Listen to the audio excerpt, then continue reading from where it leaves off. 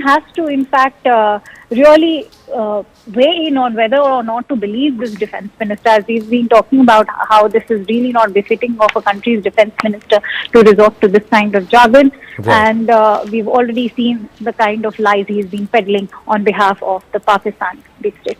Well, thank you for your inputs, Akanksha. Meanwhile, in an exclusive conversation with CNN, Bharat's ambassador to the United States, Vinay Mohan Kwatra, made Bharat's stance very, very clear. He said that Bharat is not at war with Pakistan, but at war with terrorism, and terrorists are backed by the Pakistan military. Listen in. This situation, the tensions between these two nuclear-powered countries, India and Pakistan, is escalating. Is that true? Well, first of all, thank you so much for having me on the CNN. When you talk of tensions and when you talk of escalation, what I would say is that the original escalation or the original breakout of tension happened on 22nd of April, when you had 4 terrorists backed by Pakistan carried out killings, brutal killings, subhuman, monstrous kind of killings of 26 civilians. Indian civilians. 25 of them Indian nationals, 1 of them Nepali national. And the brutality of the killings, they essentially kill them in front of their innocent wives, in front of their innocent children. They gave them headshots, and they did so on the basis of religion. So they killed all non-Muslims who were there in the group. They identified their religion, and then they went on to proceed to kill them. So what we did day before yesterday was essentially our response to terror, our response to these subhuman... when you say what you did yesterday, meaning the escalation in the military response. As I said, the original escalation was on 22nd of April. And when that happened, we had clearly said that, we are a responsible country. We will have a very measured, calibrated, proportionate, responsible response. And that's what we did day before yesterday. What we did was we took out the terror factories at 9 locations in Pakistan and in Pakistan-occupied Kashmir. Took them out where they trained them, they equipped them, they armed them, they organized them. Those are the facilities which we took out. We were very careful in excluding the military establishment, the socialist structures, and economic infrastructure. We were very, very cautious, careful in keeping our targets only to those people and their backers who carried out these dastardly killings on the 22nd. What can you tell us, Mr. Ambassador, about these explosions that are now being heard in the Indian-administered parts of Kashmir? Yeah.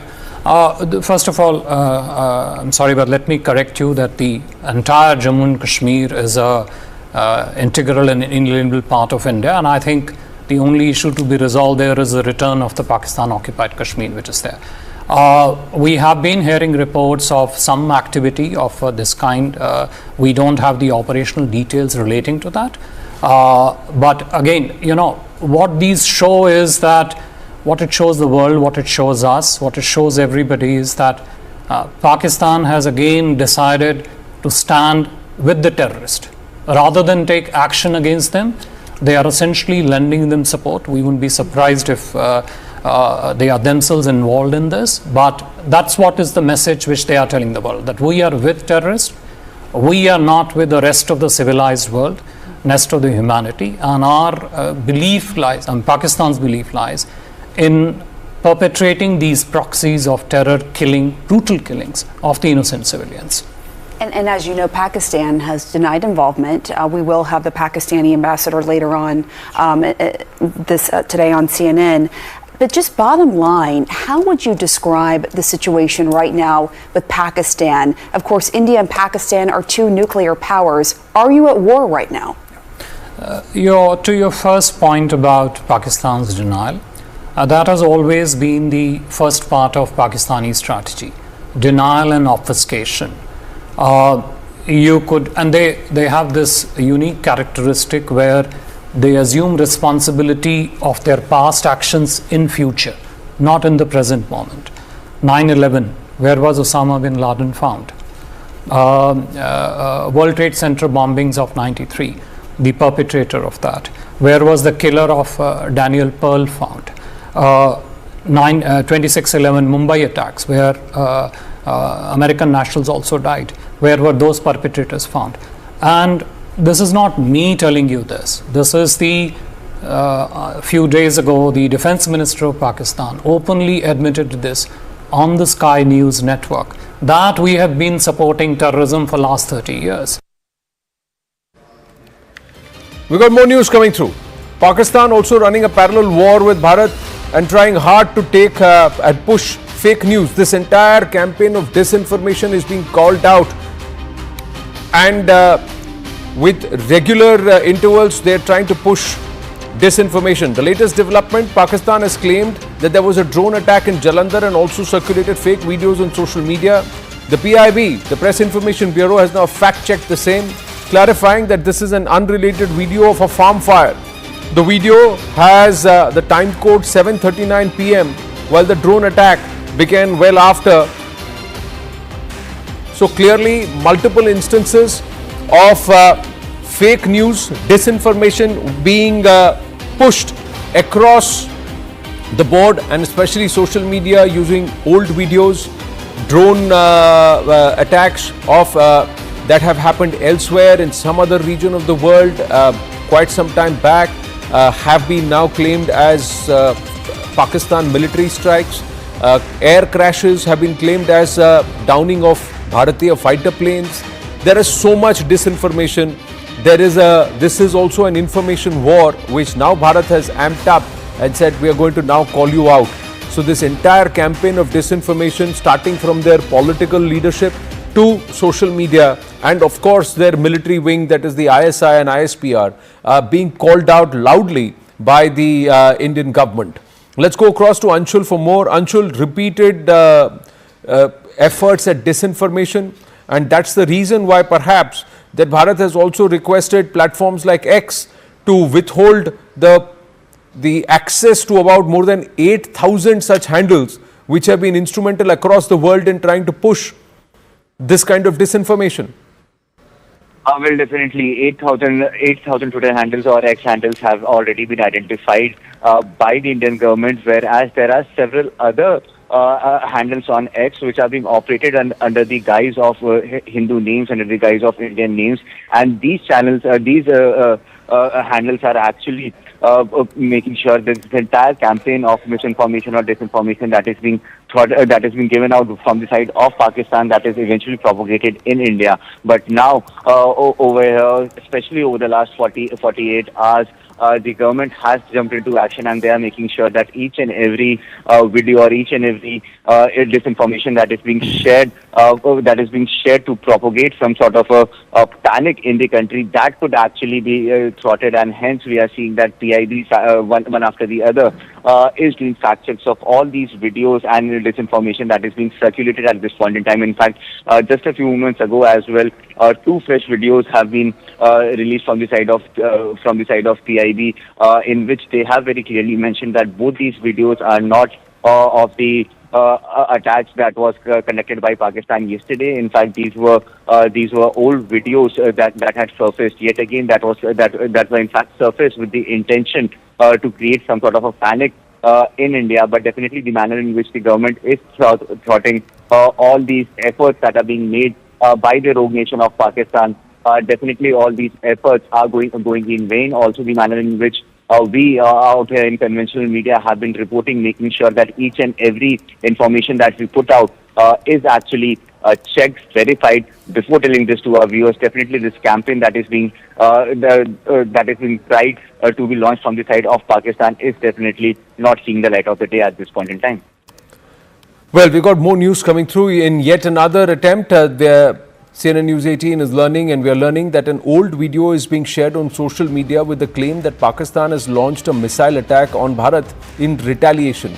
The PIB, or the Press Information Bureau, has clarified that this video that is being shared by Pakistani handles and trying the effort to try and again push disinformation on social media is of an explosion that took place in Beirut, in Lebanon, in the year 2020. So this is a 2020 video, and the PIB further appealing to viewers, consumers on social media and also patrons on social media not to fall for propaganda that's being spread by Pakistani influenced handles and Pakistani handles. Anshul still with us. Anshul, so more fakery that's come through from the Pakistanis and this needs to be exposed, and more importantly, perhaps some punitive action to be taken by those who are deliberately peddling these lies. In fact, the news doing the rounds is that Pakistan was actively planning to target certain religious establishments in Punjab and try to push that as the work of Bharatiya authorities.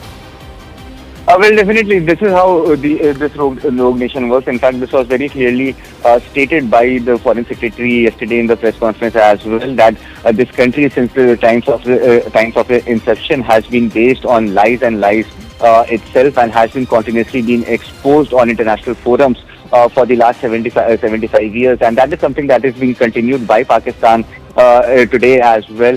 In fact, such videos from different parts of the world, videos from Gaza, videos from Israel, Beirut, all of these are being shared on social media platforms from very specific handles, which actually, as I mentioned, which actually project to be from the Indian side of the border, and these videos are then circulated in WhatsApp groups with the target to create some sort of a panic amongst the local people, amongst the citizens of India. But the manner in which all these efforts have been thwarted, both from the side of the Indian government and from the side of the conventional media, definitely all these efforts that have been put in by Pakistan are definitely going in vain at this point in time, because each and every piece of misinformation that they are trying to push through at this point in time, that is actually being fact-checked, and then their entire intention is also being exposed both by the government and by the media as well. Well, is there going to be any other punitive action that is going to be taken? Even there are media platforms, not just social media, but news media platforms that have been caught peddling these and amplifying this kind of fake news. So, is Bharat going to take any legal action against such entities, whether they are local or international? Well, it is very, very likely at this point in time, because the government has been very clear that, especially at this time when the situation is very sensitive, definitely each and everything that is being shared that could actually have an impact, that should actually be verified before putting this out, and this responsibility should be taken by the media houses. But we have seen that several international media channels have also gone ahead and put out fake news or put out fake narratives on their channels, on their websites, which has eventually resulted in actually creating some sort of a debate out here in the country. But all of this has been fact-checked. The Indian government is still identifying those accounts that are still peddling these fake news on social media platforms. 8,000 accounts were identified yesterday that were asked to be blocked by the Indian government, whereas more accounts with who are operating under the guise of Indian citizens, they are also being identified at this point in time, and we can expect that over the next few hours itself, there could be more action that could be taken against these accounts, and then eventually there could be action that could be taken against media houses who have been peddling fake news to create some sort of a panic in our country. Well, thank you for your inputs. Now we've got more news coming through. Let's move on quickly here on this morning broadcast. The PTI leadership is afraid that missiles or drones will come to the Adiala jail. The Pakistan Tehreek-e-Insaf has said it is afraid that Imran Khan's life will be harmed under the pretext of war.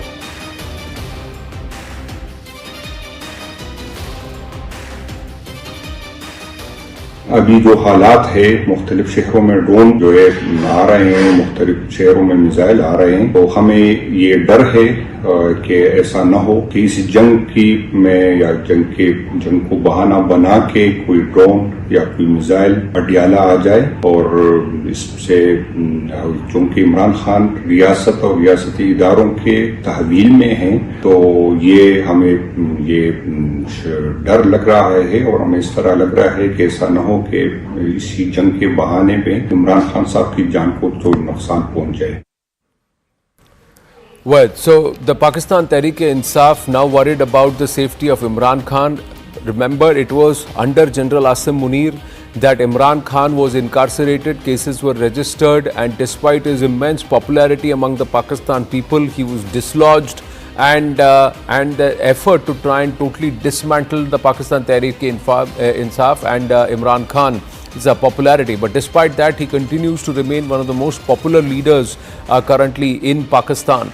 And now the Pakistan Tehreek-e-Insaf worried that under the pretext of this war with Bharat, Imran Khan himself may be neutralized. A drone may land or a missile may land at the Adiala jail, and Imran Khan may be claimed or proclaimed dead. Akash Sharma joins us with more.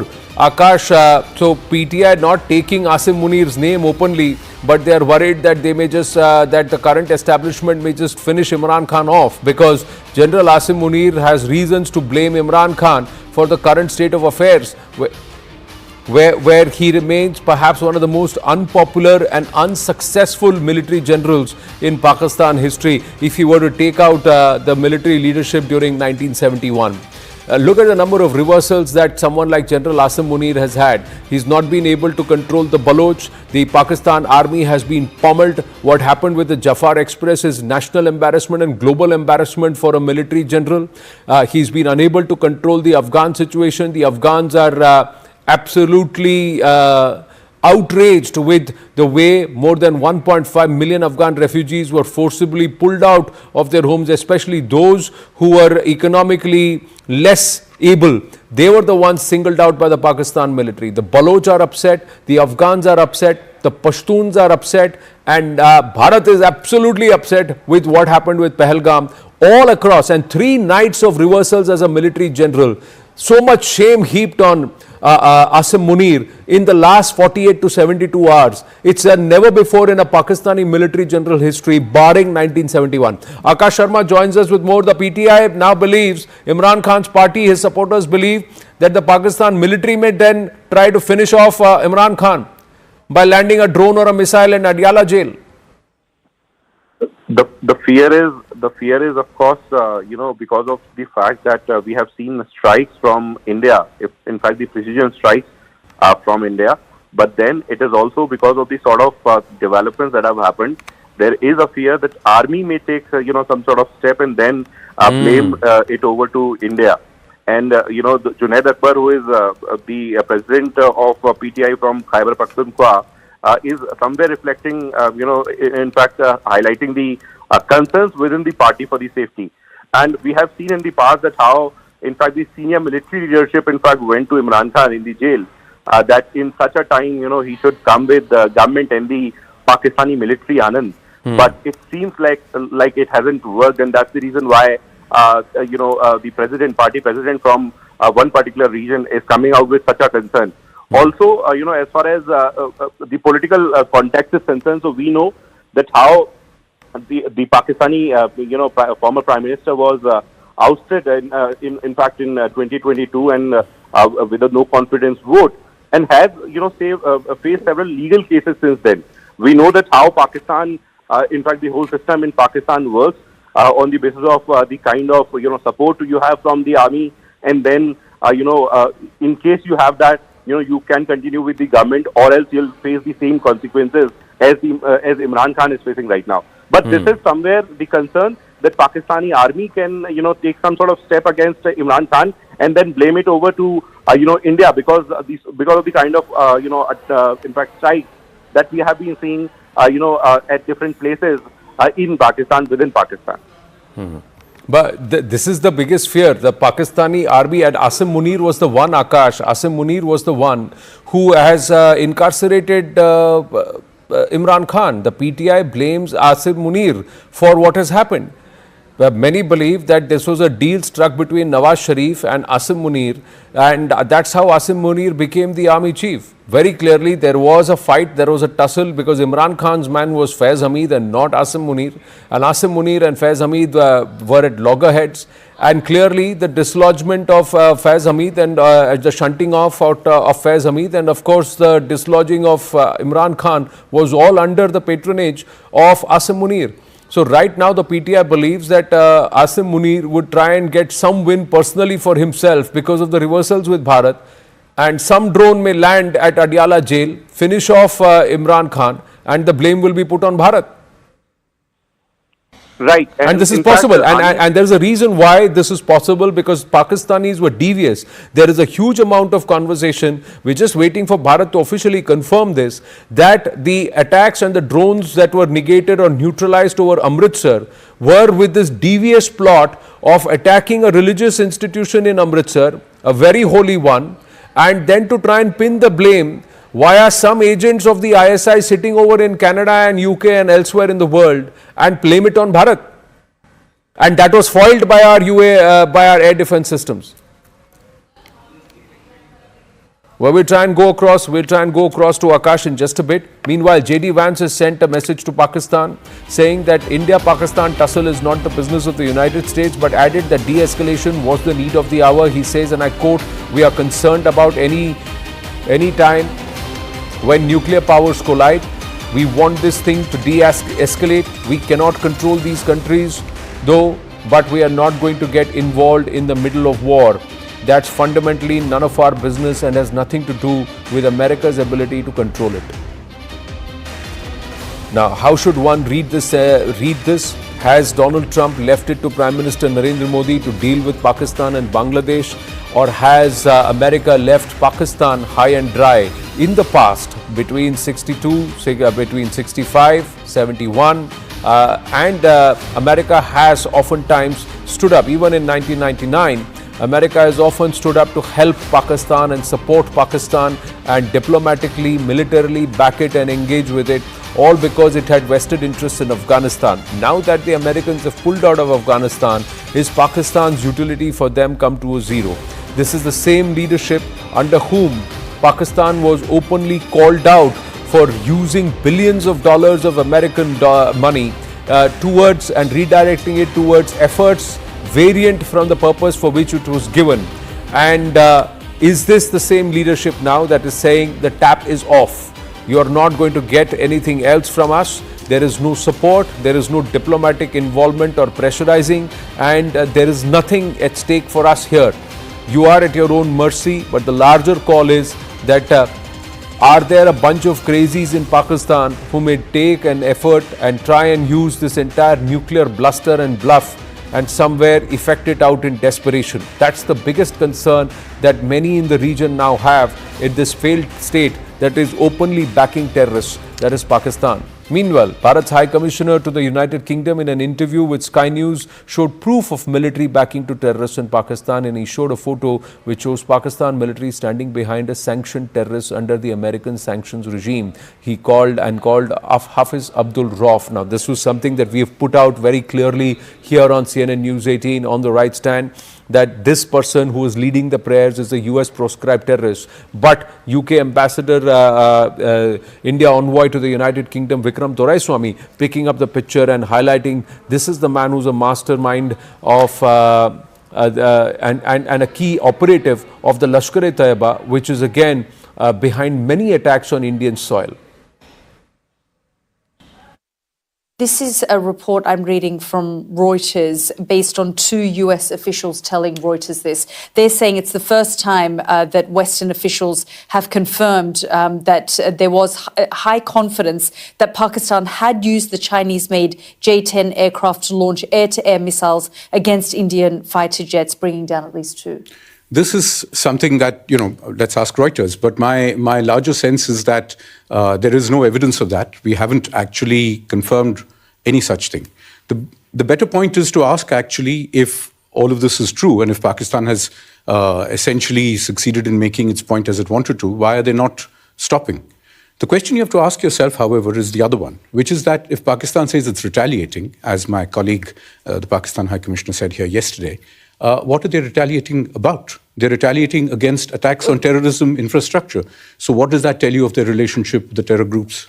Well, they're saying that they're distancing themselves completely from Pahalgam, and they're saying they had nothing to do with it. They've said that they've asked for an investigation, and India has refused an international investigation that they were happy to cooperate in.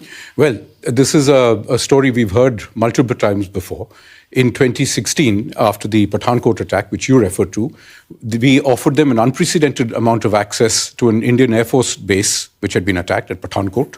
DNA samples, telephone records, the whole works. It was supposed to be a joint investigation. We never got invited for the second part of it.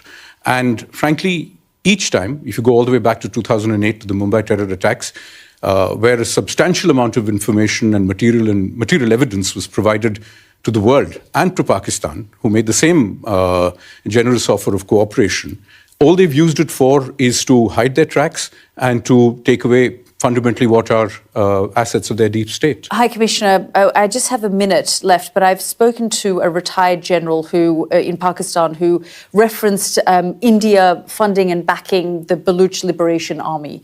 They've said that they have done that for years, and when I asked him about Masood Azhar, he said, well, their family members were targeted. Should we be doing the same to, the high-level militants from the BLA, the Baluch Liberation Army, that are seen and operate within Delhi? Well, look, let me show you this photograph of yesterday, I believe it is, to your viewers. This person here is a sanctioned terrorist under the American sanctions regime. His name is Hafiz Abdur Rauf. He's a brother of the founder of the terrorist groups that you're mentioning. Look who's behind him, Pakistani military. Look at the coffins there. They have the Pakistani national flag. If you're going to be giving terrorists state funerals, what does that make of your system? And everybody knows that for the last 30 years, Pakistan has used this as a means of subcritical warfare against India.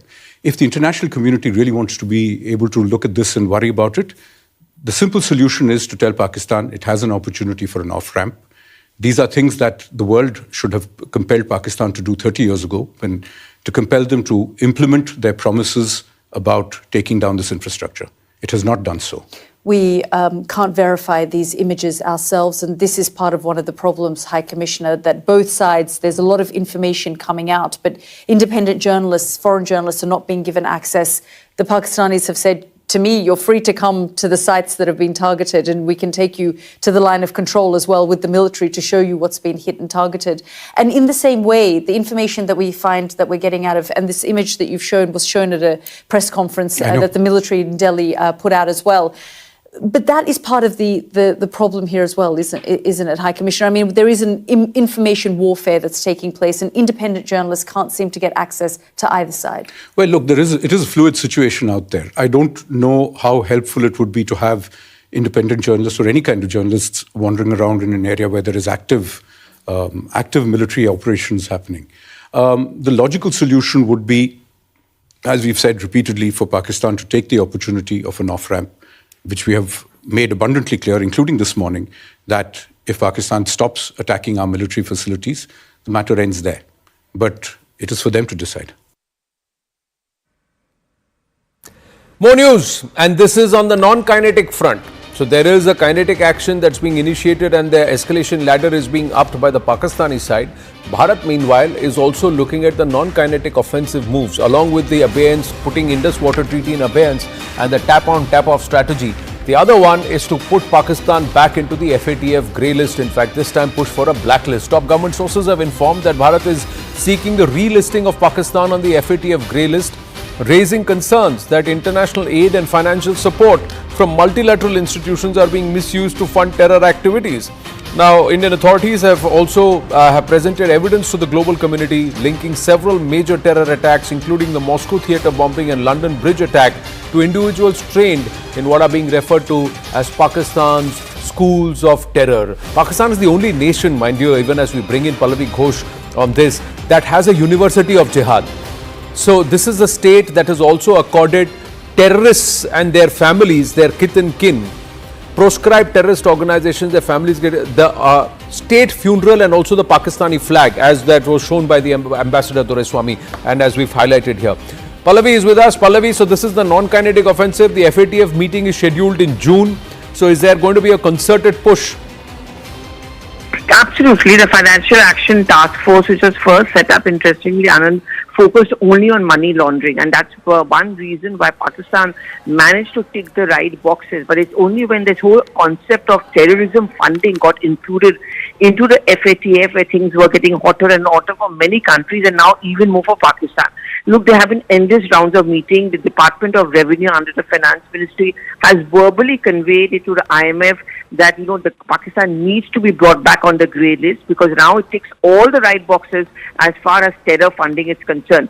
In the backdrop of the kind of action that we're seeing in the installations in Pakistan, India is going to push forward this case once again on why it should be on the grey list, and also tell the world that it's not just about India. The money that you're giving to Pakistan is actually being used to fund terror activities which are aiding those terrorist organizations which have been attacking European cities, America as well. So that huge pressure is now going to be mounting on the IMF. India is going to push it. And I think what we saw, the post-Pahalgam developments, Anand, it should make it very, very difficult for Pakistan to kind of escape being put on the grey list. Was there a verbal communication that was conveyed by the Department of Revenue?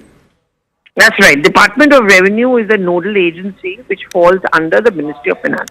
And the reason why it is a Department of Revenue is because FATF, as I just pointed out, it was largely to do with money laundering plus terror funding. So that's where the Revenue Department comes in. That verbal communication has gone in last week already. But round the clock, phone calls are being made. All kind of pressure has been put in by our government on the IMF that it's not just you, but it's other the multilateral development banks, for example, the ADB, the World Bank, all of them giving money to Pakistan in the name of infrastructural development is actually not going for the people of Pakistan. It's actually going to go in for funding what is called the school of terror, which Pakistan is. Well, thank you. Thank you for your inputs, Pallavi. So the non-kinetic options also now, the offensive continues, and it's going to be unrelenting till the time Pakistan either officially accepts being a state backer of terror and gets hyphenated with the term, the idiom terror state. So terror state Pakistan, or Pakistan withdraws, goes back and says no more terror and no more terror tanzeems on Pakistani soil. Till then, this offensive is going to continue from Bharat. Now, the PCB today, meanwhile, has confirmed that the remaining fixtures of the Pakistan Super League have now been shifted to the UAE. So there's more embarrassment there that a tournament, a sport that they were trying to hold, it's the Pakistan military that's escalated it. And these last fixtures, the 8 fixtures, were scheduled to be conducted in Rawalpindi, Multan and Lahore. Rawalpindi and Lahore have seen some punitive punishment being undertaken because as retaliatory or countermeasures by Bharat, where the air defense system at Walton has been now completely decimated. This is in Lahore. Rawalpindi also felt the impact of and the might of the Bharatiya Armed Forces, and this happened late last evening. So that's the reason why these matches are being shifted out and they will be staged in the UAE until sources further say that action has been taken after a drone attack near Rawalpindi Cricket Stadium. The military installations were not so far away from the Rawalpindi Cricket Stadium, but the idea is that Bharat has pinpointed, targeted these precision hits that have happened, even with the terror infrastructure. To viewers tuning in at this point, good morning, and let me tell you, when Bahawalpur, the Jaish headquarters spread over about 14 plus acres were targeted, the military establishment is just 5 kilometers away. The Bahawalpur air base is less than 10 kilometers away. So that's how precise the targeting from Bharat has been. Akash Sharma now is back with us. Akash, so cricket, the PSL last 8 matches have been moved out to the UAE.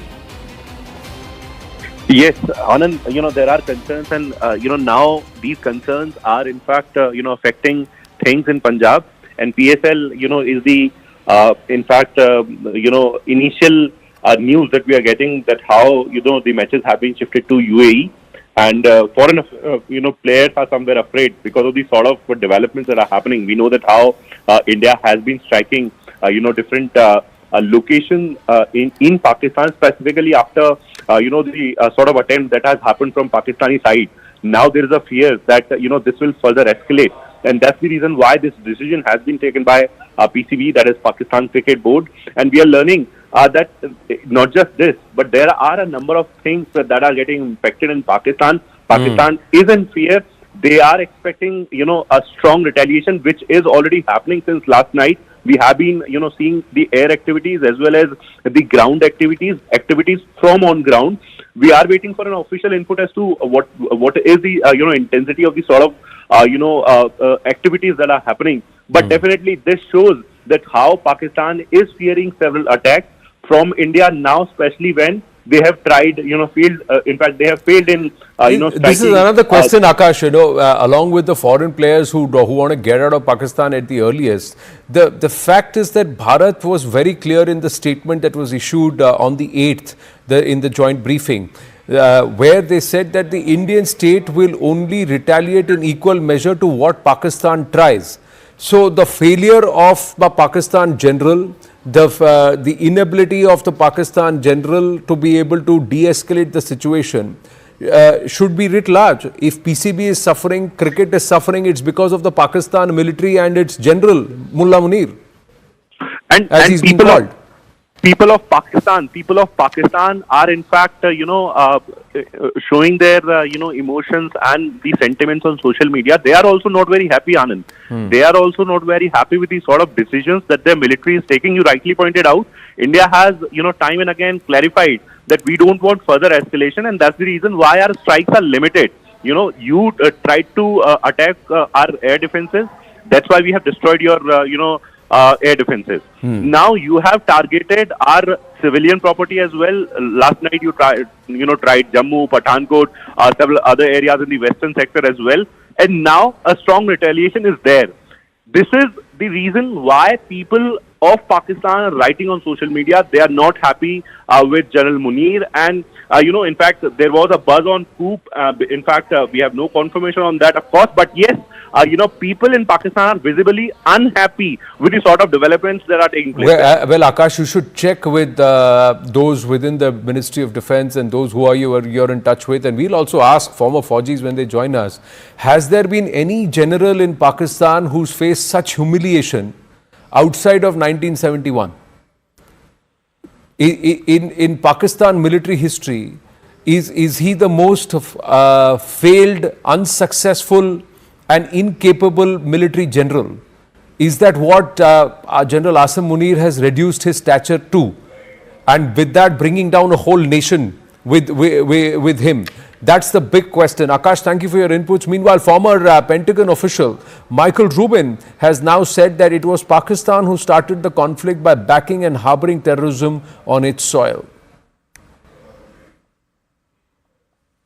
Pakistan started the conflict with its support for terrorism. Indians were the victim of terrorism. While I was initially critical that Prime Minister Modi had taken so long to respond, in hindsight, it's clear that the Indian military was carefully planning, and the Indian military has shown itself to be far more capable. Pakistan is thrashing about, looking for a way to save face. But Asim Munir should understand that the first rule of hole digging is when you're in a hole, stop digging. The fact of the matter now, looking forward, there can only be one metric by which we look at the diplomatic solution to this issue.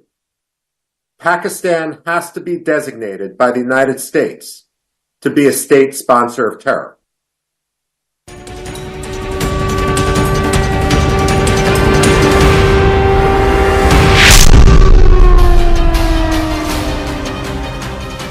Namaste, Jai Hind, and thank you for staying with us here at CNN News 18. Top of 6 a.m. this Friday morning. Viewers, we'd like to tell you all is well.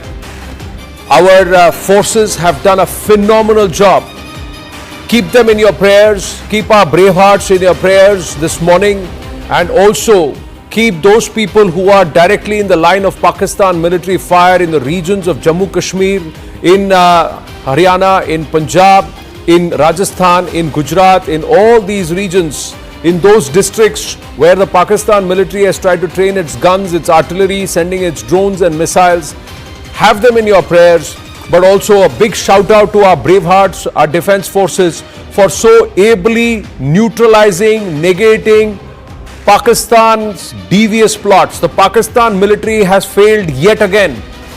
3 successful nights for Bharat, 3 nights of failure for General Asim Munir and co. So much shame has been heaped on the Pakistan military, and it's because of the Bharatiya Armed Forces. So a big shout out to them and to all of us, our viewers. All is well. Let's get you the latest at 6 a.m. this Friday morning. Pak Rangers have resorted to unprovoked cross-border firing along the international border in the Samba district. Border security force is retaliating effectively. Pakistan also violated ceasefire at the line of control and Jammu and Kashmir's Poonch. Pakistan is also running a parallel war with Bharat, with trying hard to push fake news, disinformation, and in the latest development it's claimed that there was a drone attack in Jalandhar and also circulated fake videos on social media. The Press Information Bureau, or PIB, has now fact-checked the same, clarifying that this is an unrelated video of a farm fire. The video has a time of 7:39 p.m. while the drone attacks began much later.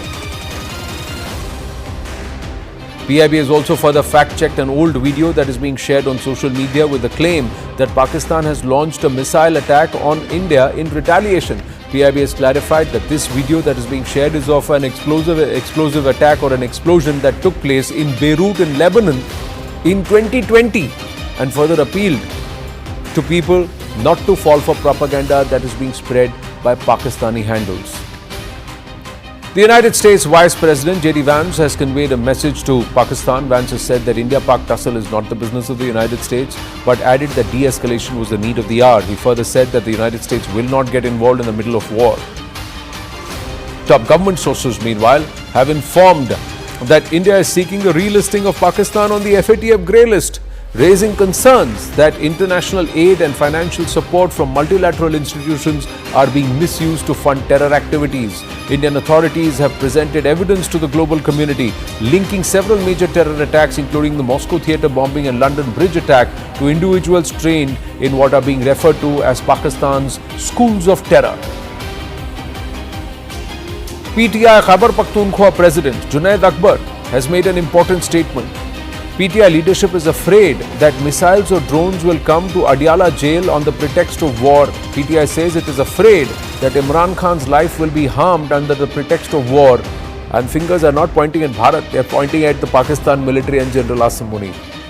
Now, CNN News 18's exclusive. Pakistan Defence Minister has threatened India yet again.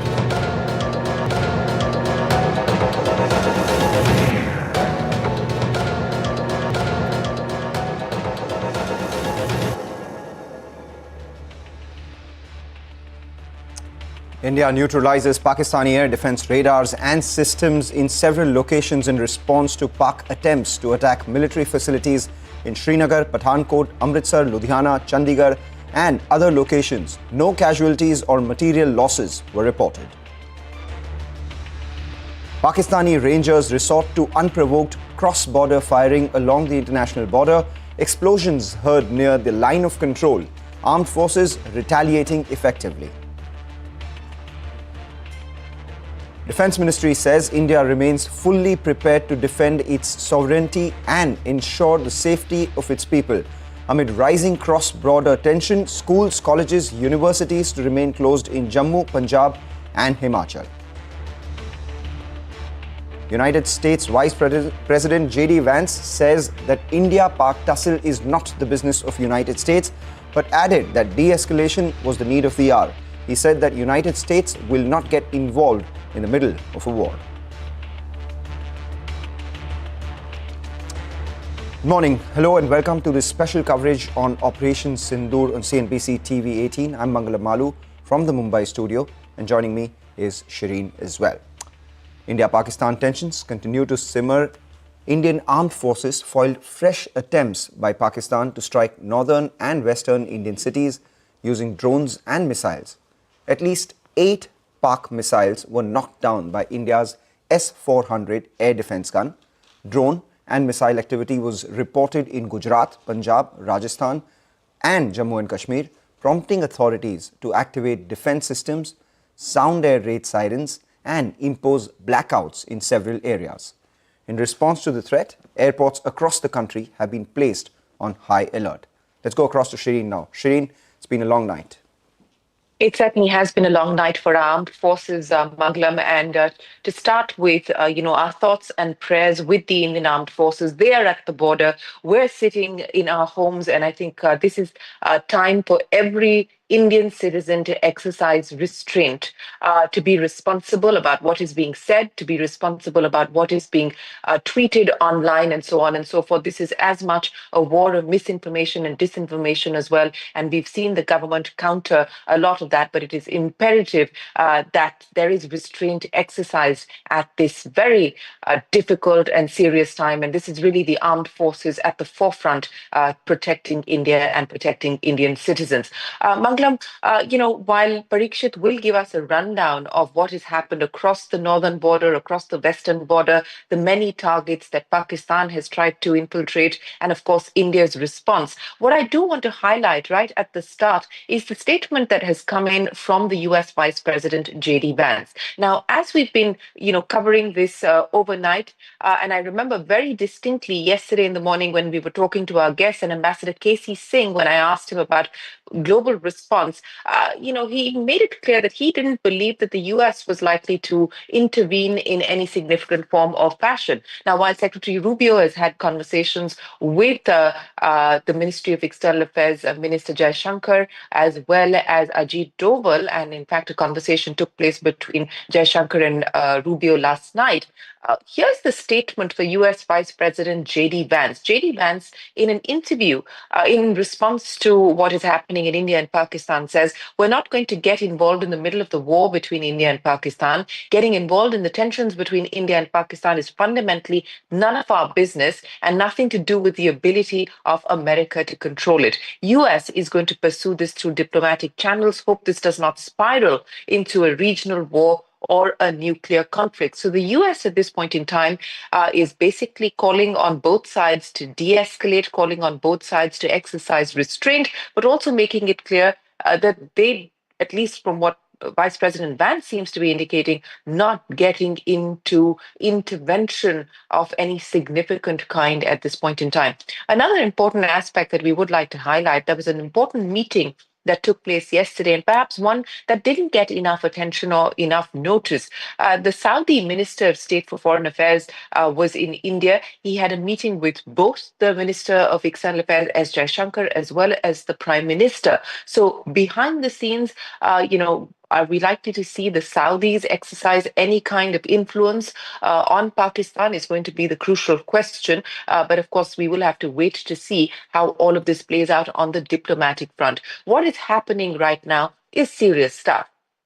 This is not one location. This is not one target. As I mentioned, it is across the northern border, across the western front as well. But let me bring Parikshit into the conversation. And, once again, I want to highlight, as we've been pointing out, that CNBC TV 18 will only put out verified information and verified visuals as well, because a lot of stuff that you saw overnight, visuals coming in of fires and so on and so forth, have now been proven to have been fake, false, and the government and the PIB have issued fact checks to that effect.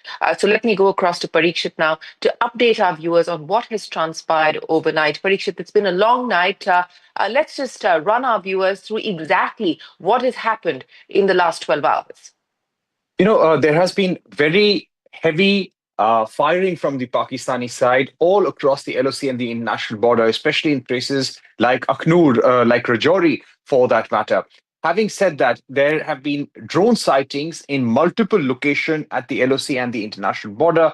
We've seen the Pakistani army and the Air Force try to target military bases in places like Pathankot, in Srinagar, and all those attacks have been neutralized by the Indian forces.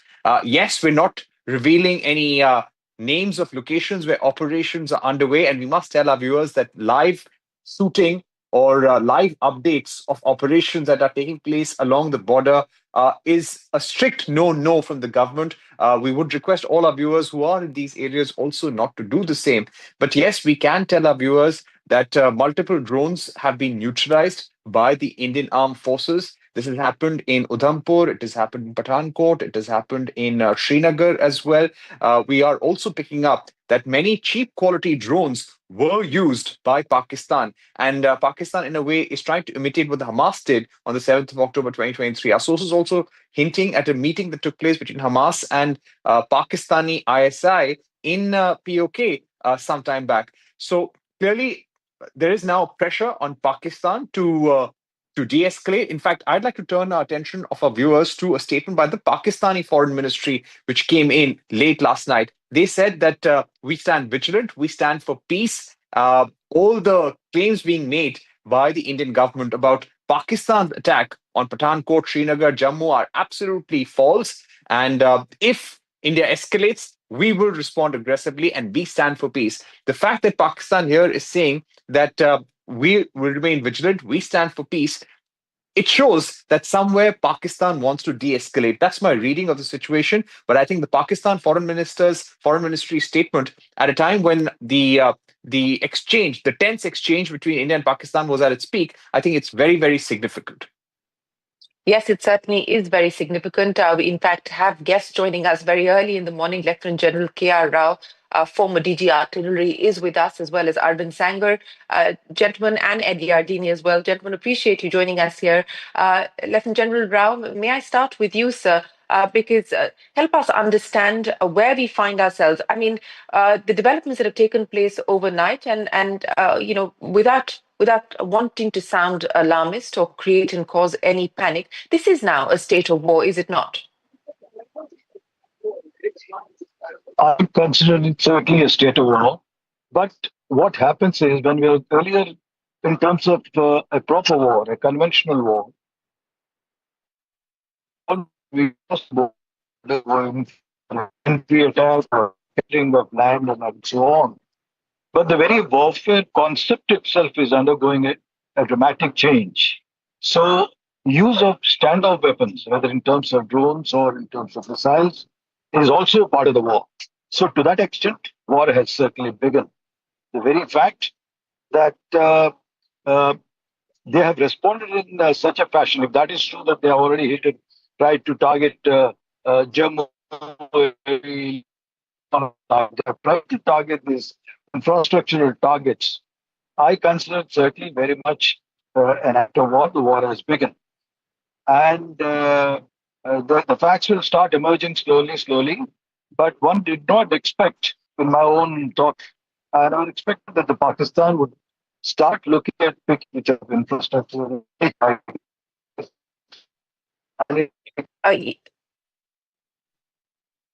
Yes, Lieutenant General Rao, we have you on a patchy line. We'll try and reconnect with you. But to the point that was being made there by Lieutenant General K.R. Rao, now this is what has happened overnight, and this is why people are calling it a significant escalation from where we left things off early evening yesterday. Military stations in Jammu, in Pathankot, in Udhampur were targeted by Pakistani origin drones and missiles along the international border in Jammu and Kashmir today. According to the Indian Defence Forces, the threats were swiftly neutralized using kinetic and non-kinetic capabilities in line with established standard operating procedures. No casualties or material losses were reported.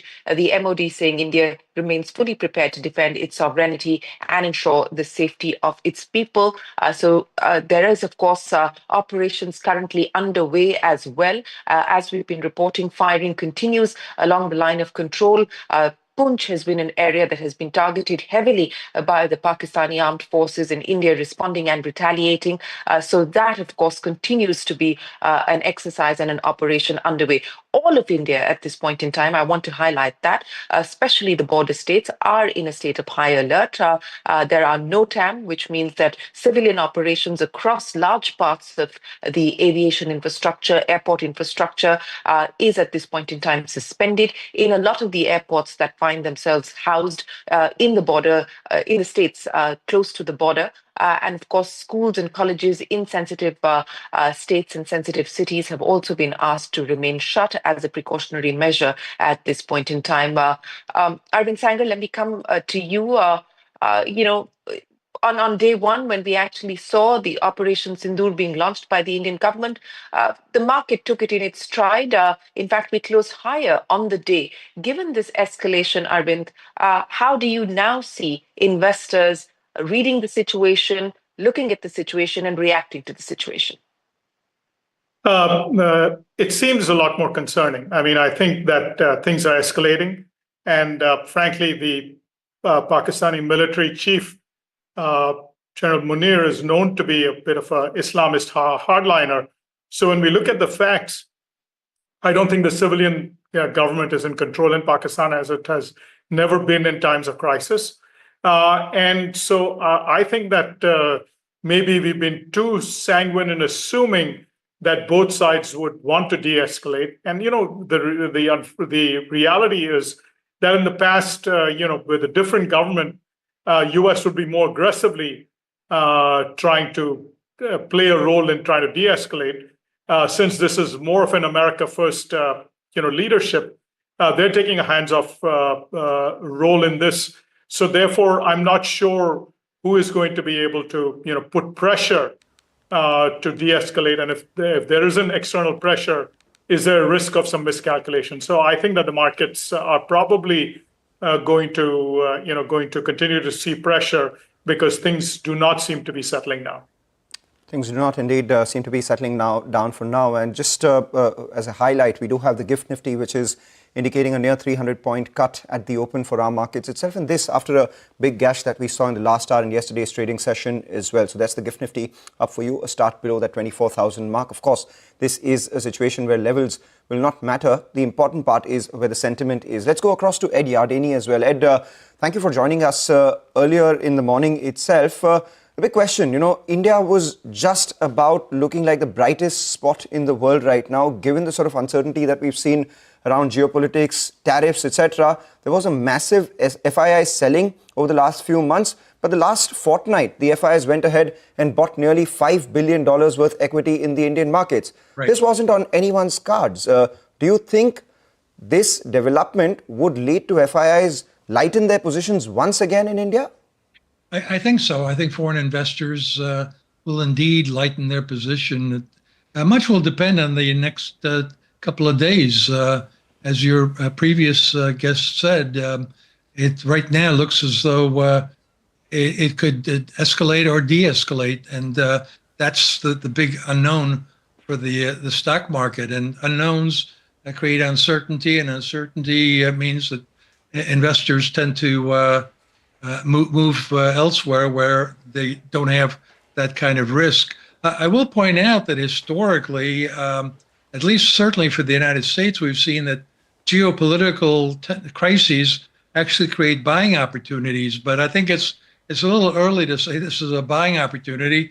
For one thing, as you said, the market hasn't really taken it badly so far. Maybe it will today. And so I would... I think foreign investors will probably pile out for a while to see how this thing unfolds. And it doesn't help that the United States is basically taking a hands-off approach to it. The United States does have influence over Pakistan, has certainly the ability to communicate with India. And I think it's unfortunate that the United States is deciding not to do much. But you know, and behind the scenes, everything could be different. For the public persona of America first, they may be taking a hands-off approach. But I don't think America can afford to take a hands-off approach to this. So I suspect Marco Rubio, State Department, and military planners are trying to assess what they can do to de-escalate the situation. Yes, you're absolutely right, Ed Yardeni. Marco Rubio has been in touch with the Indian side, with the Indian External Affairs Minister, as well as with the National Security Advisor, Ajit Doval. So I would imagine that it cannot be a complete hands-off approach, as you point out. Absolutely. Let me also bring to notice to our viewers an interview that the Pakistani ambassador to the United States, Rizwan Saeed Sheikh, has just given to CNN. And in that interview, while he, of course, continues to claim that India is the escalator and so on and so forth, which is immaterial, let's address what he is talking about in terms of possible de-escalation. He does say that in a nuclear region, reckless escalation is highly irresponsible and could destabilize South Asia.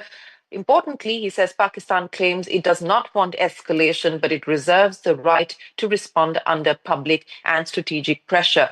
Lieutenant General Rao, let me bring you back into the conversation. The MOD last night came out and dismissed reports calling them fake and false of any kind of movement on tanks on either side. But what we have, as you were pointing out, seen being used extensively are drones. There are also reports of Pakistani aircraft being downed, but there is no confirmation at this point in time, official confirmation at this point in time from the Indian defense establishment. So we will not report on those developments just yet. But General Rao, given what has been targeted overnight, given the use of things like the S-400, etc., from a military perspective, from the options and the response now, what would you expect? No, firstly, when you're talking about certain disinformation, I would like to clarify very much here. When a war starts, the fog of war is such that both the parties, especially Pakistan, will always try and set some disinformation. You can call it a part of a psychological warfare or trying to put across some fear among the populations along the border. Now, I think that clarity will start getting only once the Ministry of Defense really gives a clarification.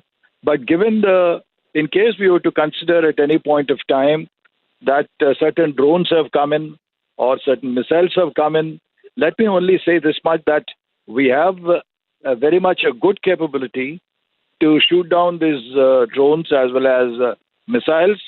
And as the war develops or as it progresses further, I think only then I would be able to really give you a clarification. Now, coming to the S-400, I think we got one of the most efficacy-wise when you look at it. These are certain air defense which is available with us, and they have been proven very potent. They have been proven to be very effective in all the places where it has been utilized, and that's how we've gone and bought these systems from Russia. Yes, that is important. And, you were talking about the war of disinformation. I would like to point out for our viewers that another fake claim has just been debunked by the defense establishment in India. There is a video online that has been circulating claiming that the Hazira port in Gujarat had been attacked. That is not true. That is another false claim that has been circulated online. So that, again, being debunked at this point in time. But Arvind Sanger, this is we don't know how long this is going to continue. We don't know whether there is going to be any further escalation or not. The hope certainly is that both sides, Pakistan particularly, will hold back on any further misadventures, on any further irresponsible escalation. In light of what is currently underway, how do you believe investors will look at India, both from a currency perspective? We saw a big move in the currency yesterday, a sharp fall, in fact, the swiftest fall seen in the currency in the last 2 years. How do you see investors looking at all of these developments? Well, I think as Ed said, and as I've also mentioned earlier, I think that the prudent thing in the short term is to sit on the sideline and wait for things to clear. Because the reality is that once you let the dogs of war loose, sometimes it's hard to restrain them, and miscalculations can happen. If you looked at it rationally, Pakistan is a broke country which is begging bowl in front of IMF and others looking for bailouts. It can't afford this war. India's economy will suffer a modest setback, but Pakistan's economy, which was already teeter-tottering, would be in a serious financial crisis. So from an economic rationality standpoint, this war can't last long. But the reality is that miscalculations happen, armies get things into their head. So that's the risk that investors have to deal with. So if that means taking money out, if that hurts the rupee in the short term, so be it. But as Ed was saying, you get the best buying opportunities in the middle of the war. But the reality is that it may take a day or two before it becomes clearer whether it's time to jump in with both feet. But from an Indian economy standpoint, look, it'll cost the Indian economy a little bit. Assuming the war is over in a couple of days, it'll be a minor passing squall. It won't change the long-term fundamentals. I think the situation could be very different for Pakistan. Absolutely. The situation will be very different for Pakistan. In fact, as you point out, once again, I'd like to alert our viewers to another very important development that's taking place today. There is a meeting of the International Monetary Fund of the IMF today, the 9th of May, to take stock of whether Pakistan should be given any further assistance or not. And India, in fact, the Foreign Secretary in the press briefing yesterday made it clear and sent out a message to the IMF and to members to say that, look, is this really what you wish to fund? Do you wish to fund terror? And perhaps a hard call needs to be taken on whether any further assistance is provided by the IMF to Pakistan. That crucial meeting today, Parameswaran Iyer, who is also our representative at the World Bank, will now be our representative at this meeting at the IMF in India, making it very clear that we will oppose tooth and nail any further relief, any further bailout via the IMF to Pakistan. Eddie Ardini, just to continue the conversation, the economic futures and the economic destiny of both sides as different as chalk as cheese. I mean, India is one of the fastest growing economies in the world. At this point in time, we have a strong balance sheet, we have a strong fiscal position, and Pakistan is essentially reliant on external loans. Well, I think Arvind made some very good points in that regard, and I think you just give us a great update of the pressure that is being brought to bear on Pakistan through the IMF. The Pakistani economy is very weak. It is very dependent on credit from the IMF. And I think there's going to be pressure brought on Pakistan to de-escalate the situation. But I think that, my hunch is that Pakistanis know all that already.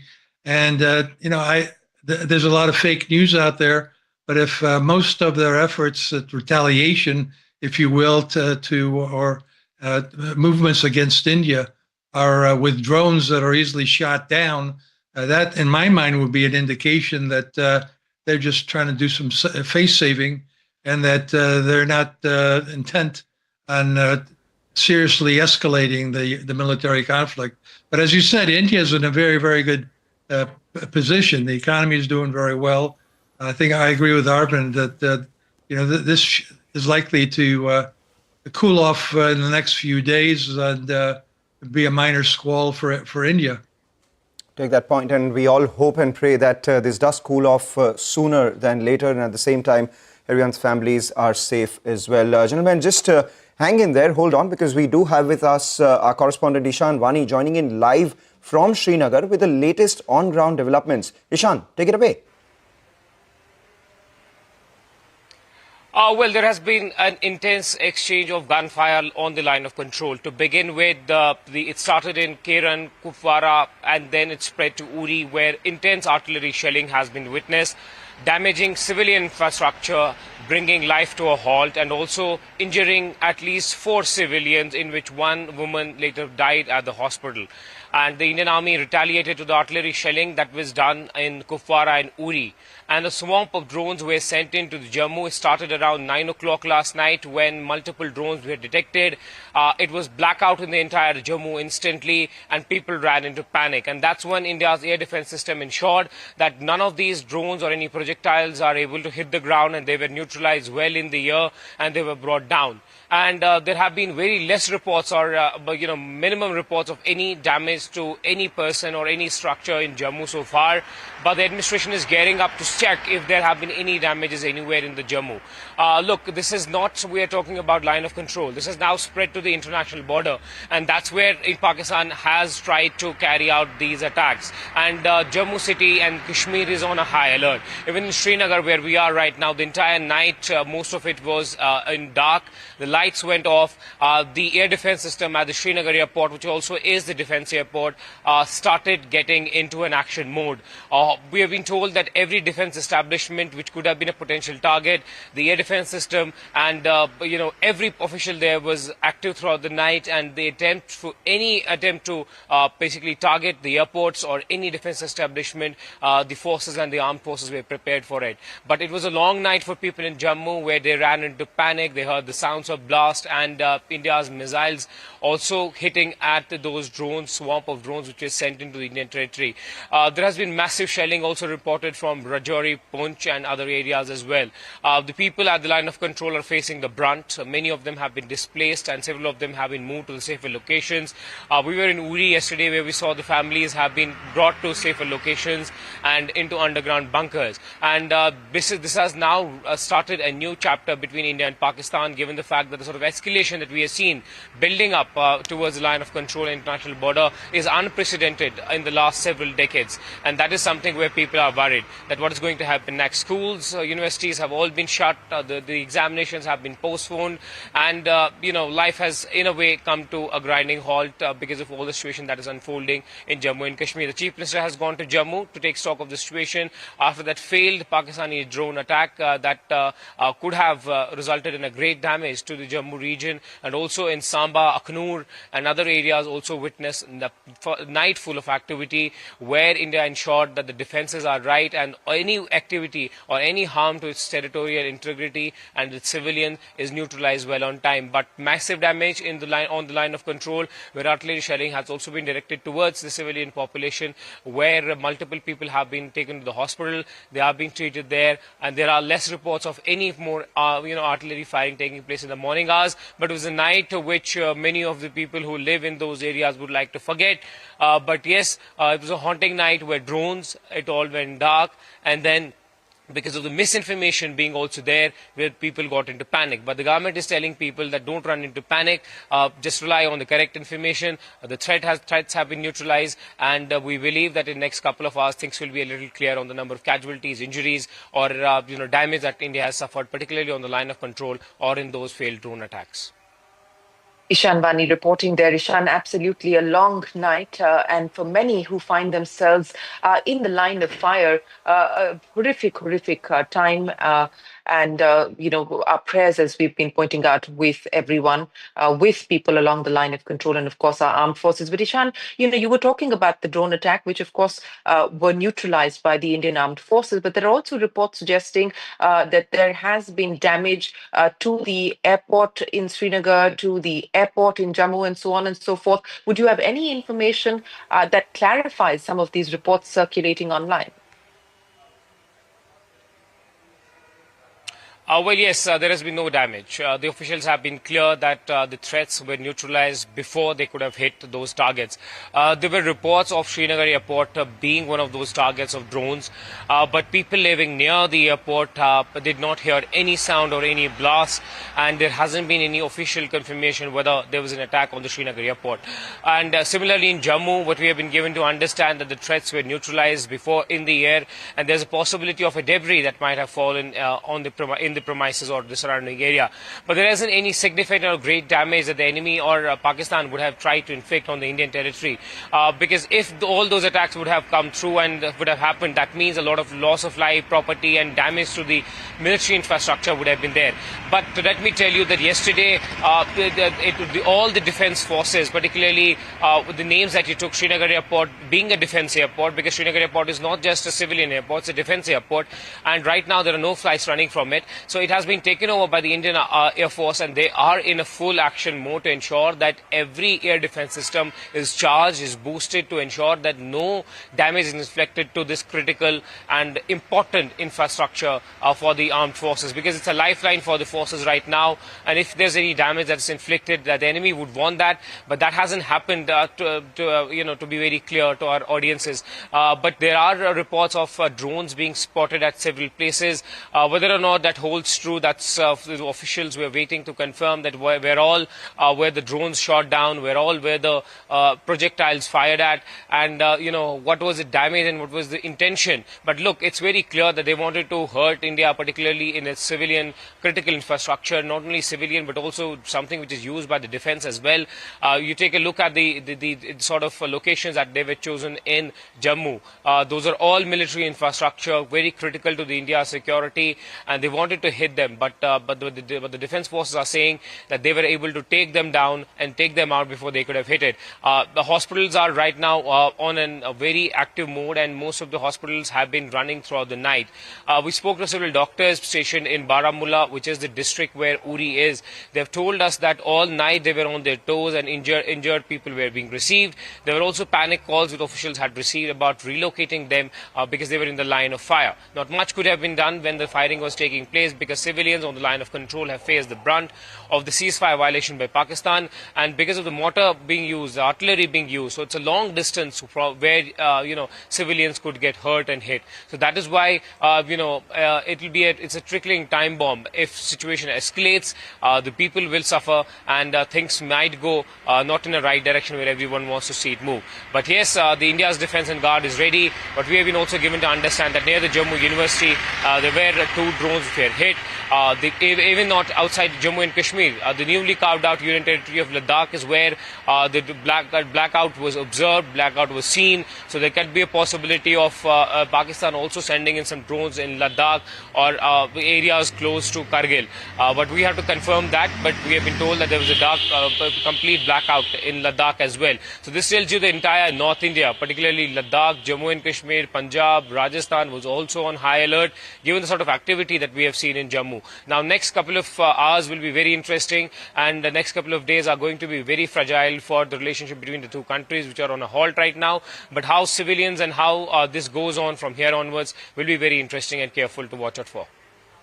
Absolutely, Shanvani. You stay safe, and we hope that everyone in the state of Jammu and Kashmir along the border areas is also out of harm's way. Thank you very much, Ishan. We will, of course, keep coming back to you. Thank you for providing the clarity on where things currently stand. In fact, Indian Defence Forces saying that at least, and Ishan was pointing that out, 45 drones were taken down from Ladakh to Bhuj. 45 drones were taken down. These are Pakistani drones that were taken down by Indian air defense systems. And this was across, as I said, the north and the western front as well, from Ladakh to Bhuj. Drone activity, of course, has been one of the ways in which Pakistan has been trying to attack India. So the Defence Force is now saying that 45 drones were taken down. We will, of course, get more information. But Mangalam, very quickly, what is the GIFT Nifty suggesting at this point in time? The GIFT Nifty, Shireen, is suggesting a 300-point downtick at the open itself, and this after a gash of almost 250 points that we saw from highs in yesterday's trading session as well. Though we've seen a minor recovery, it's indicating a cut of about 255 points right now versus 300 just a minute ago. The important part, however, here is to not look at levels, so to say, but the overall sentiment and what the tone of the comments that come by will be. And that's something that the street will be very tuned to. The other two questions that we'll get an answer to: will FIIs continue to buy in our market after 15 sessions of straight buying over $5 billion? And the second part, there haven't been much shorts in the system. In fact, the FIIs went ahead and bought in index futures as well. So will there be some unwinding on account of the tensions that we're seeing on the border right now or not? That's as far as the markets are concerned, but all eyes on the border and the developments taking place out there. We'll step into a short break, come back on the other side. We will continue our coverage on Operation Sindoor. Stay with us.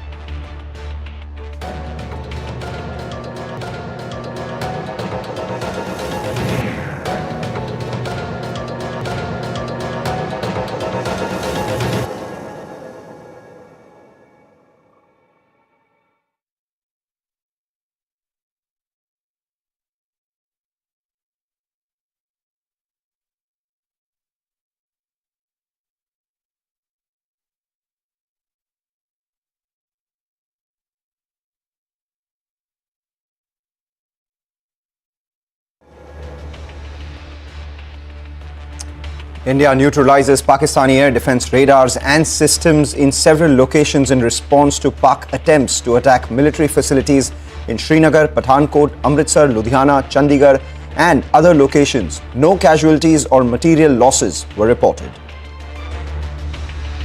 Pakistani Rangers resort to unprovoked cross-border firing along the international border. Explosions heard near the line of control. Armed forces retaliating effectively. Defense Ministry says India remains fully prepared to defend its sovereignty and ensure the safety of its people. Amid rising cross-border tension, schools, colleges, universities to remain closed in Jammu, Punjab and Himachal. United States Vice President J.D. Vance says that India-Pak tussle is not the business of United States, but added that de-escalation was the need of the hour. He said that United States will not get involved in the middle of a war. Good morning, hello and welcome to this special coverage on Operation Sindoor on CNBC TV 18. I'm Mangala Malu from the Mumbai studio and joining me is Shireen as well. India-Pakistan tensions continue to simmer. Indian armed forces foiled fresh attempts by Pakistan to strike northern and western Indian cities using drones and missiles. At least 8 Pak missiles were knocked down by India's S-400 air defense gun. Drone and missile activity was reported in Gujarat, Punjab, Rajasthan.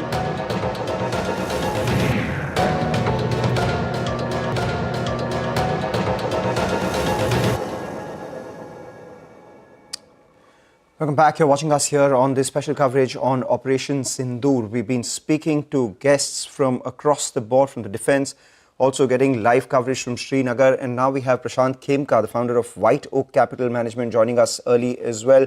Arvind's still with us. Good morning, Mr. Khemka. Not a particularly good morning for all of us here in India. It's been a long night for the armed forces as well. Our prayers and thoughts with everyone at the border and across the nation as well.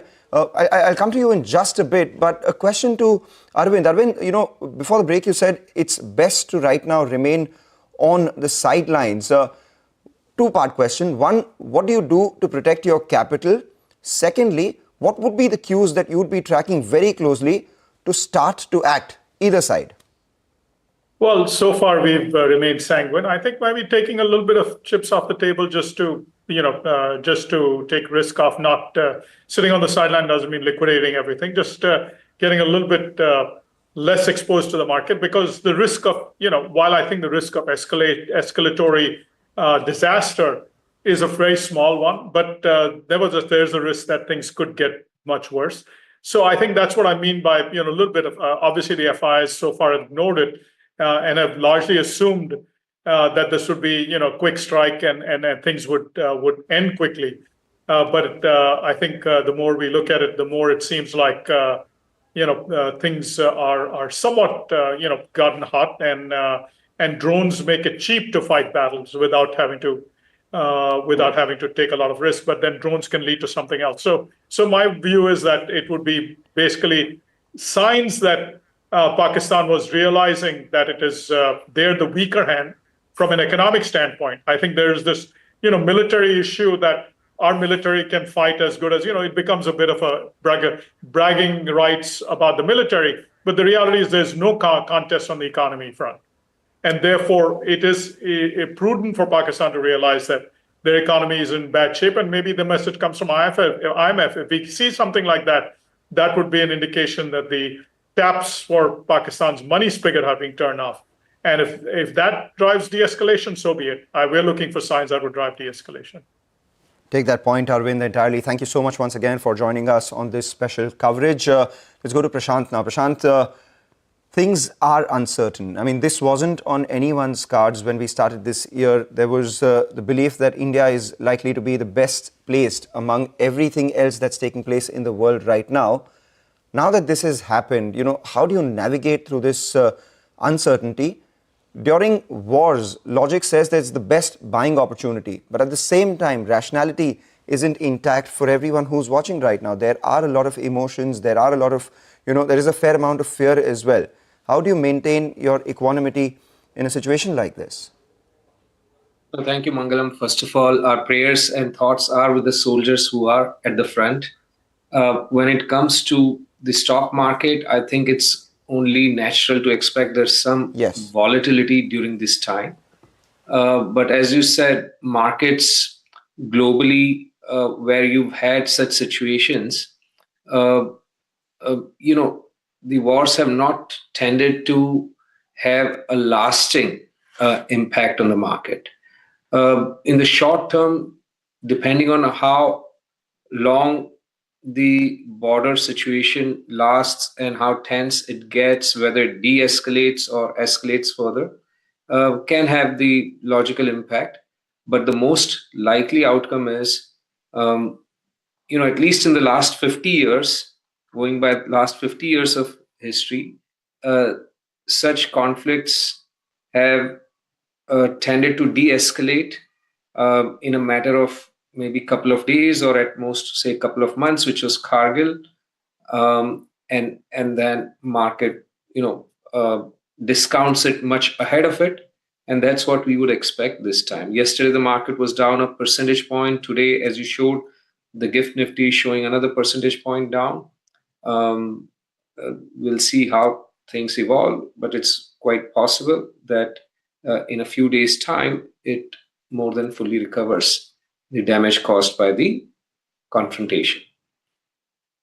Thanks very much, Prashant, for joining us this morning. And once again, this is a time that commentary, etc., needs to exercise restraint as well, because this is a battle that's being fought on the front lines by people in uniforms, and it is best for people. I'm just reacting to the sort of stuff that's coming in on social media and online, and we're again, for the benefit of our viewers, making it very clear that we are only going to show you verified information, bring to you verified information that has been confirmed by either side, by either Pakistan or the Indian military establishment, the Indian government. And as you can see running on our screens, a lot of the false news, fake videos being debunked by the Indian government. So a lot of that clarity emerging as well.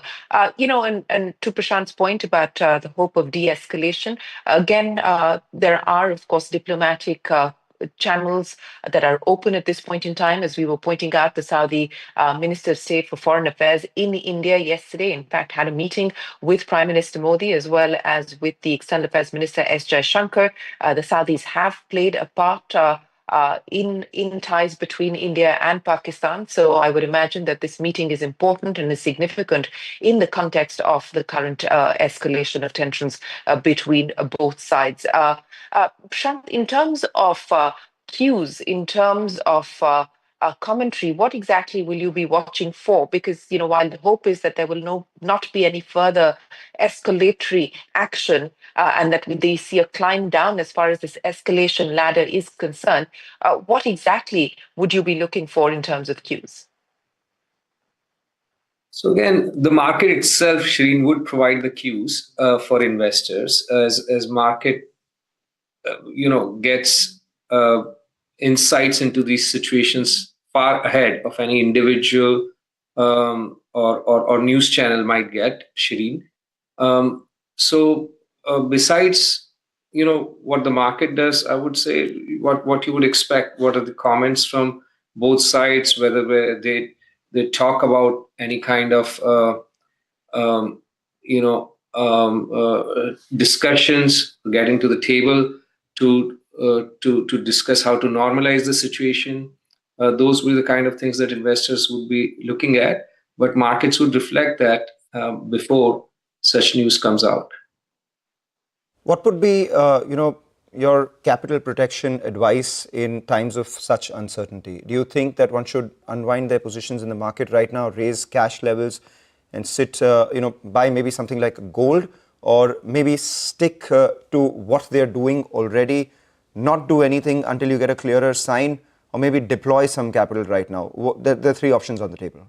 Certainly, Mangalam. So historically, what we found is we don't trade on such macro news. That's not, in our assessment, a profit-making strategy. we tend to be fully invested as we are today and remain fully invested. We don't raise cash. If we have any cash, we generally use such opportunities to deploy. But at this time, we have normal levels of cash, which is around 1% in the portfolio. That's true of client portfolios as well as personally never keep cash.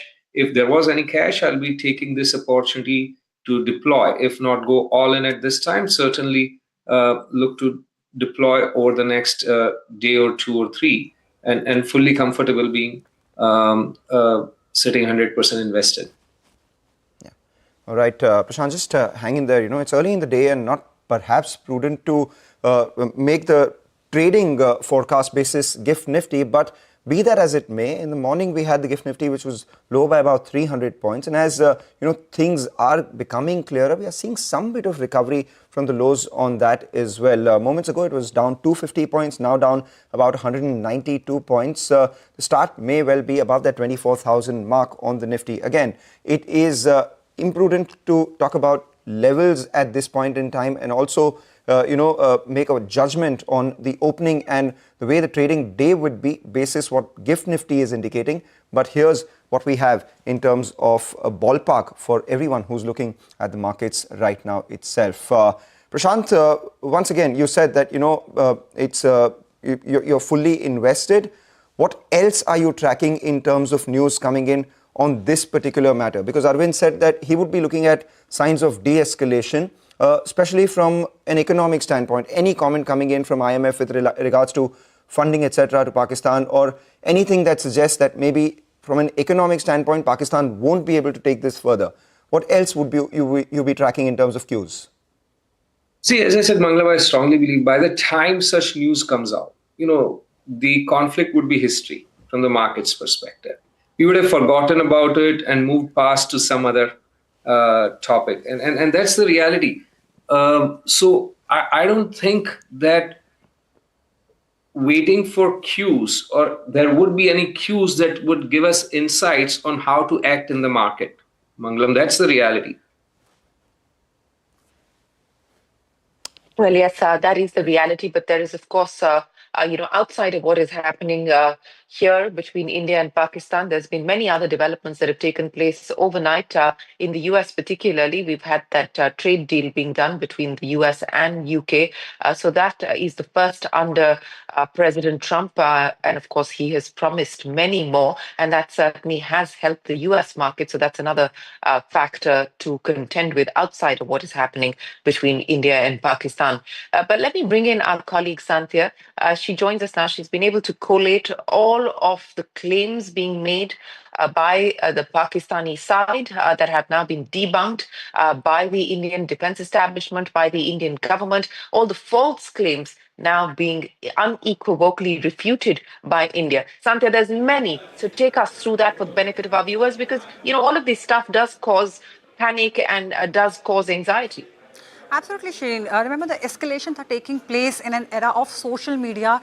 Both kinetic and non-kinetic ways are being used, and misinformation warfare is a key way to make things worse. So let's take a look at the key fake claims. The first one and the most important one was a fake claim was circulated on social media that entry to India across airport has been banned.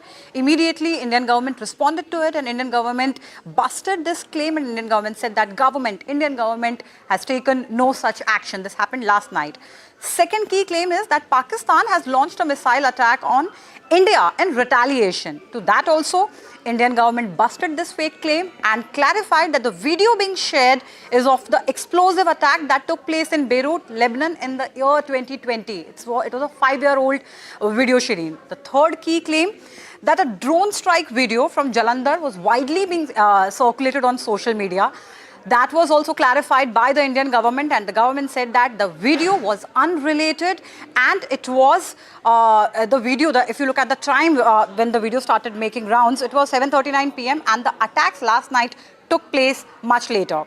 Next claim, strikes on Amritsar military base. Again, more videos went viral on social media. So government stepped in and government said the videos being circulated are old and they are unrelated. Today morning, another claim was made that Hazira port in Gujarat has been attacked. It's a key port, and a port being attacked, we all understand the importance of that. So immediately, government's fact-check machinery, came into action, and it claimed and busted the myth that that particular video also is of July 7, 2021, and that video is actually of an oil tanker explosion. Again, a 4-year-old video, Shireen. After that, another fake claim which was being circulated on social media last night, that there was a Fidayeen attack on an army brigade in Rajouri. Rajouri, remember, is a very sensitive area. Poonch, Rajouri, that is the region which has been facing escalation and which is under attack by Pakistan. So again, this was a very sensitive claim, a fake claim. So to that also, Indian government clarified that no such Fidayeen attack, no such suicide attack occurred on any army camp across the country. Another one was that Indian military used Ambala airbase to attack Amritsar and its own citizens. This is the most wild claim which was being made on social media. Indian government immediately stepped in and clarified this claim is completely baseless and part of a, as I said, of misinformation warfare, and we all understand why that was being done and why that is being done. And Shireen, the chances that this misinformation warfare is going to continue, it's not going to stop anytime soon. And keeping that in mind, Indian government had actually anticipated that. So keeping that in mind, Indian government had actually issued an advisory also yesterday, alarming everyone, requesting everyone to depend on only official information and nothing else. Shireen. Well, thanks very much, Santhya. That is very crucial information that Santhya is putting out. And we will, of course, through the course of the day, continue to bring you verified information that takes down some of those claims as well. It's also important to note that overnight, another development that's taken place is X. Elon Musk's X has come out to say that 8,000 accounts, the Indian government has asked X to take down 8,000 accounts, and this also includes some international media organizations. X says it doesn't agree with the takedown orders issued by the Indian government and is looking at the possibility of a legal appeal. But for now, it has to comply with the Indian government's order of taking down 8,000 accounts. Prashant Khemka, as I was pointing out, while of course this continues to occupy mind space and headlines in India, there is plenty that is happening outside as well. We saw the UK-US FTA being done. We also saw in the same week the India-UK FTA being done. Our Commerce Minister is expected to travel shortly back to the US to continue negotiations on the India-US bilateral agreement as well. Outside of this, which is immediate and occupying mind space and headlines immediately, there are several other factors to contend with. How do you read some of those developments? Well, I think they're both positive, India-UK FTA as well as the US-UK FTA, and hopefully the momentum would build towards these FTAs and deals that Trump administration would strike with various countries, and that would be continual de-escalation, to use the word, of the tariff situation, the tariff tensions that gripped the global markets about a little over a month ago, when it seems like it would derail the global economy. But I think from then on, it has been gradually, but a period of normalization that has been underway. And with the UK-US trade agreement, I think it paves the way for other such agreements. And over the next few months, I think we should see positive progress on the global trade front. Right, Prashant Khemka, many thanks for joining us early this morning with your thoughts. We truly appreciate you making the time for us and for our viewers this morning on what has been a very difficult night. And of course, it continues to be a difficult morning as well. But thank you very much for your time. Mangalam. Indeed, Shireen, it has been a difficult night, early morning, difficult morning. Our thoughts and prayers with everyone at the front, and we hope that things de-escalate soon. For now, we will take a short break on this special coverage of Operation Sindoor. You stay tuned to CNBC TV 18. On the other side, we have Bazaar Morning Call coming up next.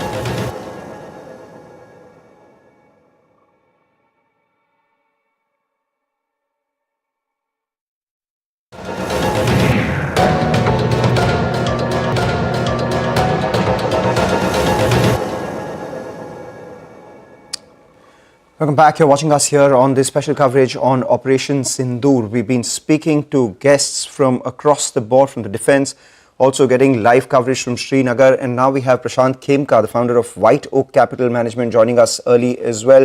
Arvind's still with us. Good morning, Mr. Khemka. Not a particularly good morning for all of us here in India. It's been a long night for the armed forces as well. Our prayers and thoughts with everyone at the border and across the nation as well. I'll come to you in just a bit, but a question to Arvind. Arvind, before the break you said it's best to right now remain on the sidelines. Two-part question. One, what do you do to protect your capital? Secondly, what would be the cues that you would be tracking very closely to start to act, either side? Well, so far we've remained sanguine. I think maybe taking a little bit of chips off the table just to take risk off not sitting on the sideline doesn't mean liquidating everything. Just getting a little bit less exposed to the market, because the risk of while I think the risk of escalatory disaster is a very small one, but there's a risk that things could get much worse. So I think that's what I mean by a little bit of obviously the FIs so far have ignored it and have largely assumed that this would be quick strike and things would end quickly. But I think the more we look at it, the more it seems like things are somewhat gotten hot, and drones make it cheap to fight battles without having to take a lot of risk. But then drones can lead to something else. So my view is that it would be basically signs that Pakistan was realizing that it is they're the weaker hand from an economic standpoint. I think there's this military issue that our military can fight as good as it becomes a bit of a bragging rights about the military. But the reality is there's no contest on the economy front. And therefore, it is prudent for Pakistan to realize that their economy is in bad shape. And maybe the message comes from IMF. If we see something like that, that would be an indication that the taps for Pakistan's money spigot are being turned off. And if that drives de-escalation, so be it. We're looking for signs that would drive de-escalation. Take that point, Arvind, entirely. Thank you so much once again for joining us on this special coverage. Let's go to Prashant now. Prashant, things are uncertain. I mean, this wasn't on anyone's cards when we started this year. There was the belief that India is likely to be the best placed among everything else that's taking place in the world right now. Now that this has happened, how do you navigate through this uncertainty?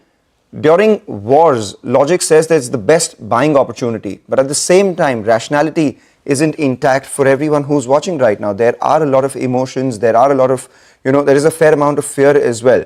How do you maintain your equanimity in a situation like this? Well, thank you, Mangalam. First of all, our prayers and thoughts are with the soldiers who are at the front. When it comes to the stock market, I think it's only natural to expect there's some volatility during this time. But as you said, markets globally, where you've had such situations, the wars have not tended to have a lasting impact on the market. In the short term, depending on how long the border situation lasts and how tense it gets, whether it de-escalates or escalates further, can have the logical impact.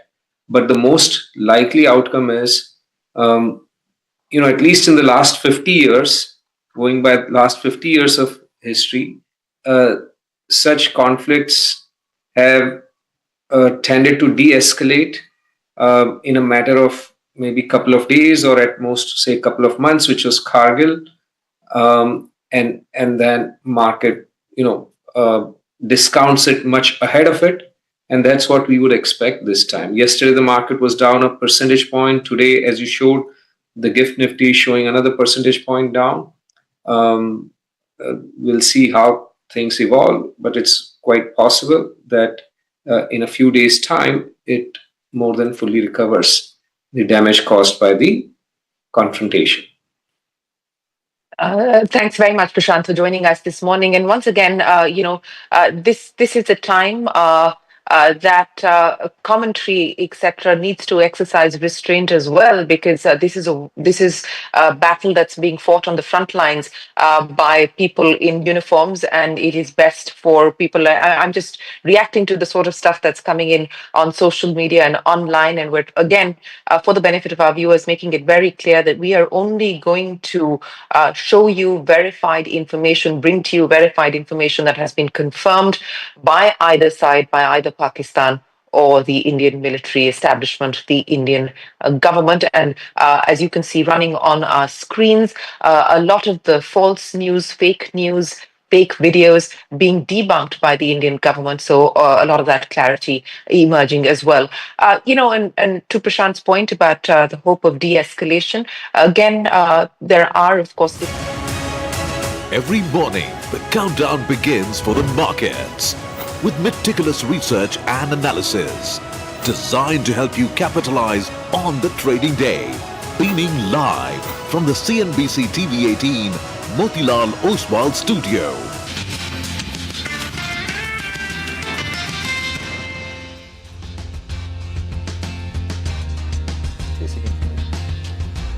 Good morning. You're with us here on a fresh new edition of Bazaar Morning Call. We are coming to you live from the CNBC TV 18 Motilal Oswal studios. I mean, it's been a tense night, a long night. We've been, of course, on it, getting you the latest updates, accurate updates, more importantly. I'm Prashant. With me, my colleagues Surabhi and Nigel here in the studios. Guys, good morning. And Shireen is with us from the Delhi studio. Shireen, of course, has been with you since 6 in the morning. Shireen, good morning. Good morning, guys. Yes, nothing to compare with what is going on at the border at this point in time. And of course, our thoughts and prayers with our armed forces, because they're really on the battlefront, ensuring that India and Indian citizens stay safe. But again, for the benefit of our viewers, we are only going to be putting out verified information here on CNBC TV 18, credible information that has been fact-checked, and our due diligence is underway, because this is as much a narrative, a war, and a disinformation war at this point in time. But of course, lots of fast-paced developments have taken place overnight. What we now do have a confirmation on from the military establishment is that about 45 to 50 Pakistani drones have been brought down by the Indian air defense system, between Bhuj to Leh. So it's a long northern and western regions that we've actually seen Pakistani attacks coming in via drones. And remember, this is the new warfare. This is the new style of warfare. You're seeing it playing out in the Russia-Ukraine war as well. So 45 to 50 drones, this has now been confirmed by the Indian military establishment, were taken down from Ladakh to Bhuj overnight. Of course, it's also important to point out for our viewers that there continues to be intense activity, intense firing along the line of control. Our colleague Ishan Bani there was reporting from what is happening in Jammu, what is happening in Poonch, Rajouri, and those continue to be areas where the brunt of the military activity is being faced at this point in time. But of course, we will, through the course of the day, try and pass through everything that's going on. There is a Ministry of Defense briefing that is expected to happen as well. We don't have a confirmation of the time, but we do know that there will be a briefing that will take place in a short while from now, and that will perhaps lay out what has happened and what has transpired overnight.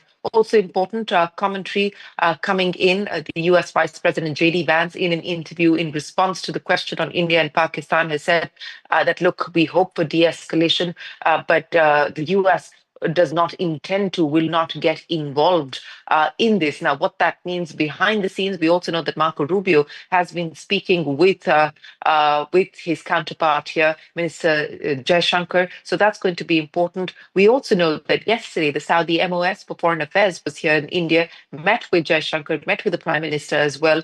So that will be an important diplomatic back channel outreach to watch for as well. The Prime Minister, by the way, has also cancelled his foreign visits. He was supposed to travel between the 13th and the 17th. That visit, we are given to understand, now stands cancelled. So there is a lot to put together, and we will, of course, piece these developments for you through the course of the day. Absolutely, Shireen. Let's just take a quick look at the GIFT Nifty for those of you who are sort of waking up to this, all this news flow. And I think very, very important context there being provided by Shireen, and we'll keep going back to her. 230 points in the morning. we saw about a 350 odd point cut as well. And I think, as Shireen said, I mean, this is, of course, nothing compared to what's going on at the border, but really unfortunate that, while there is an actual fight at the border, there is a fight against all these, all this spurious information, misinformation, which I think one has to constantly battle as well. I mean, so much stuff from last night. And we've been for the last hour or so putting out exactly that. Stuff which is not true, stuff which you should not go with. And essentially what is really happening. So I think it's unfortunate, but it is what it is. It is the new information age. And I think we will hear more from the government as well in that briefing in a little bit from now. So that is the overall picture. I think we have Nilesh Shah, who's with us now. Nilesh, of course, is with Kotak Mutual Fund. Nilesh bhai, good morning. Great to have you with us here. Prashant this side. I mean, your first thoughts, Nilesh bhai, what you've seen overnight, the developments, and what do you make of it? So, after the terrorist incident at Pahalgam, did India had any choice? For decades, Pakistan have been resorting to terrorism as official policy, and we were tolerating them. Even in the dear city of Mumbai, when there was an attack, we didn't respond. So, as a citizen, you feel happy that finally we are teaching a lesson. And I hope and pray that Pakistan learns from their mistake. Nilesh, hi, morning. Thank you so much for joining us early. Just allow me a moment, giving a little, some more cues to our viewers. We've already told you about the GIFT Nifty. Yesterday, by the way, all of this started, the market had started showing that decline in the afternoon itself, and then the bigger fall happened after 2:45. And that showed up in both the currency markets and the equity markets. Despite that, by the way, the net figure by the end of the day from the FPIs was still positive 2,008 crores. And to be fair, in this entire period, right from the 22nd of April, they've remained on the buying side as far as the Indian market goes. We'll see if that changes and what that implies. But anyway, that's the number from yesterday. One more point on currency, just to remind you that we have to look at the currency opening as well carefully, because yesterday this, like I said, showed up in the currency markets in a big way. The rupee ended down 1%, but if you look at the morning high, the rupee had actually appreciated to as high as 84.25 thereabouts. So from that level, the decline was even greater. Let's see, how we deal with some of these issues. And finally, very quickly, the business community has started responding as well. We had statements from the Mahindra Group yesterday. We had statements from Mr. Mukesh Ambani yesterday, and both of those groups pledging their own support in whatever way possible. There we go. We have the Mr. Ambani's statement there on the screen as well. Standing in solidarity with our armed forces. Nilesh, so this is a fast-moving situation, fast-developing situation. For investors who are watching this, what would your advice be, at least at this point in time? Surbi, as you very correctly mentioned, this is fast-developing situation. Markets will react as events happen. We don't have experience of 62, 65 and 71 war, but we do have experience of 99 conflict. Somewhere in March 99, when it was discovered that Pakistani soldiers are occupying our territories, markets started correcting in anticipation of a conflict, in anticipation of a war. Overall market came down about 15%. Then India responsibly stated that we will not cross LOC.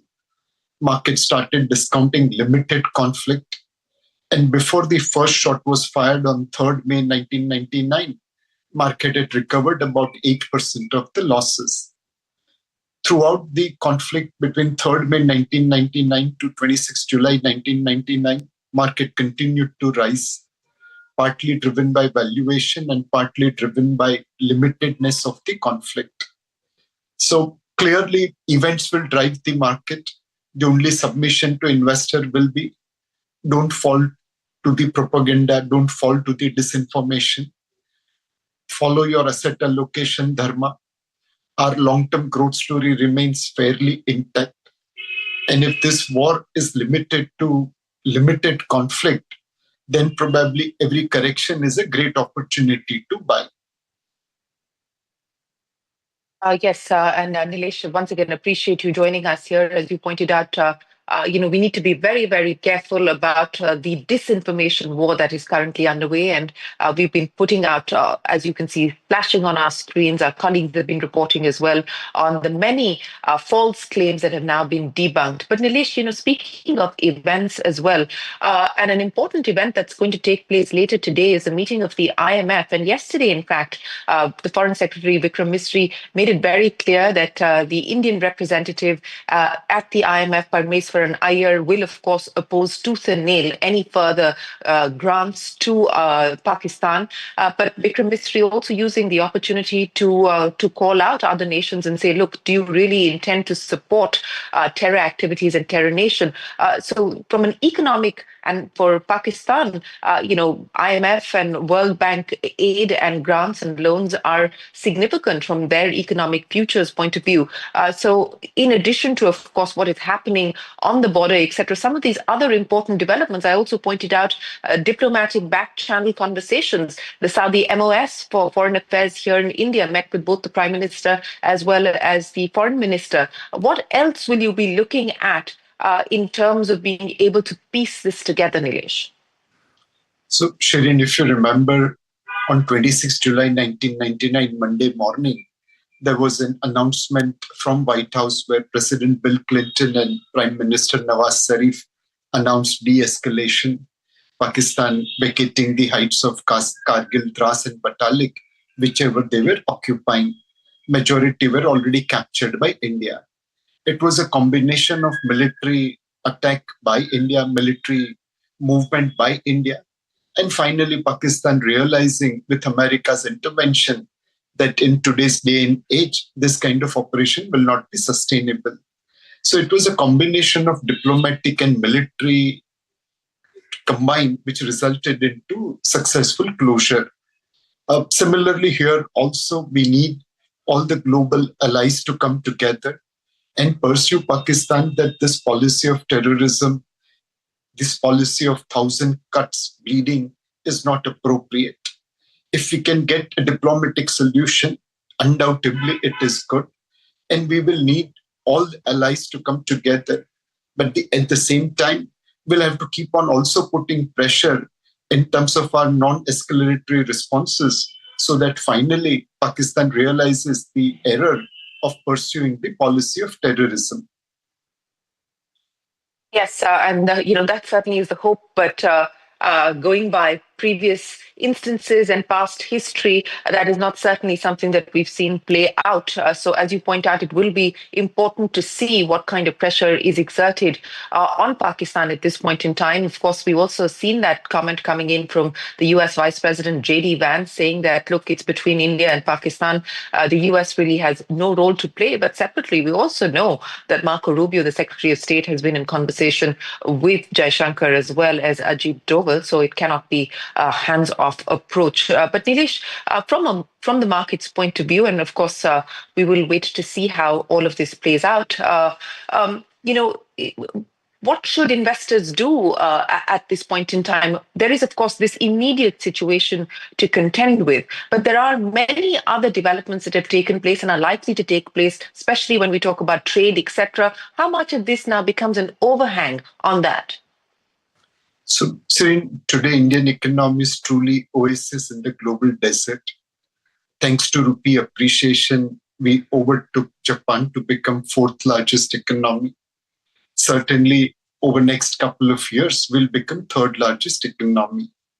The Indo-UK FTA is a win-win situation for both India and UK.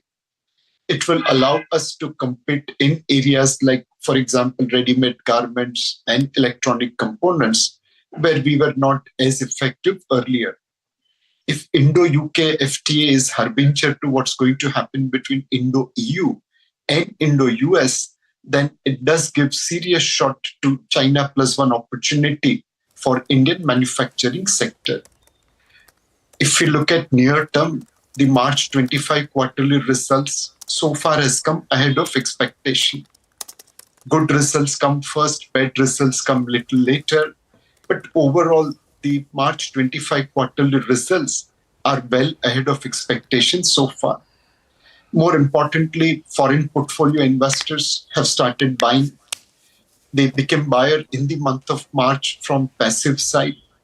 April was largely passive and little bit active. But in the month of May, we believe it is more driven by active investors. It's a vote of confidence on Indian economy and Indian market, despite this kind of geopolitical situation. So I will say today, Indian markets, subject to escalation of this situation, does provide great opportunity for investors from fundamental point of view, as well as from the flow point of view. No, I think very well summarized, Nilesh. Just a quick point, and I just want to quickly emphasize that quote from J.D. Vance, and the graphic will come up. We've been highlighting that since the morning. If you think about it, it's quite incredible. I think Nilesh also earlier mentioned, the 99 Kargil war and how that sort of came off. It was a mix of escalating to de-escalate military side, but there was also diplomatic efforts, which the US also sort of stepped in. So in that context, what we are seeing now is in line with, this America first and almost an isolationist kind of a policy, which we are seeing, a more multilateral world, individualistic in that sense. And J.D. Vance, I mean, if you've got to go online and watch that sound clip as well. And he basically saying that, well, it's not a problem. We won't get into the middle of it. Of course, we don't want it. We'd urge both sides to de-escalate as quickly as possible, but we will kind of stay out of it. So this is the other sort of angle of, how different things are compared to what we're used to over the last 50, 55 years or so, post-World War II. The other bit, of course, is the Saudi issue, the Saudi bit, right? I mean, what Shireen was talking about earlier, which is the fact that the Saudi minister was here. He met Dr. Jaishankar. And I think Mr. Mistry, the Foreign Secretary, in that briefing yesterday evening did mention that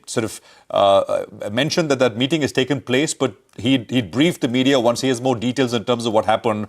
And that is important because, Saudi Arabia is one of the largest donors, largest funders of Pakistan. I mean, the common joke is, and I'm saying it, and I'm not saying it new. It's not nothing new. It's a joke made by many Pakistanis themselves that any prime minister in that country, a new leader when he's elected in Pakistan, they go to the Middle East first. I mean, that's the first trip that they will make.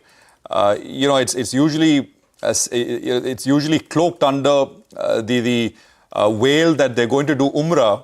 But actually what they're doing is they're going to meet the Saudi leaders, leaders in the UAE, etc. And they are basically asking for money. In that context, this meeting with the picture is up on your screen. Dr.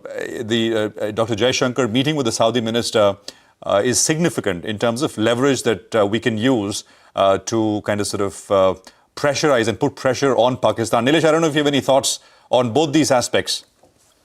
So, one, clearly, Saudi relationship is very, very important. They are one of the largest supplier of crude. And over the years, our relationship has grown strong. In the entire Middle East, millions of Indians work and send remittances. And they benefit from our labor as well as intelligence. This relationship has grown stronger over the years. And clearly, while we pursue the military side, we should also pursue the diplomatic side to obtain desired results. And what a swing in America. In 1971 war with Pakistan, they had sent their dreaded Sixth Fleet to the Bay of Bengal. And today they are saying that, look, it's not our job to intervene. We just hope and pray. And we will use diplomatic means to ensure that cool heads prevail in India and Pakistan. That's a significant change in US behavior.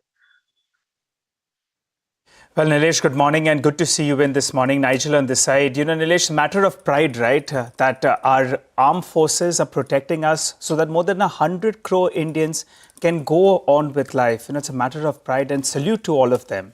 But getting back to the markets, as you said, the FI flows have started trickling in, which is good news, right? And nearly around 9 out of 10 instances in the past, when India and Pakistan have gone into battle, the FI flows actually have stayed positive, which is a good sign.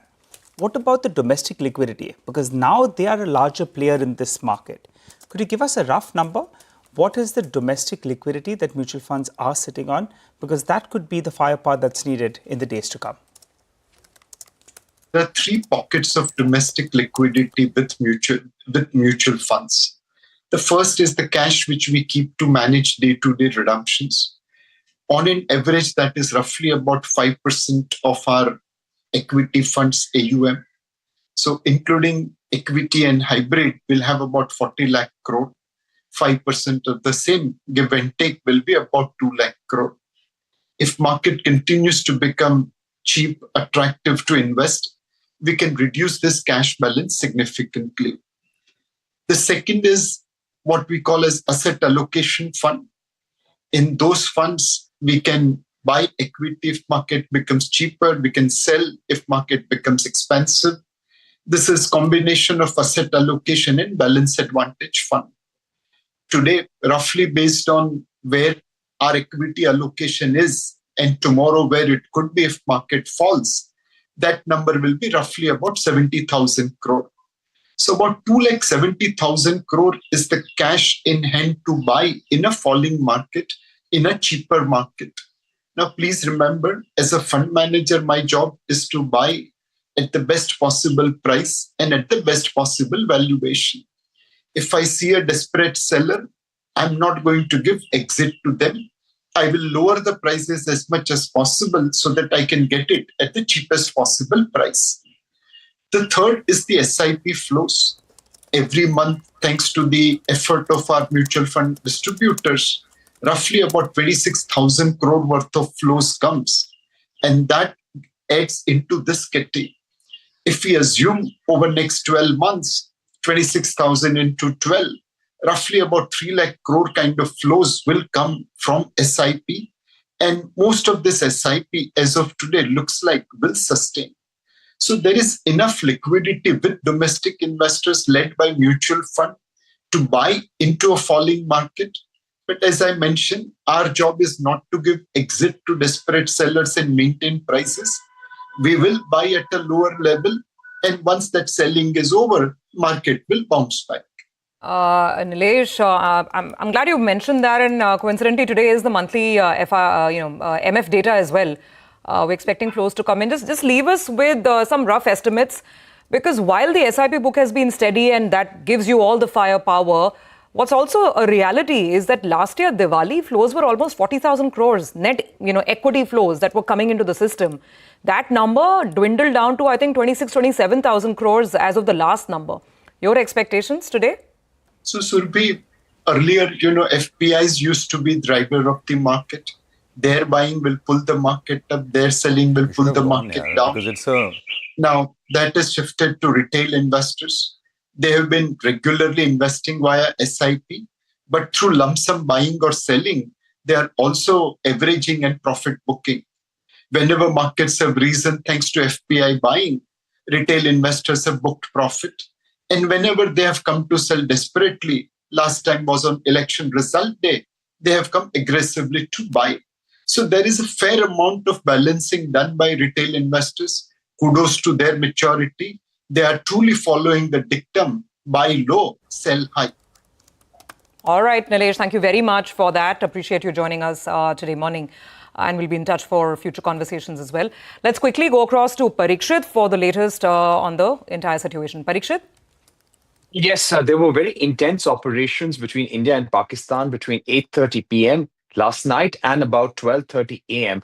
We saw multiple drones being fired by Pakistan against India at different air bases, but they were not successful in doing so. India managed to successfully bring down many Pakistani drones and also missiles in several areas. Now, we're seeing this response from Pakistan because we managed to destroy their air raid and air defense systems in Lahore. Having said that, we are going to be seeing over the next few hours very intermittent exchange of fire with Pakistan. We have been seeing a pattern over the last 2 days that it is in the evening, late in the evening, somewhere around 7:30 or 8, when Pakistan escalates things, and then things start going down around 12:31 in post midnight. right now, how would you describe the situation? Operation Sindoor continues. We've been speaking to our sources. They're saying the military operation is very much underway. There may be periods of lull, there may be periods of intensity, but the overall level of alertness remains the same. We are using everything at our disposal to protect ourselves. We should also tell our viewers about a very important statement that came from the Pakistani Foreign Ministry last night. And they said two things. One, the world should counsel India into de-escalation, and Pakistan remains vigilant and stands for peace. This only goes on to show that possibly Pakistan is looking at a de-escalation, bringing things down over here, because what happened last night was extremely intense, and the Indian forces hit back very, very strongly. In fact, we've neutralized Pakistan air defense systems in quite a few places across the LOC. Having said that, General Munir and the Pakistani army may have a different view on things, and this, in a way, if this goes into an all-out war, it'll be General Munir's war as well. So, lots of information also coming in about India shooting down F-16 planes of Pakistan, capturing a Pakistani pilot.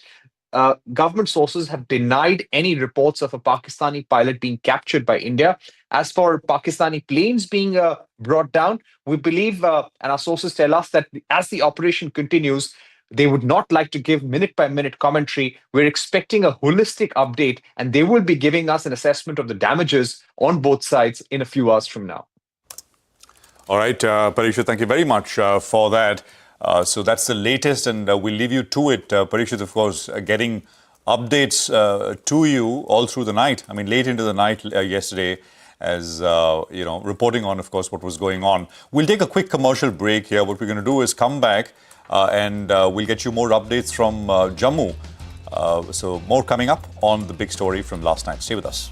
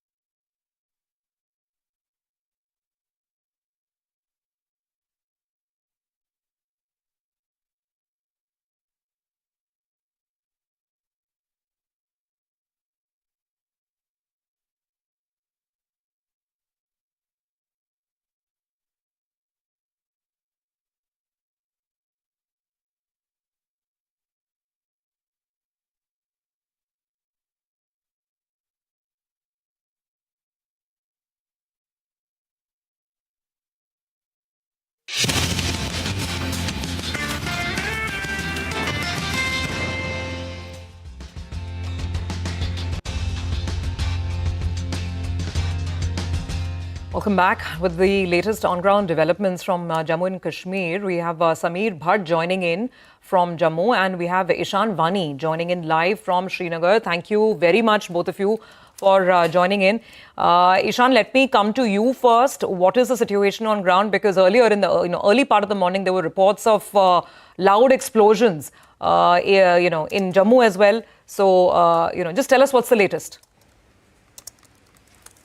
Well, it's extremely tense. The border areas are still receiving artillery shelling and gunfire, and we've been told by eyewitnesses in Uri that they can still hear gunshots and also artillery shelling and shells being landed, shells landing actually in parts of Uri. So this tells you that it hasn't stopped even in the morning time. Generally, we have seen the last couple of days that the shelling would stop with the break of the dawn, but not the case today. It is still being bombarded. Shells are being landed in the civilian areas, and also target is to basically attack the army's installations.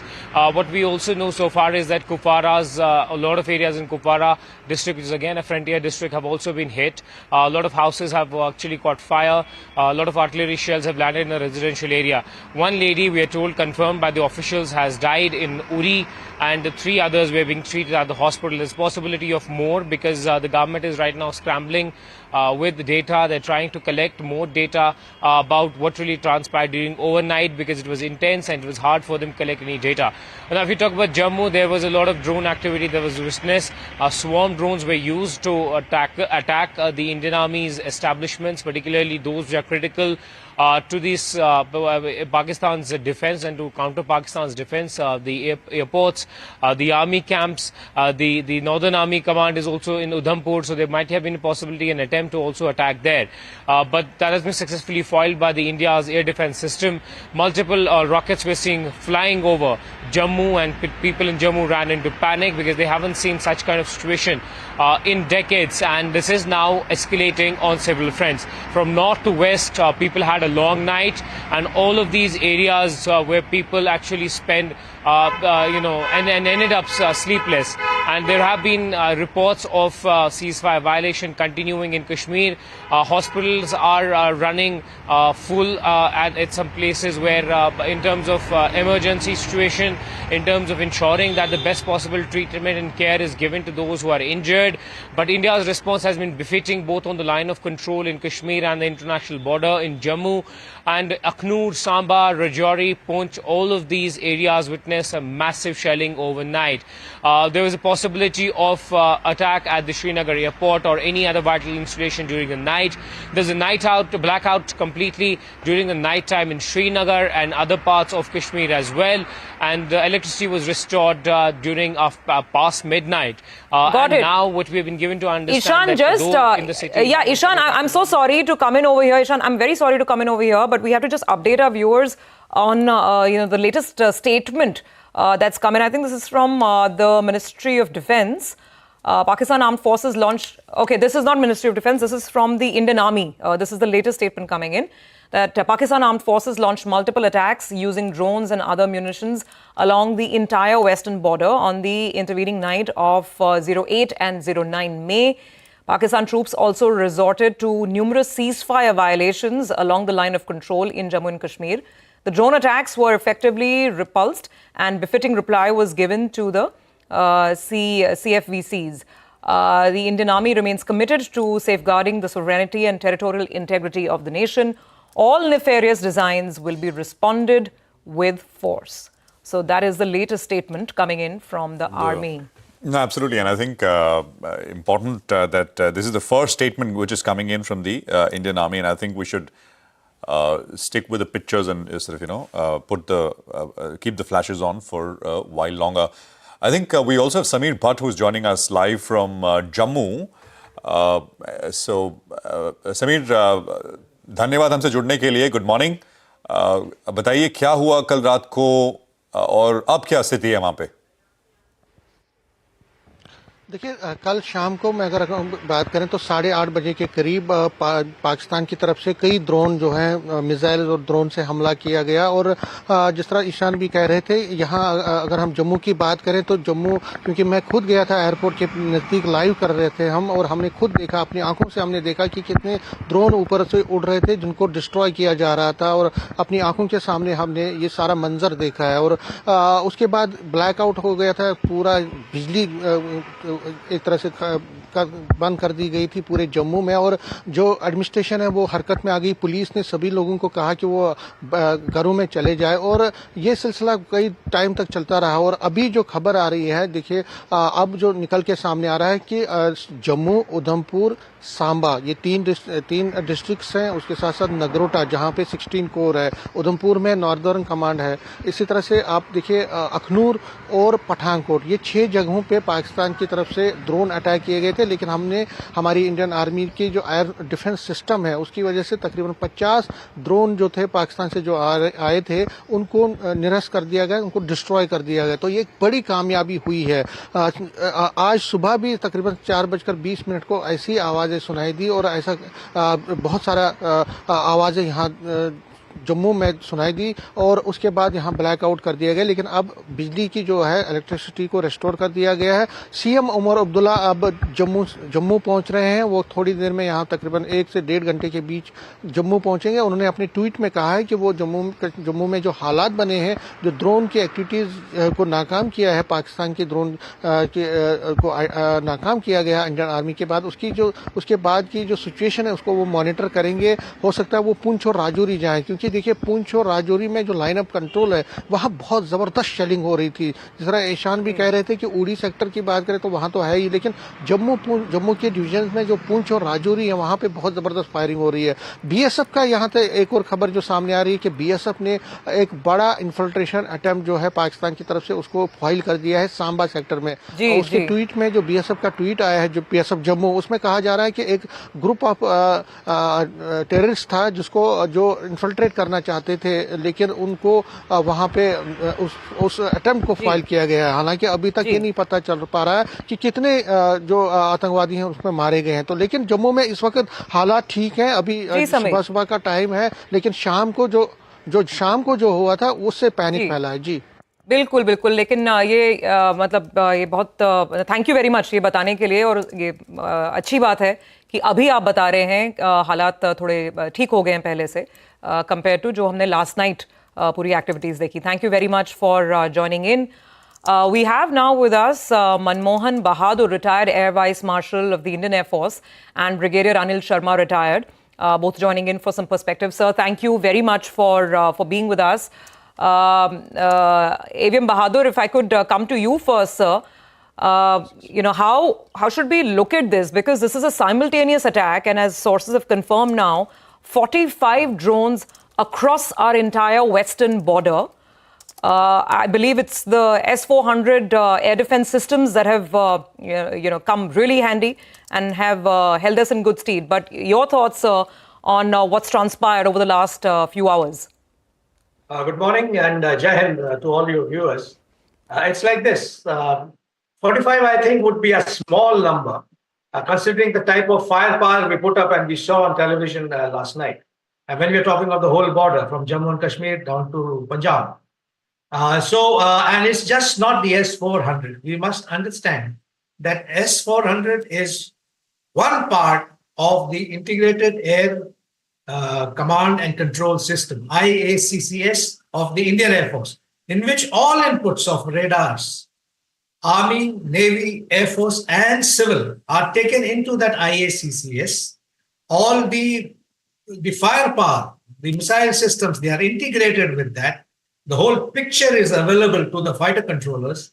And on that, depending on from where the threat is coming, the ideal weapon to engage that threat is given the orders to engage. So it's an IACCS that goes on. S-400 has been in the news, and rightly so. But please do remember, we have got our Indra radars all over. We have got the Israeli Spider system. We have got, with their own integral radars, and also the Russian radars which the Indian Air Force and the Indian Army also has. But it's all integrated. And what we saw yesterday evening and night, was a very good demonstration of the good integration that we have done to all our assets. It is not that the Army was firing on its own and the Air Force was firing on its own what threat perception. No, it was one single one that happened. So that's a good show. Hereafter, I think we can expect a little lull, because that's what geopolitically, with the type of pressures that would be coming, and the Pakistani domestic audience will be subdued a while, I think we should expect a lull. Right. Expect a lull, and I think absolutely. Air Marshal Bahadur, would you see this as what happens next? I mean, if I were to ask you as a military man, what is your sense? Is this, in a way, escalating to de-escalate, or or this is the bigger risk is this kind of goes out of control, because beyond a point we don't know what Pakistan will do, and then you have to respond, and then it kind of goes up the escalation ladder. So I'm just trying to understand, in your opinion, you said, well, expect a lull for now, but this situation lingers on for some more time? Yes, we will be on stand too, as they say, for the next few days. We'll be getting our stocks up. The surveillance would continue without a break, despite all what the other side would say. Our defenses would be strengthened. Now, behind us, in the background, is diplomacy carrying on. Yeah. We have to understand that one is, what is the political aim right now for us? Our political aim is to convey to the other side that enough is enough. On the Pakistani side, the issue that happened yesterday was that we responded to their attack the previous night by sending in our Harop and Harpi drones. And that was in full visibility of the Pakistani public. That's what would have pushed the Pakistani administration to assuage, their domestic opinion. That having happened last night, I personally feel Asim Munir will call it a day from his side. What plans we have, I don't think we would like to escalate, provided the other side gives reasonable assurance. Musharraf did that earlier, which lasted a few years. But I'm quite sure our political establishment right now is quite firm in knowing what it wants from the other side to call it a day. All right, Air Marshal Bahadur, thanks a lot for joining in, sir. I wanted to ask you about, what prompted Pakistan's military to respond, given their comparatively very, very limited capabilities. Do you believe they're counting on some external support from any ally? You see, their big backer, of course, besides China, is Turkey. We do not know what all items or equipment would have come their way. But it's not easy to get newly inducted equipment quickly, synchronized with what you already have. Having said that, let's remember that we have a healthy respect for any adversary, whether it be Pakistan or China. Okay, they have got forces, they have got capability, we've got much more. We have got manpower that is well trained, but we have a healthy respect for them. So, and that's what should be of a good fighting element. Never underestimate your adversary. Be one step ahead of him. So, does it have enough equipment? I personally feel it has to carry on for a few more days, but then its economy and the political and diplomatic pressure would come. I don't think I think they have achieved what they wanted to, as I said earlier, of telling their public that, listen, we also went in. You saw Indian drones coming in, we also gone in. It's quits. But it's quits for them, but we have to accept whether that is sufficient for us. Sir, very, very well explained. And now we really hope you're right that finally better sense prevails on the Pakistani side and they've achieved their local narrative, if that's what they were trying to settle. But yes, we don't know. We don't know the extent of our response. There's a lot of unconfirmed reports, which we are not carrying as a network. Nothing unless it's official from either the Army, the Air Force or the Ministry of Defense. Brigadier Sharma is... May I just add one line? I mean, yes, sir. You will keep these artillery exchanges along the border. Yes. I'm afraid would continue to happen because actually it's become a new normal sort of a thing. Absolutely. But it's the bigger things, different things, that count. Yeah, absolutely. In fact, that's exactly what I was going to, ask Brigadier Sharma about. Sir, many thanks for joining us on the program today. On this very heavy shelling that we are seeing all across the LOC and, all the border areas, Poonch, Rajouri, we're getting those visuals, getting those inputs. Do you expect anything bigger, a bigger Pakistani army offensive on ground? Brigadier Sharma? Thank you, Jai Hind, to all of you. Jai Hind, sir. Yes, this is as AVM Bahadur has also flagged, that this is the main decision point that the last night we saw the fifth round of escalation ladder, which was led by us. Now today daytime, what the Pakistanis do, because escalation ladder is actually India is using to deter Pakistan at some stage or other, because that is the objective, military objective, and that is also the political objective. Now, whether what has happened last night will deter Pakistan or not, has the geopolitical and politico-military message gone very strongly into them or not? Now, this is a point. The LOC is alive. The IB is also, the firing is taking place across IB. Now, this shift itself shows a level of escalation. And as AVM has pointed out earlier, the bigger weapons, when they start coming into play, especially the missiles, the surface-to-surface missiles and so on, that is the next level of escalation. So I hope Pakistan will refrain from doing that. And I would also like to add one very important input in last night's action, that almost 75 to 80% drones, as per the input available to me, were hard killed by our air defense system. And that shows that our command and control system has worked perfectly. Now, and remaining were soft kills, which that means they got crashed on, they got jammed out and so on. Now, the point in this is, which probably needs to be looked at is, I believe that number of drones, because drones are coming from bases across from quite a distance. Now, yes, when they enter our territory, their piloting is being taken on locally from elements inside our country. Now, yes, that is a worrisome aspect. I'm sure the government and our internal security agencies are looking at it to neutralize them.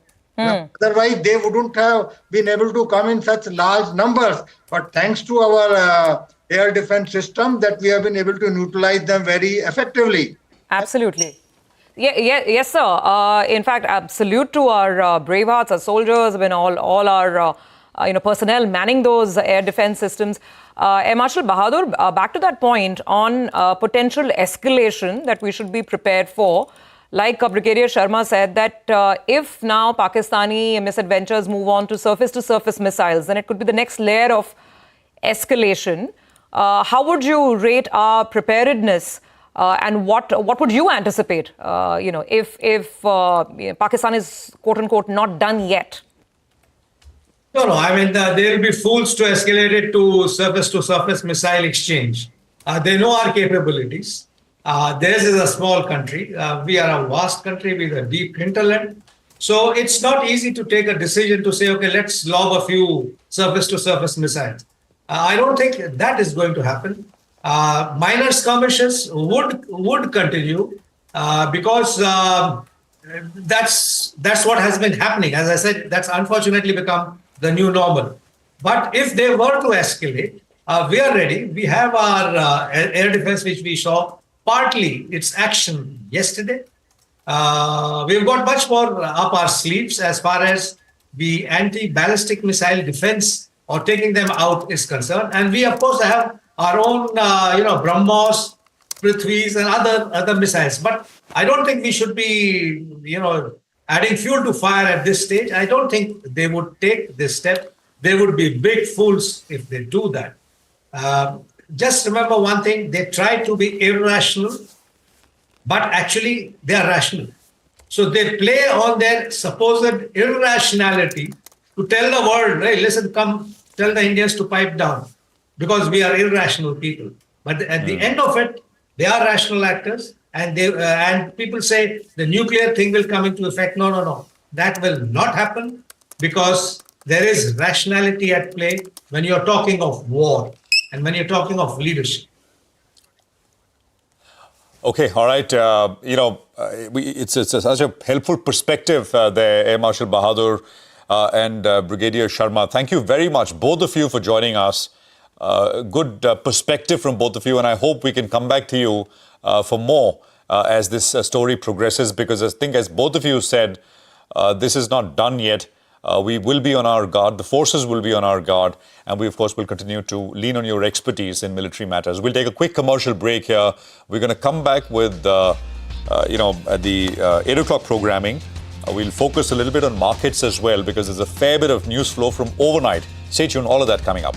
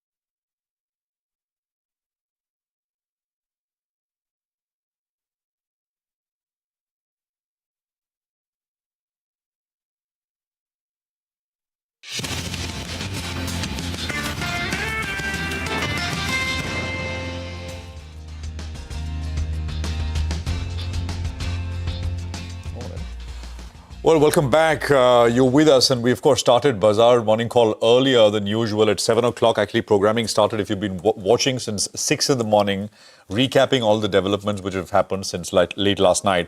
Let's now focus a little bit on the markets as well, because I think that is important. It's a constituency which is very much watching what's happening in terms of the escalation at the border. So I'll start with, of course, what we know officially with regards to confirmed information. So there is escalation. There is no two ways about it. India has shot down at least 40 to 45 drones which came in from the Pakistani side.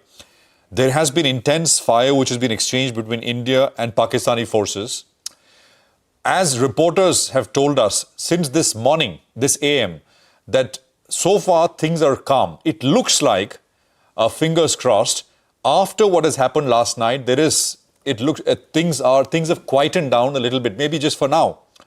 But that is the situation right now. We just spoke with a reporter from Jammu, etc., and that's essentially what they told us. There's nothing which is happening on some of the fronts which were targeted by Pakistan at this point in time.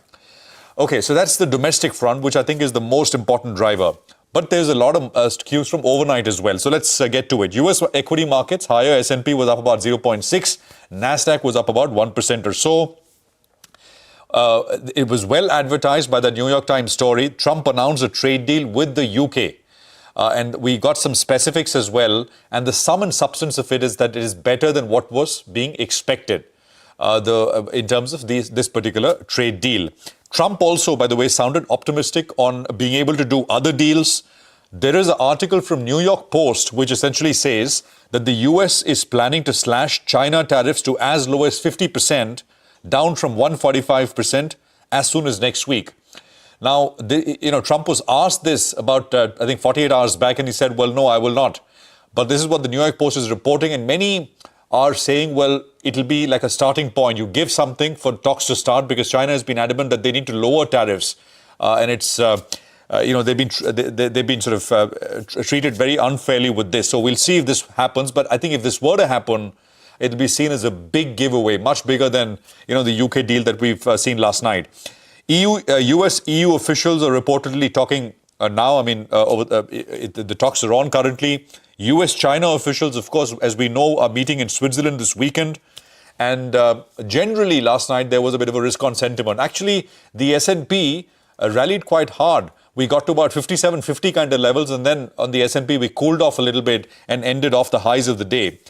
The risk-on sentiment essentially also meant that yields shot up. Actually, across the board, the 2-year, 5, 10, 30, very large moves. So the US 10-year was up 12 basis points to 4.4% last night. Oil prices, again, it's simply a manifestation of the risk on. Oil prices also went up about 3% to about $63 a barrel. So, it's a situation where we find ourselves global, actually quite constructive, quite positive. But of course, you've got local, the Pakistani issue, the Pakistani front, which I think is the big driver from here on. I just want to say, yesterday, we broke the low of 24,198 intraday. But the adjusted average close, we closed above it. So the big level on the Nifty is 24,198. A decisive close under it, I think, will mean perhaps more pressure. But more levels with Nigel. GIFT Nifty, I think, as we've been pointing out, is indicating a lower start. Nigel, what's on your radar? Well, that's right. The GIFT Nifty is indicating a bit of a pullback. But in yesterday's trading session itself, we factored in some part of the bad news, according to me. So I think by the end of today, we could be higher than the lows that we saw in the first hour of trade. Now, India will emerge stronger, no doubt about it, as a nation as well as the market. And history suggests that stock markets do recover. Why did we decline so sharply in the final hour of trade? One was the India-Pakistan border tensions. The second factor was yesterday was weekly expiry. And that's why, in fact, there was an added element of volatility out there. Besides the money market weakness that we saw towards the end of trade, I think the most crucial factor you need to track from here on is the India VIX. Pull up the intraday chart out there. In the last 10 days or so, the India VIX actually has gone up by nearly around 18 to 20%. And that's the fear indicator that's the one that in fact has been spiking up. So just keep an eye out on the India VIX. As that starts cooling down will mean that actually the bulls believe that the worst is behind and we're looking ahead. Keep an eye out on that. That's the most important factor today. It'll start higher today yet again. But then, in fact, if it starts cooling down, means the market is gradually pricing in the worst. Moving to what history suggests. Well, history suggests that India-Pakistan combats actually, when history suggests that moving ahead, in fact, in the next 12 months or so, actually, Indian markets do outperform. And the FI flows as well, in 9 out of the 10 instances of the recent past, have indicated that the FI flows actually, they do continue. So we'll have to see how that goes this time around, because the FI flows have just returned. In the last 13 trading sessions, the Nifty actually has been consolidating in this 650-point band. That's because of the attack that we saw on April 22nd in Pahalgam. And from then onwards, we have been in this broad band. So there has been some consolidation that we've seen. The FI flows, yes, they're strong in the cash market. The problem is what's happening in the F&O market. And the sense you get is we are missing the FI net shorts in the system, because now the FIs are net long for the first time all the way since October 2024. Moving to the positioning, well, both the FIs, the highest long positions we have seen since October, the clients, the highest net short positions what we have seen all the way since October. So both of them actually have flipped it around. The options data comes up for you on the screen. 24,400 call continues to remain very, very active. Writing being seen out there. But the crucial one is the 24,000 put. There is still some writing being seen out there. The premium around 200 rupees, which gives you your near-term support. The lower end of the range is at around 23,800. I want to see that mark getting defended today. And the 20 DMA, both on the Nifty as well as the Nifty Bank, you want to protect it on a closing basis. As I said earlier, India is going to emerge stronger as a nation from here on. And also the equity markets, as history suggests, over the next 12 months or so, you do see a recovery. So we'll keep an eye on that front. A weak start, but I expect some kind of a recovery during the course of the day. Okay, let's see how this progresses. A lot is going to depend on the official briefing that we're expecting from the MEA. That's when a lot of these stats and the latest on ground will become clear. Well, let's welcome in Mr. K.C. Singh, former diplomat and strategic affairs expert. He's with us now. Thank you very much, sir, for joining in. I believe that, I'm just telling viewers, you have been an envoy to various missions, including, I believe, Iran and UAE as well. We were just speaking to several defense experts and retired veterans from the Air Force as well as the Army. Now, from your diplomatic lens, sir, I mean, is there, we've been, of course, building and reaching out to our allies, but will the allies do the needful in exerting some sort of pressure on Pakistan to now back down? Do you think the diplomatic route will yield desired results? Look, the diplomatic route by itself cannot and does not work. It's in combination with what is happening between India and Pakistan. Mostly what we've seen over the last 48 hours, even as it escalated, attacks have been on military facilities. They're very specific attacks. Even yesterday, the swarm drone attacks by Pakistan were on Jammu, Udhampur, which is the Northern Army Command Center, and Pathankot. So essentially, even though it looked like civilian areas are getting attacked, other than line of control where civilians are being hit, so far both India and Pakistan are hitting military facilities and testing each other's capabilities in the air. The ground troops haven't got involved. We haven't crossed on the land the border or the LOC. Now that's a positive. The negative is that it's been all kinds of weapons have been traded. But the positive side is diplomatically. Yesterday, the Saudi Deputy Foreign Minister was in Delhi. He met our Prime Minister. And this morning, the Saudi Foreign Minister is arriving or has already arrived in Islamabad. So the Saudis are playing that role. And we've also seen since last night, the Americans are also giving stronger statements. Till now, President Trump appeared completely distracted, unattached to what was happening here, which was quite different from the last time around. In 2019, the Americans were directly involved. But these statements now coming are saying, de-escalate at once. So I think the Saudis are fronting for the Americans, and the IMF loan is coming up. Americans have that lever. They don't have to be in Islamabad. They can press that lever. They can stop that loan or they can allow it to go through. So what we can see is that today, while this diplomacy is on, there is a window, there's a narrow window available that we've public opinion on both sides is satisfied. Pakistanis will tell their people, look, we hit so many missiles and drones, and the Indians are on the back foot. We, of course, know what our defense ministry will say and what our point of view is there. Normally, you get to ceasefire when each side can claim, take away something which is a bit of a win, right or wrong. But that is the claim that they have to sell to their public opinion. So I think we have a narrow window before actual escalation, which means missiles are fired or troops start crossing the land border or the LOC. Before that happens, and I think on the table is Pakistan has terrorism, which it has to control. Mr. Singh, India if I can has come got in. the water weapon. Yeah, and we'll talk about that. But I think it's very important that you put this on. What you started by saying, right? There's so much misinformation. It's just absolutely crazy and bizarre. Some of what we've been seeing on social media. What you're saying is, so far, what both sides have done, and it looks like what the Pakistani side has also done, is testing each other's air capabilities.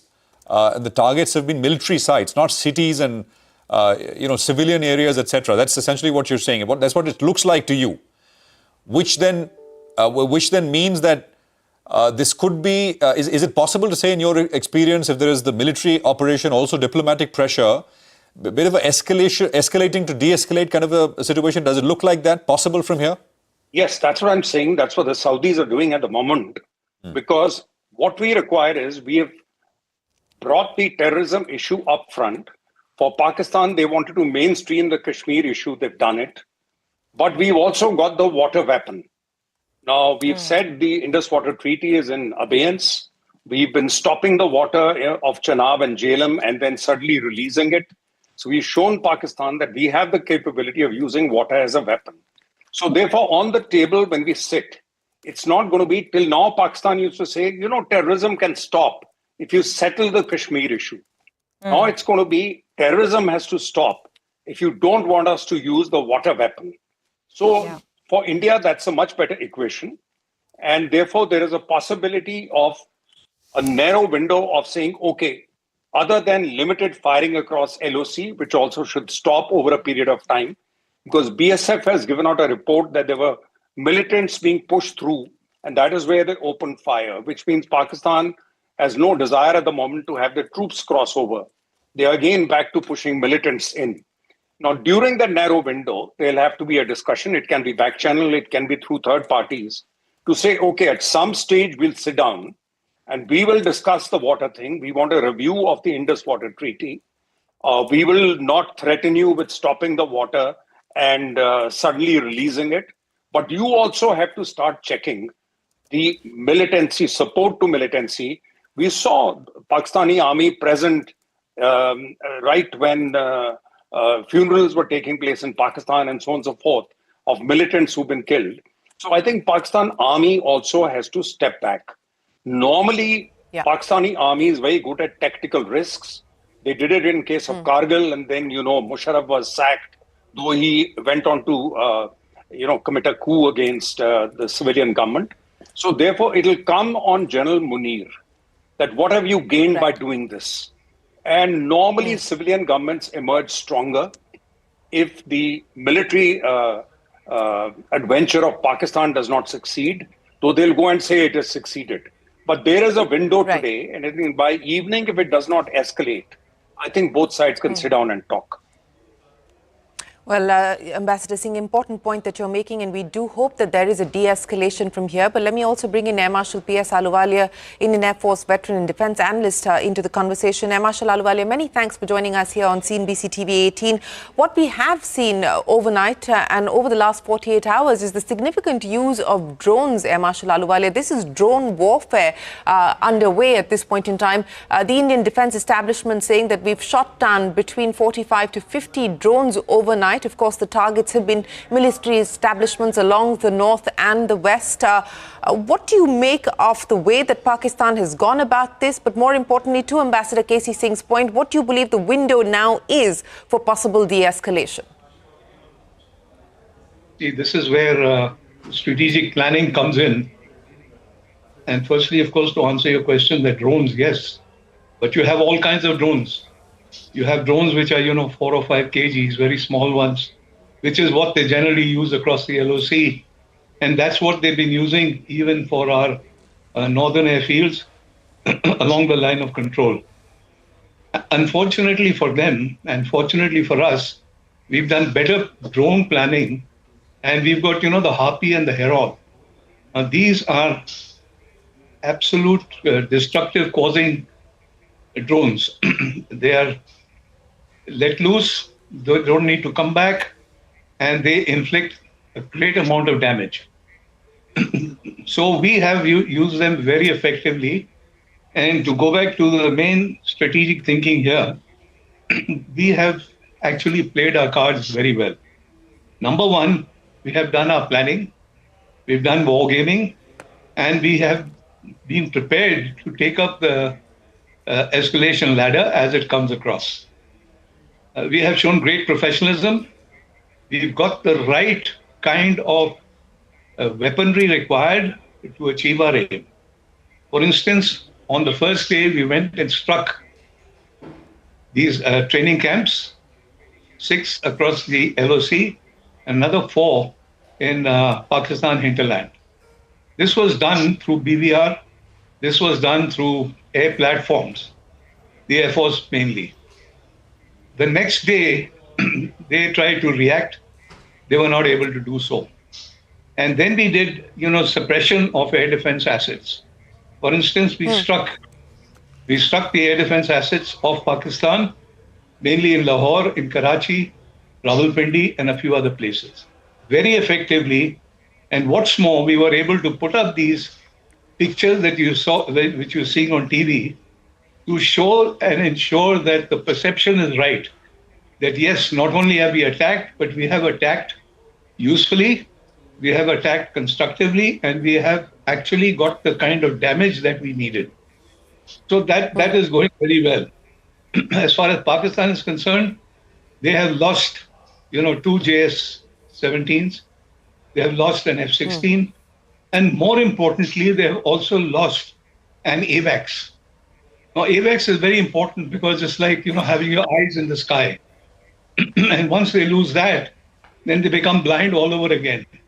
So AWACS is gone. They're, sorry, excuse me. Then what they're doing on the air defense suppression, that has been very, very effective. For instance, that the Chinese 9 and 16 missile units, those have been destroyed. So they've got nothing to take us with as such. So now it's a little bit of propaganda, a total inefficiency as far as warfighting is concerned. They're not achieving anything, just letting fly these small little drones, which can hardly cause any damage. And basically it is used anti-personnel, very small areas. So all in all, what do we see from here? The question is that they have not been able to achieve anything. Their progress, as far as the military is concerned, is very poor. For instance, unfortunately for them, the Air Force takes second place. It's the Army that's running the show. And in today's warfare, it's the Air Force that has the cutting edge. They're the ones who are going to deliver. And they're the ones who are going to deliver effectively. They're ones who are going to deliver politically. For instance, every little bomb that you drop anywhere within their territory, which can be seen by the civilians, that's crazy. You must have seen some of these, their members of parliament, actually crying, literally crying on TV, asking their government to do something about it. So all in all, I don't think we need anybody's help. We don't need anybody's support. And all this diplomatic pressure and all, I think personally, it's non-effective. It has not been effective anywhere earlier. It won't be effective here. What will be effective here is that we carry on hammering these guys. We carry on hammering them till we get them to bend their knees. And once that starts to happen, then we'll be able to dictate our terms. Nobody wants an escalation. Nobody wants to get into, long drawn-out conflict. Certainly not. But we can ask them or we can force them to bend their knees. Then they'll come on the negotiating table. And that's where we can dictate terms for de-escalation as and when it happens. Yes, that window, as Ambassador Singh was pointing out, is perhaps narrow and something that we will have to watch very closely. But Marshal Ahluwalia, just on those claims of the Pakistani fighters being downed, so far, and again, we're only putting out verified information on CNBC TV 18, we have not been able to independently verify that from the Ministry of Defence or our sources in the government at this point in time. India has not come out and said that it has been responsible for downing Pakistan air fighters or airplanes at this point in time. So that is something that we need to put on the table. But Ambassador Singh, coming back to you, and you were talking about the meeting that took place of the Saudi Minister of State yesterday with both Jaishankar as well as the Prime Minister. You also probably have taken note of the statement that came in, or not the statement, but the comment that came in from the US Vice President J.D. Vance in a conversation on Fox News, where he's essentially said, and I quote, "We're not going to get involved in the middle of the war between India and Pakistan. Getting involved in the tensions between India and Pakistan is fundamentally none of our business and nothing to do with the ability of America to control it. US is going to pursue this through diplomatic channels." We also know that Secretary Rubio has been in conversation with the External Affairs Minister. How do you read the comment that's come in from J.D. Vance and the role that the US is likely to play? And also an important meeting this evening of the IMF, where a further bailout to Pakistan is going to be up for decision. The Foreign Secretary yesterday sending that message out, saying that countries who decide to support Pakistan are supporting terror. Do you believe that we could perhaps see an impasse at the IMF meeting? Look, I would discount what Vice President Vance says. He plays the good cop and the bad cop. We've seen it in case of various issues, whether it's relationship with Europe, whether it's something he pleases his master by taking these extreme positions. But Marco Rubio, as we know, is also the NSA.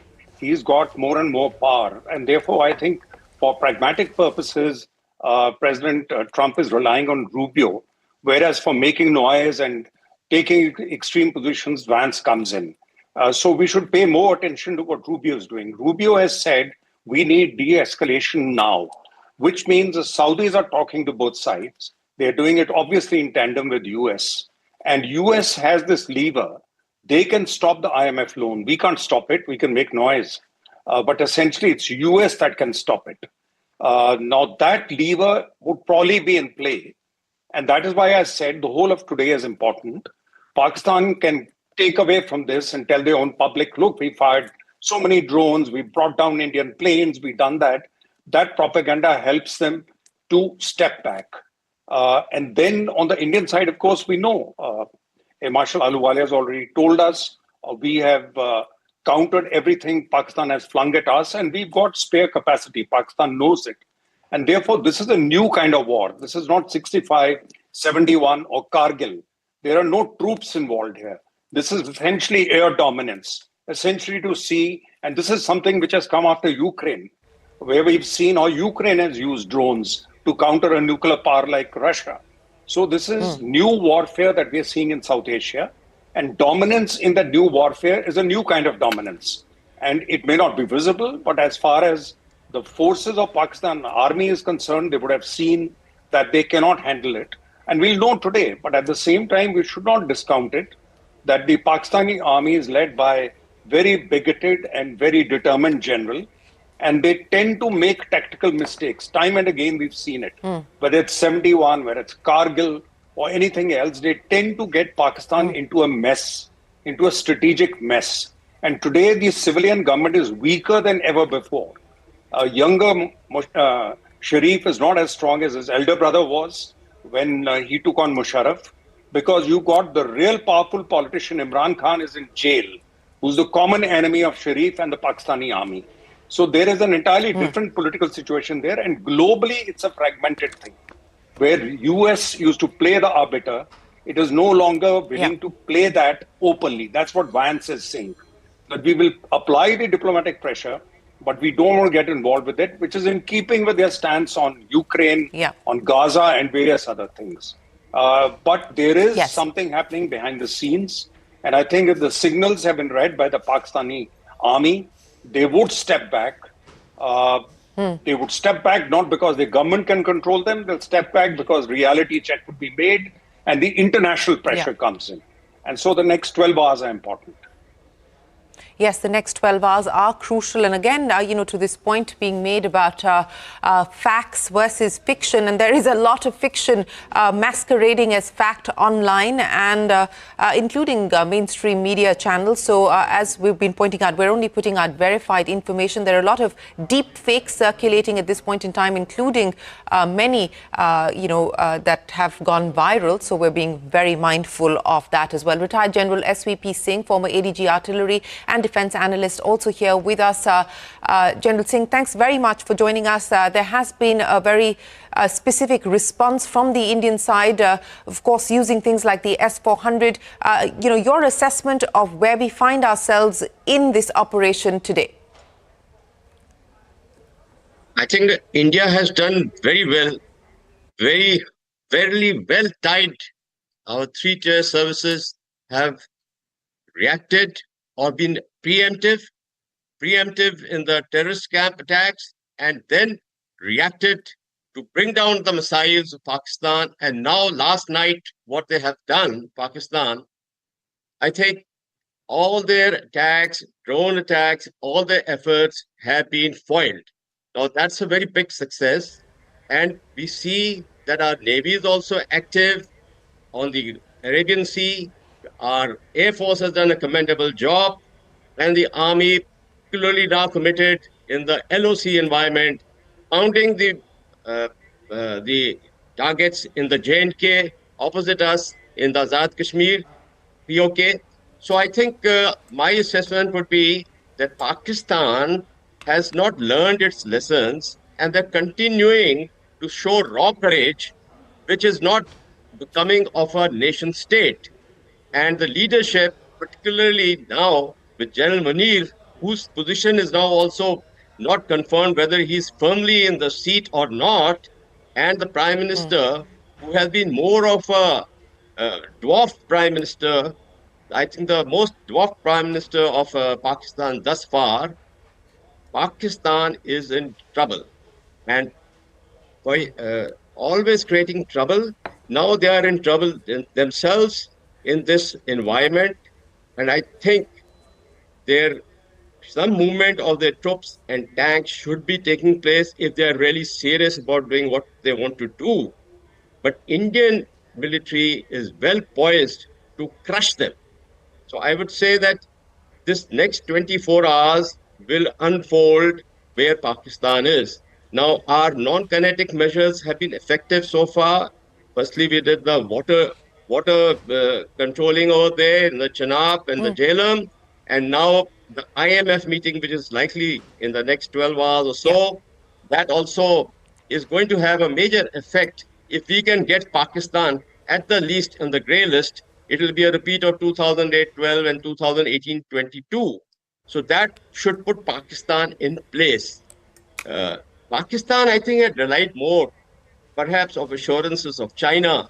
They had recently done the live firing exercise in Tibet, and a lot of their vehicles, which I presume were the logistic supply vehicles on the G219 highway, Pakistan got encouraged. Also in the Arabian Sea, China had sent their ships disguised as fishermen, but they were the intelligence one. So I think Pakistan felt encouraged that China would indulge in some manner. But seeing the geopolitical environment, China will remain in the shadow. And India has played its cards very well in the geopolitical aspect, in the diplomatic front. Recently, I think what major effects have come in is the Indo-UK FTA. Indo-European Union FTA is also likely to come by. And the tariff agreements with US, if they come about, then I think India's geopolitical position is going to be much stronger. At the same time, what I would like to say, that Indian military has come of age in the sense that we were in the process for the last few years with the appointment of the Chief of Defense Staff, theaterization. It has been war game discussed, but formally it has not come through. And today is an opportunity for us to actually not war game, but to put to test what we really want in our theaterized commands. And S-400 and our Akash air defense system, they have done a fantastic job. And we should be very proud that Akash is our indigenous production. Now that's been great. Yeah. 25 kilometers range.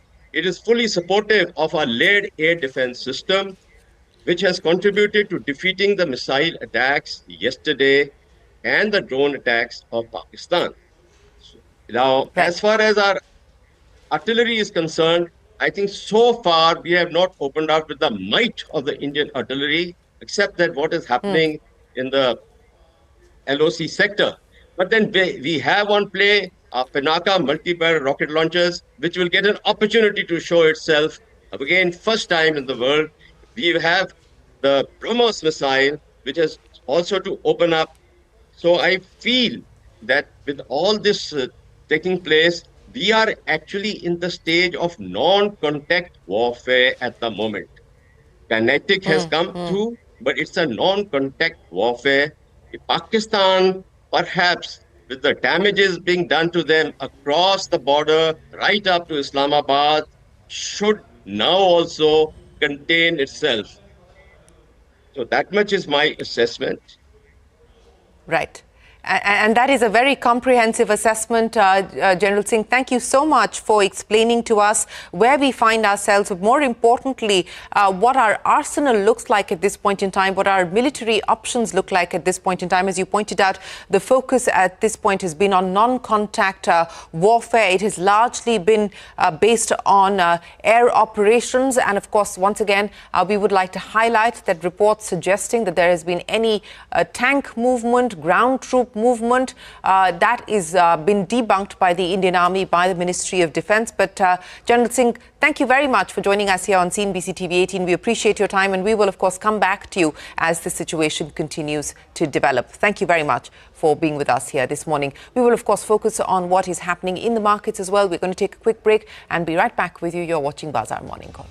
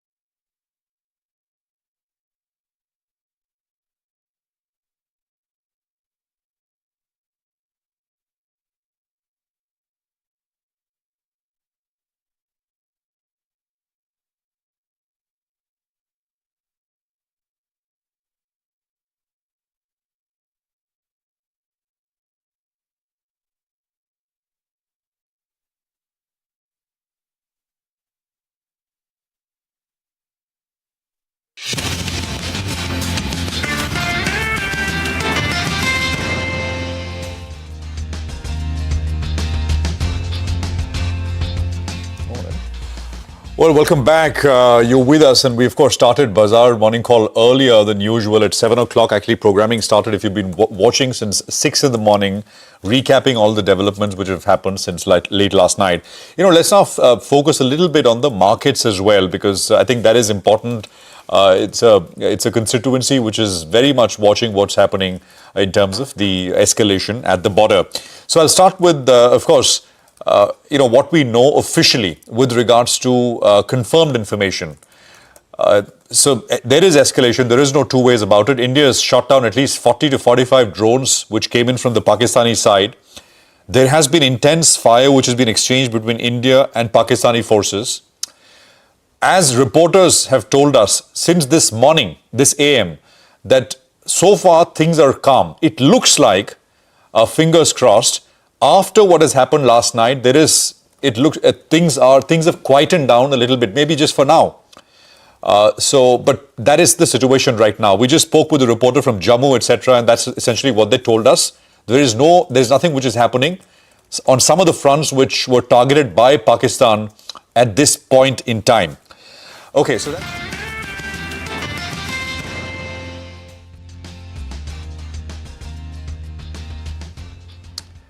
Welcome back. You're tuned in to CNBC TV 18 and you're on Bazaar Morning Call. Well, let's focus on a couple of stocks then that will be in the news today. Manglam joins us to run us through a quick list. Manglam? A bunch of results that came in post-markets overnight. Let's start with Britannia, where there was more good than bad. What was good was that the revenue, EBITDA, as well as margins along with net profit, all of them were above street expectations, and 9% revenue growth. The EBITDA didn't contract as much as the street was anticipating, and the profits on the back of that above expectations as well. What wasn't good, however, was the volume growth was just at 3%. So we'll try and get in some more details from the management on that. The gross margins were lower, but the companies managed that through curtailing other expenses, and that's commendable. So see green on Britannia. Look at Titan. There was a positive surprise on margins coming in on Titan as well. Revenue, EBITDA, as well as net profit, all of them were above street expectations. The key internal was jewelry EBIT margins coming in at closer to 12% versus 12.1%, and this despite a dip in the studded share. That tells you that there is stability there. But more importantly, they've also announced a succession plan that was on the cards. Ajay Chawla, who is currently the CEO of the jewelry division of the company, will succeed as the MD from Jan 1, 2026. See green on Titan as well. Pidilite, a good set was expected, and a good set is how the company has reported. Strong underlying volume growth of 9.8%, so near double-digit volume growth, the highest in the sector so far. And ad spends were also spurred up to, spur demand. So as a result of which, there was a mild miss on margins, but nothing really to worry about. Fairly strong results coming in from Pidilite. And finally, we have Kalyan Jewellers. We already had the update. 36% revenue growth is what the company has reported, 35% EBITDA growth, and the net profit grew by 36% as well. More importantly, their non-South revenue grew at 48% versus South revenue growing at 29%. And studded revenue grew much faster than gold revenue, and that's margin accretive as well. Middle East too saw 26% growth. The company sanguine on growth prospects and store openings going forward. Okay, all right. Thanks a lot for that, Manglam. So Manglam ran us through a few stocks, but Vivek as well is joining in to run us through another set of stocks that he's tracking. Morning, Vivek. Well, good morning. Top amongst them being L&T. L&T, the numbers themselves were quite mixed, largely in line with what the street was anticipating. But what analyst community have really liked is the fact that the company has given a very strong guidance when it comes to FY26. Let's quickly run through the numbers. The revenues are higher by almost 11%, slight miss versus our estimates. EBITDA higher by 13.5%. And when you're talking about the margins, that is something that has seen a bit of an improvement on a year-on-year basis. The consolidated margins at 11% versus 10.8%. Profitability was aided by a one-time gain of close to 475 crore. On the back of that was up 25%. Now let us look at the guidance. The guidance has beat most of the street expectations. The top line growth is seen at 15%. Remember, for FY25, they had given a guidance of 15%. They beat that, and the FY25 top line growth was 18%. Core margin guidance seen at 8.5%. For FY25, they had given a margin guidance of 8.2%. They ended with 8.3. So again, that's a positive. Order inflow guidance, remember, FY24, the order book or the order inflow was close to 3 lakh crore. They gave a guidance of 10% for FY25. They beat that, and actually it was much higher than that. On that very elevated base of FY25, they have given an order inflow guidance of another 10%, which is a clear positive. And order prospects is very strong, 19 lakh crore, of which 7 lakh crore is the domestic ordering prospect and 12 lakh crore is the international ordering prospect. So going ahead, L&T, especially in FY26, expects to see better prospects or better ordering coming in from the international market. Now moving on to Biocon, a very strong set of numbers. It's a beat across all of the estimates. The growth was largely led by the generics business that recovered and the biosimilar business that went up almost 4% on a year-on-year basis. Revenues higher by 13%. Significant beat versus our poll of close to 4,168 crore. EBITDA at a little over 1,075. Beat against our poll of just around 943 crore.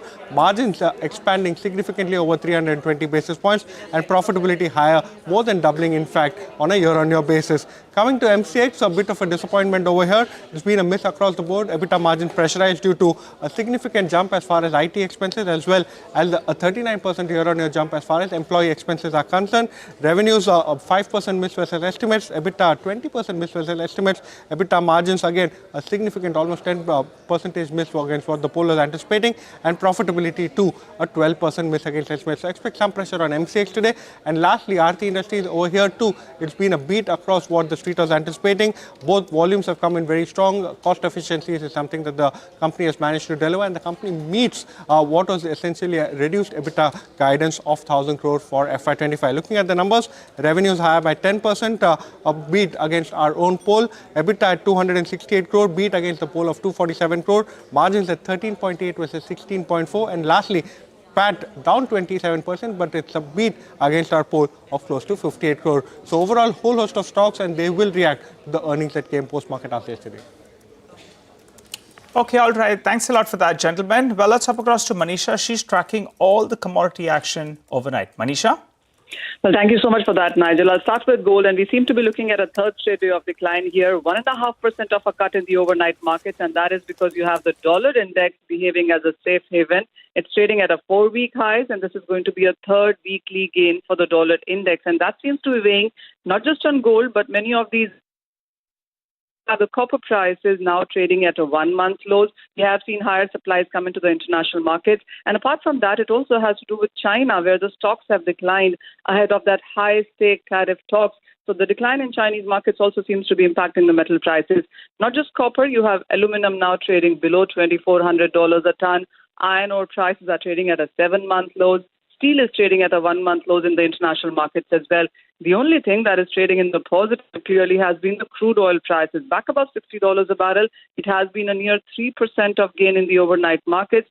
The hopes of progress in US-China talks, the US-UK trade agreement reports support, and the US-Iran nuclear deal in focus as well. So all of these factors is what is keeping the crude prices higher, but metals of all sorts trading in the negative. Okay, all right. Thanks a lot for that, Manisha. Well, let's get in some quick fundamental analysis going. We have Sid Kemka of Motilal Oswal who joins us on the show. Hi, Sid. Good morning. Good to see you. Well, eye on the border, but we have got a couple of big earnings reactions to focus on. What do you make of Titan's numbers? And L&T, actually, the guidance that they've given is quite strong. So what's your view on both these two frontline names? Yeah, good morning, Nigel. Glad to be on the show. Definitely a lot of eyes on the border and praise for all those people staying and the armed forces. A lot of key results. Titan among them posted very strong growth, superior margins. So overall consolidated sales grew about 19%. And if you look at the standalone jewelry sales, that rose 25%, and mainly because of the rise in ticket sizes because of increasing gold prices. What is interesting is that the jewelry EBIT margins that expanded on 90 basis points on a Q-on-Q basis at 11.9% versus 11.2% that was estimated. Overall, what we see is that the healthy growth outlook continues to remain pretty strong. We are seeing a faster formalization in the jewelry industry, where we believe Titan will keep leveraging on this trend, driven by its store additions, multiple formats, presence, customers' understanding and designs, and a strong recall of trust, as well as if you see the management guidance of any fall in gold prices that could also boost the volume growth going forward. So pretty strong set of numbers, and we believe that the brand recall and business modes that continues to favor Titan. What we expect is about a 16% revenue CAGR and a 22% PAT CAGR. And we believe that it's a long runway for growth. We have a buy rating with a target price of 4,000 on Titan. The other one is Larsen. Again, pretty strong set of numbers, beat estimates both for Q4 as well as for the full year. The order inflows were pretty strong, and the guidance of another 10% growth in that high order book, that goes on to show the strength in the underlying business. What is driving that? Clearly, the international orders are driving L&T's core the engineering business. And I think that is where we expect the execution to remain strong with a strong order book. And given the healthy prospect of pipeline and the company ability to maintain the net working capital and high ROEs, we continue to remain positive on L&T. We have a target price of 3950 and a buy rating on Larsen. Okay, got that. So that stay on. We'll come back shortly. By the way, some of the Asian markets have turned slightly negative. We'll just pull up the GIFT Nifty. Anyway, for us, the implied open has been indicating a weaker start. I think we have Sandeep Tandon also joining in. Do we have Sandeep Tandon? I think in a bit we'll get Sandeep. And for now, let's go across to our next guest. We have with us Rajiv Dogra, former diplomat, joining us on the program. Sir, thank you very much for joining in. So we're, of course, tracking this along with the rest of the nation, and our thoughts and prayers with our brave soldiers. It's all boiling down to whether the military offensive will take a bit of a pause and whether a window of diplomacy will now open up or not. We had a former diplomat, Mr. Singh, Mr. K.C. Singh, with us just a while back, and he was suggesting that the parleys that are ongoing, the Saudis have met us, they've apparently met the Pakistanis as well, that could perhaps provide some sort of a breakthrough and put the necessary pressure on Pakistan. What are your thoughts? Well, every diplomat should not close any window at all. So one should keep the option of a peaceful solution, peaceful resolution to issues like war, because war is very expensive business. In fact, I've written an entire book on wars in the world, especially India-Pakistan war, and it's a scary reading, I can tell you this. But having said that, now, how long can you keep on bleeding? It's very good to say that, yes, let's stop the war, let's take the path of peace. But please remember two things. One, as a studio based in Mumbai, please recall 1993, when the attack was to cripple the financial capital of India. Ever since then, Mumbai has not been the same. Mumbai was a happy city. Mumbai was a city on the go. Now people look over their shoulders. And more than that, not just Mumbai, the entire India since 1993 has not been the same. Whichever building you go to, whichever office you go to, whichever industry you go to, you have guards guarding those. You might say, so what? The so what answer to that is that annually India is spending over $11 billion on maintaining these security checks, maintaining these guards. So that is how Pakistan has been successful in leading us since 1993, which was multiplied again in 2611. The second is Pakistan has been engaged for the last 35 years in a war by stealth called terrorism. So Pakistan will continue its business the same way, even if the present conflict stops tomorrow. So we have to be careful in what we are hoping for. And India, please also remember, throughout its history, has been forgiving. And in every such instance where India has been forgiving, it has had huge costs to pay. And I'm talking of centuries back. So do we want to come back one more time to the same position that, yes, everything is fine, you're forgiven, the 22nd April massacre has been forgotten, let's shake hands and be friends again. Pakistan has no intention of being India's friend. Mr. Dogra, if I could ask you now what you see as the possible options. So far, the Indian strategy, the Indian military strategy has worked very effectively, very successfully. But from here, of course, to preempt any nefarious move on the Pakistani part, but what do you believe are the options that India could choose to exercise from here? Well, Shireen, I think so far India has been responding to Pakistan's aggression. And for last 15 days, despite 22nd April, Pakistan has been violating the ceasefire every night. And yesterday, they went overboard in sending missiles and so on to Indian military assets. So now the time has come for us to consider, for the government to consider, and I'm sure they're doing it already, whether we should be only in the responsive mode, or should we be aggressively responsive.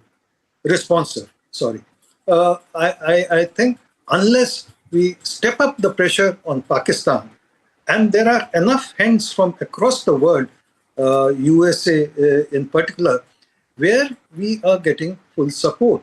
Now, war is uncertain business. We might have an advantage today. There could be some unfortunate incidents tomorrow. Because remember, Pakistan still has about 80, 90 reported terrorists hiding in Jammu and Kashmir, and perhaps has some sleeper cells all over the country.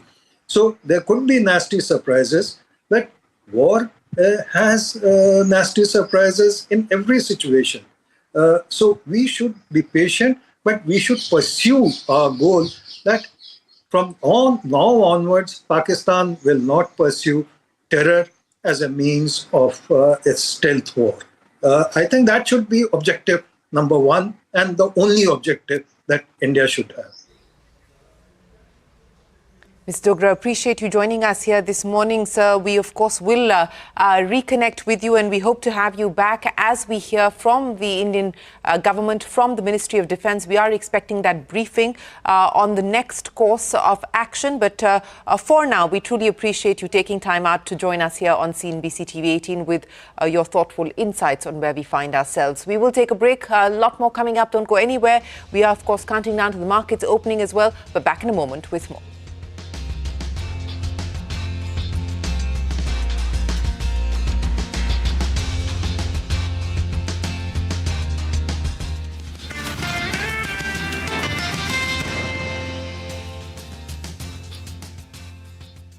It's the domestic front, which I think is the most important driver.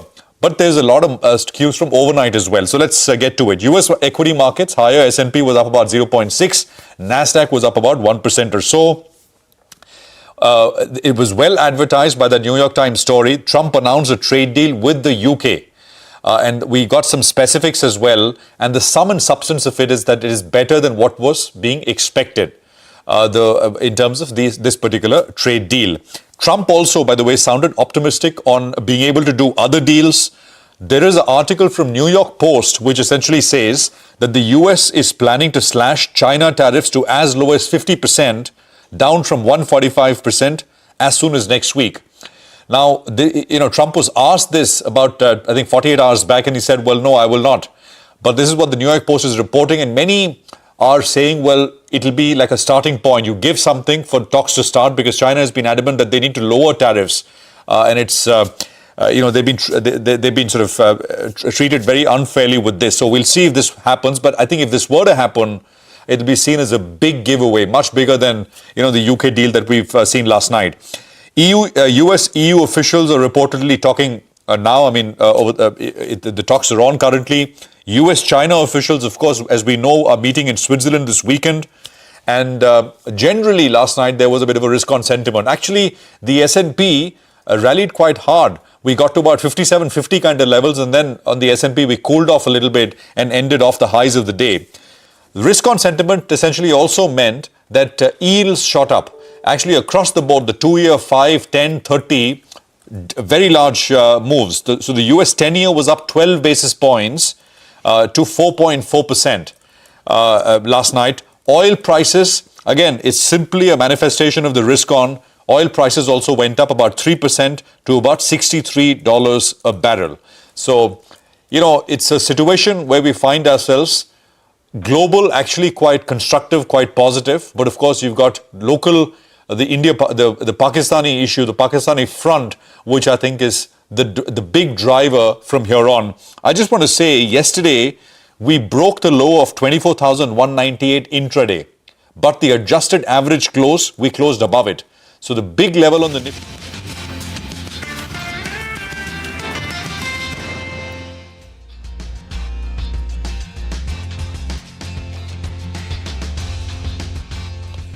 Welcome back. We have Sandeep Tandana joining us, Founder and Chief Investment Officer at Quant Mutual Fund. Sandeep, good morning. Good to have you with us here. I think we've been trying to get that line right so we can see you absolutely clearly, and I hope we can hear you right as well. Congratulations first up for that license from the regulator, which came in 2 days back. I think you're the first mutual fund to get it? That's correct, Prashant. Thanks a lot for that. Right. Well, absolutely. But let's talk about what's, of course, the most pressing issue at hand, which is the border escalation that we've seen, Sandeep. You know, I was saying this earlier. Broadly, I mean, we are a business channel and we talk money and finance. From that perspective, and we leave the military things to the military experts, but it's well understood Pakistan doesn't have any money, let alone for a war. So eventually this should logically de-escalate. Now, anything can happen. But what is your sense on this entire thing? And how would you see this play out? See, if you ask me, market participant may not like it, but if you ask me this, we have seen Indo-border tension for last many decades. Okay, so once it has to be settled, and if Pakistan has invited the trouble, and I think whatever step government has taken, and we are very proud of it, and one should settle down. Okay, you have to crush them. Okay, so to avoid futuristic problem, otherwise it's a niggling problem which continues every time, and we have lost so many lives in the past. So if you ask me as a citizen, I'm very proud what government has taken initiative, and all the three forces has done a remarkable job. And if you really look at our air defense system, we are able to halt any sort of attacks. I think this is a very powerful message. Like after Israel, we are seeing this is the first time that India also have something similar capability. We have not been affected, which means we have emerged as a defense superpower. Also, in that sense, we can protect our country. So from an investor point of view, foreign investor point of view, I think it's a very good message that India is safe from that extent. I don't think we should be bothered too much about it. I think army is doing whatever they can. Sandeep, and I think we are... Sandeep, absolutely. And I think that last point is really the crux of what you were trying to say, which is the defenses are very strong, as I think has been demonstrated over the last 2 days. And as citizens, we're all proud that this needs to be done. It has been done. But as someone who's an analyst, first and foremost, how do you see this progress in your assessment from here and implications for markets? Go on. See, first of all, if I look at from our own, except there could be noise, could be there maybe for a few more days. Once it starts, it takes some time to de-escalate. It's not going to happen in the next two hours. Will de-escalate completely. So it will take some time. The good news is there is no casualty, no impact on India, which is very constructive for the market, that we have not been impacted. Okay, what as like everybody is doing their duty. I say as market participant, I will advise all our investors not to get panic.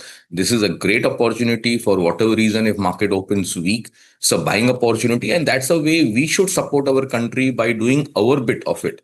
So as a market participant, what we can do, I would like to participate, since entire mutual fund industry is sitting on a very large amount of cash. It's a great opportunity to participate and showcase a small contribution from our side in the larger interest. That's the way I will define this moment. Very, very interesting perspective, Sandeep. We asked this to Nilesh as well of Kotak Mutual Fund. Yeah. And we were discussing that firepower with him earlier. But he also had an interesting view. He said that we don't want to give easy exits to any foreign investor, anyone, any seller at this point in time. You know what? Just allow us 2-3 minutes. We'll quickly take stock of the rupee markets as well. And then we want to take this discussion forward with you. Let's get in Lata to talk about how the rupee is poised, because yesterday we saw that sharp drop, 1% lower. Lata, and the situation has only gotten sort of more tense since the market closed yesterday. Well, actually, it's more a trader activity. It was not as if there were foreign funds coming in and buying dollars and exiting the country. This was more because people were already pretty short dollar. Let's remember earlier this week, the dollar was seriously beaten down versus all Asian currencies. It was a 10% fall it saw versus the Taiwanese dollar. On that day, the rupee also went to 83.48, if you remember, at one point in time. It ended sub 84. So it's a very, very short dollar position in the market. And therefore, from the NDF market, there was this move to, cover some short positions. Actually, the Reserve Bank also was buying dollars earlier in the day for its own reasons, just stocking up. And this came along, this dollar correction. The context is that dollar is weak. Although overnight, because of the US-UK deal, the dollar has gotten slightly expensive. The dollar is basically on the back foot vis-a-vis Asian currencies, and therefore the expectation in the market is that, it strengthens to 84 on a good day. Now it may weaken max to 87 because there is too much of short dollar positions in the market. Unlikely that the dollar is going to strengthen much. 87 is seen as the upper limit at this point in time. In the bond market as well, just in the last hour of trade, as we saw the escalation news, border news coming in, you did see yields rise by 5 basis points. Whether you took the old 10-year or the new 10-year, there was a 5 basis point jump. But it won't go beyond 6.45 on the 10-year. That's the market expectation because you're going to get the inflation number tomorrow, and that is 3.3 in April. So there is no way you're going to see yields jump much. These are just short positions getting corrected. Okay, but we have to watch out for this because the dollar is at a one-month high. The dollar index today at 100.65 is the highest we've seen since early April. So first deal, no? US-UK deal. Exactly. So there is the strength in the dollar and then there is our own situation. So let's watch out for the rupee. Take a quick break. On that note, back with more in just a bit.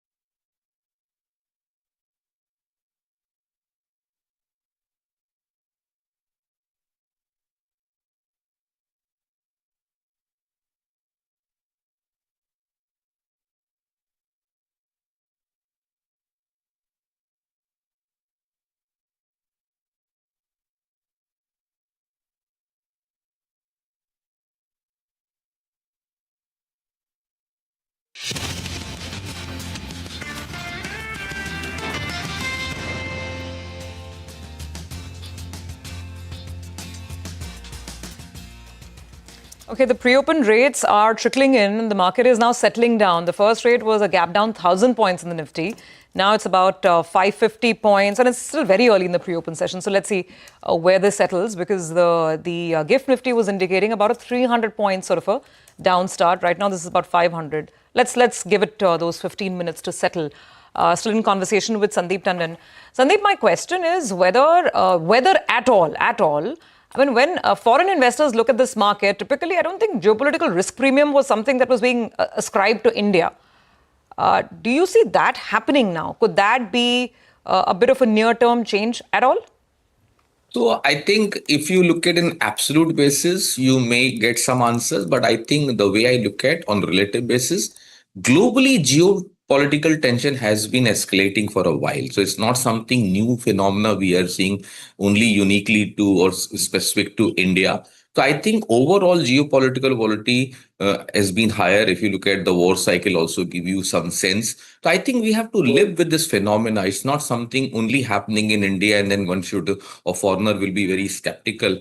In fact, I will say, given the economic concerns which we have, India is in a very unique situation, okay, on a relative basis, where a lot of money is now getting shifted from US to India, or even Europe has pulled out very substantial large money from US market and is coming to India and Asia-centric emerging market, because purely the risk appetite for the US market and developed market has peaked out, and in where Asia-centric emerging market is on the lower side. So logically, money flow will shift. And this is something phenomena we have been talking about, that in 2025, decoupling process will start. We were early to talk about this thesis, and last month we have written the decoupling process has already begun. India is a very safety zone, given the turmoil which we are seeing, not the geopolitical, but overall tariff-related challenges which are there related to recession or the currency market, yields market. All the data points are saying India is in a very safe situation. Look at the same FIs who have been seller for last many quarters are now forced to participate. It's not something the Indian market has become very attractive, very cheap, and market has corrected. So they are coming back. They are forced to come back purely from a safety perspective. Okay. So I think with this background, I will look at this could be few days phenomena. And sometime when you get these opportunity, we get into a debate, one should wait, one should be very cautious. These are great buying movements. And historically, if you go back and check, whenever something like this happen, as long the Indian macro looks nice, which is the case right now also, both on absolute basis and relative basis, we are in a unique situation. So I think I will advise one should look for a buying opportunity. I'm not in a camp saying that we should not allow FIs to give them exit. Rather, I will take that opportunity to take them their holdings at the lower prices. That's the way we should do at this moment.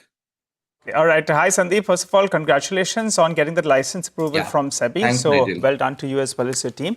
A couple of quick points before we let you go. What are the current cash levels that y'all are sitting on? And also, if you could give us the top sector you'll be looking at. As you said, for the next few days, we could get that bit of a buying opportunity. So what would be the top sector on your radar? See, right from January, Nigel, we have been talking about India-centric, okay? So our focus has been India-centric, so large infra name, materials name, Indian-centric NBFCs. And apart from these names, we also like, on the export perspective, only generic company. I know they have corrected a bit in the recent time because US also don't have any choice, because there's no substitute for India for the generic opportunity. So I think generic is also area where I'm extremely bullish. Is the one sector which we are overweight as compared to other exports, and textile also, which we have built position in last few months. So but again, the sector is very small. So we like larger infra names, NBFC space, insurance as a space.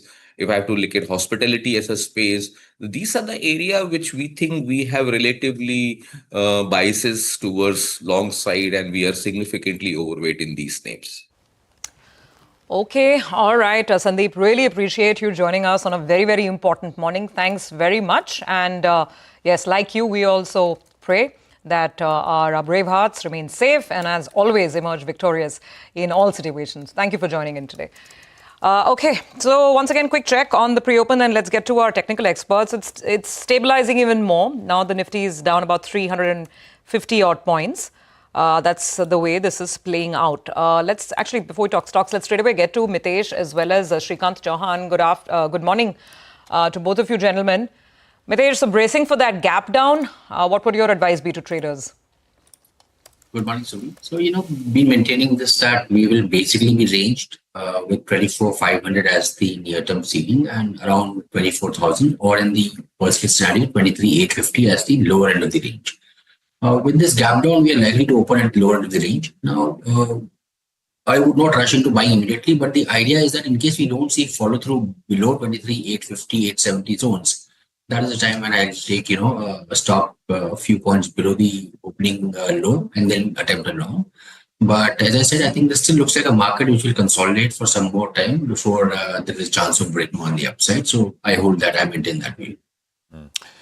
Okay, I think it's settling down much more now, right? 23,935, and the the final close that we saw yesterday, the adjusted close was above 24,198.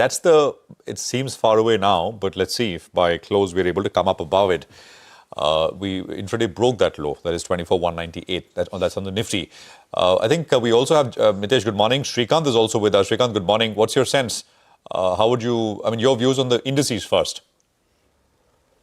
Good morning, Prashant. Good morning, Surbhi and everyone. I think, what Mitesh said is we are also of the same view that in case if we see the market is opening close to this 23,900, 850 levels, then there we need to focus more on the stocks because to take specific position on index at this level where the I'm to say there is good amount of put writing is lined up.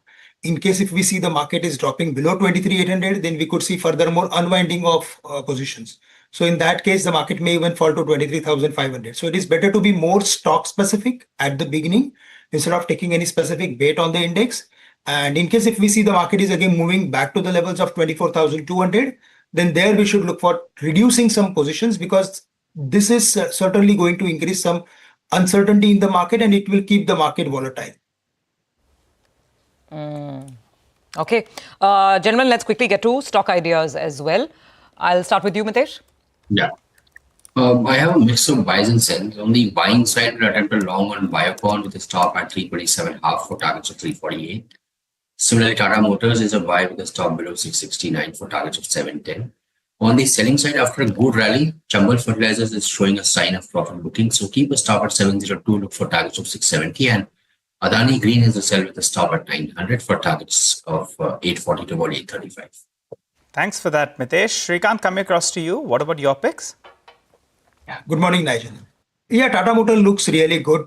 If it is opening around 665, 670, then it's an opportunity to create or to take long position in the stock. We can keep a stop loss at 640 for the same. Take a positional bet because the stock is reversing on monthly and quarterly basis, which is really positive for the stock. We also like a few defense stocks, but in that Bharat Electronics looks really good. It is much better in terms of relative performance. It is around 310, 305 sort of levels. Around this level, if we see the stock is trading, then there take a contra bet of going long. Keep a stop loss at 295. Again, we can see the levels of 330, 325 in the near term. Got it. Okay. All right. Mitesh, coming back to you, the only stock on the Nifty that's mildly in the green by 0.2% is L&T because of the good numbers. On the charts, how is that stock looking? Because you need to look at a couple of heavyweights if the Nifty needs to fight back from today's trading session. So the levels you're looking at. Well, Nigel, I think, I'm looking at 33.70, 75 as the key level for L&T. In fact, last week's high was around 33.76 and this week's high was around 33.66. But once we get a move about 33.75.80, I think I would expect a strong up move over here, which could see the stock head towards 34.90, 3500 to begin with, and then eventually even higher levels. Okay, all right. I think, Mitesh, thank you very much for that.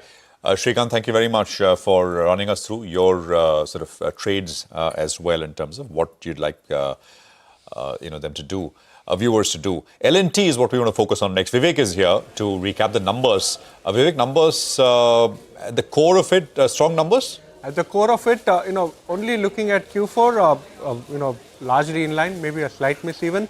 But what is it that the market will look forward to? Market will look forward to what is it the company said as far as FY26 guidance is concerned. Let's quickly do a guidance check, number one, of FY25 and what is it that the company is giving for FY26. FY25, they gave a top line growth guidance of 15%. The consolidated top line as per the presentation has grown 18%, calculated grown 16%. So it's a clean beat as far as top lines are concerned. Order inflow guidance that the company had given was at close to 10%. They revised it saying at the end of Q3 saying it will be 10% plus. It's a very good beat. 18% year-on-year growth as far as order inflow is concerned. This is for FY25. And when you're talking about the order book at the end of FY25 stands very, very strong at 5.79 trillion rupees or 5.79 lakh crore. FY26. Now, this is something that has actually positively surprised the street. Top line growth seen at 15%. Core margin guidance seen improving to 8.5% from 8.3% that the company managed to deliver in FY25. order inflow prospects on a very high base, both of FY24, on which the company grew 18% on FY25. On top of that, they are seeing order inflow guidance of close to 10%. What is driving this optimism? It's largely due to the fact that the company says that the order prospect pipeline now stands at 19 lakh crore. So the domestic ordering prospects is at 7 lakh crore. Clearly, majority ordering is going to be coming in from the international book, and where they see a prospect pipeline of close to 12 lakh crore. So overall, a good set of numbers, and the commentary, especially as far as the guidance is concerned for FY26, is something that the street clearly will like. Yeah, no, absolutely. Vivek, thank you very much for that. Auto stocks, Sudarshan has been telling us about Tata Motors for the last 2 days. The US-UK deal getting done, and some detail on auto tariffs coming through as well. So take it away. So it's a mixed outcome of the agreement.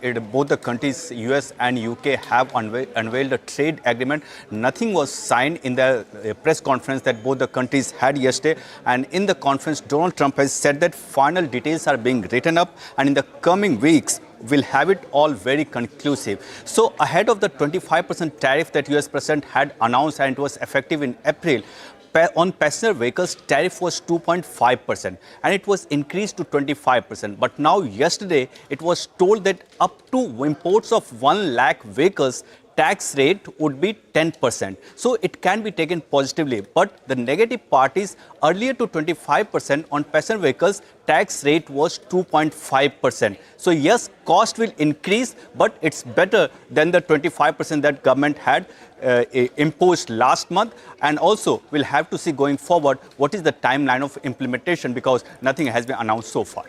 Yeah, no, absolutely. And thank you very much, Sud, for that.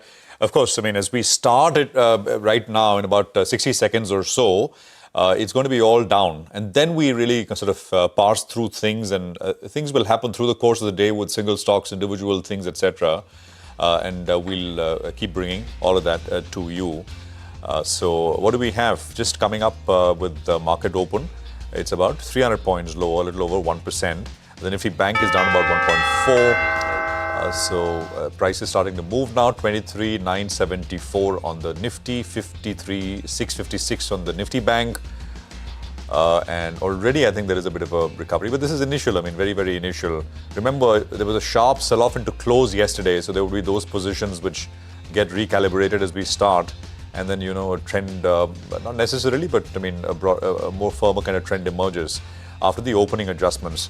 So 170 odd points lower on the Nifty is what you have. You've got 3 names in the green, everything else in the red. That's the Nifty scorecard for you. The heat map, Titan, BEL and L&T are the 3 names which are up. Only 3 out of the 50. Surabhi. It's actually I'll start with the defense names, because a lot of them have opened out positive. Look at Hindustan Aeronautics, look at Paras Defense, look at BEL. Let me pull up Zen Technologies as well. Zen is up about 4.5%, major player in drone technology. We'll get Bharat Forge. So this is the sentiment play. This is not just sentiment, it's the reality play as well. These companies are big defense suppliers, all of them. So these are stocks on the upside. Baba Kalyani yesterday told us that, I think that they are a defense maker. Yes. Baba Kalyani told us that their team has been called to Delhi next week. Yeah. And the question was in response to if the government has issued an advisory to increase procurement, etc. I think it's a broader kind of a thing. I mean, that interview was widely circulated. Yeah. So just context for this move. Absolutely. So defense definitely in green.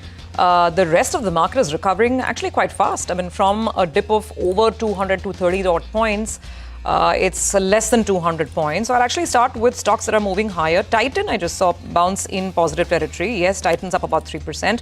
L&T is up about 2.5%. So those are the early movers. BEL, of course, on the Nifty is already in green territory. But, a lot of stocks are recovering. In fact, if I talk about the downside, then the weakest names are Power Grid, Eternal, Coal India, Geo Financial Services. But all of them sharply off the lows. And the ones, look at Mahindra and Mahindra as well. Again, a major supplier. They're, a lot of their commercial vehicles, etc. Also on the upside for the time being. Then you have Kotak Mahindra Bank. These are some of the other names. Shriram Finance, IndusInd Bank, a lot of the financials on the recovery side as well. 180 down on the Nifty at least, Nigel. Besides the markets, I think the most important cue will be the India VIX. It's perked up another 5.5% or thereabouts. Now it's crossed the 22 odd mark. I think keep an eye out on that one. If that cools off substantially from the highs of the day, well, then in fact, the bulls will be feeling very, very good. So I think that's the index should really track.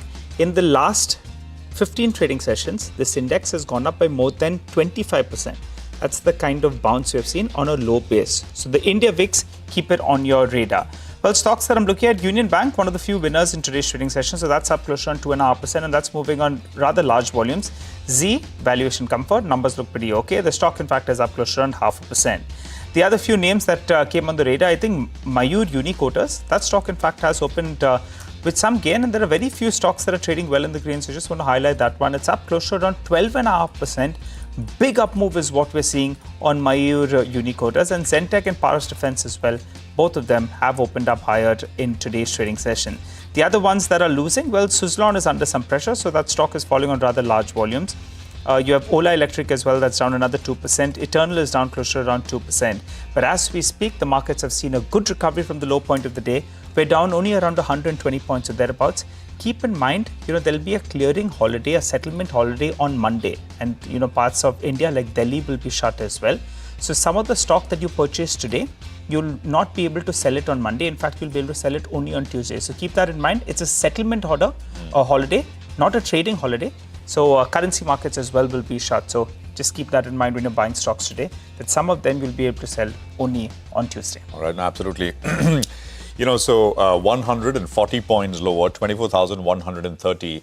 And I think, the fact that we've not seen, and this is something we were highlighting in the morning as well, all of the sort of attacks and what we neutralized in terms of the escalation happened at night.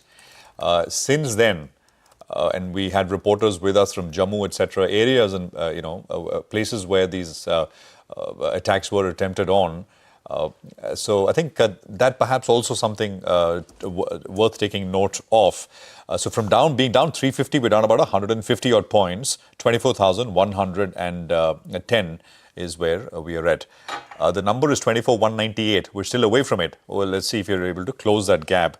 L&T is the biggest volume-led gainer. Now, we were just discussing with Vivek. Core numbers are not bad. 34.50 on L&T. It's a 4% pop which is coming through.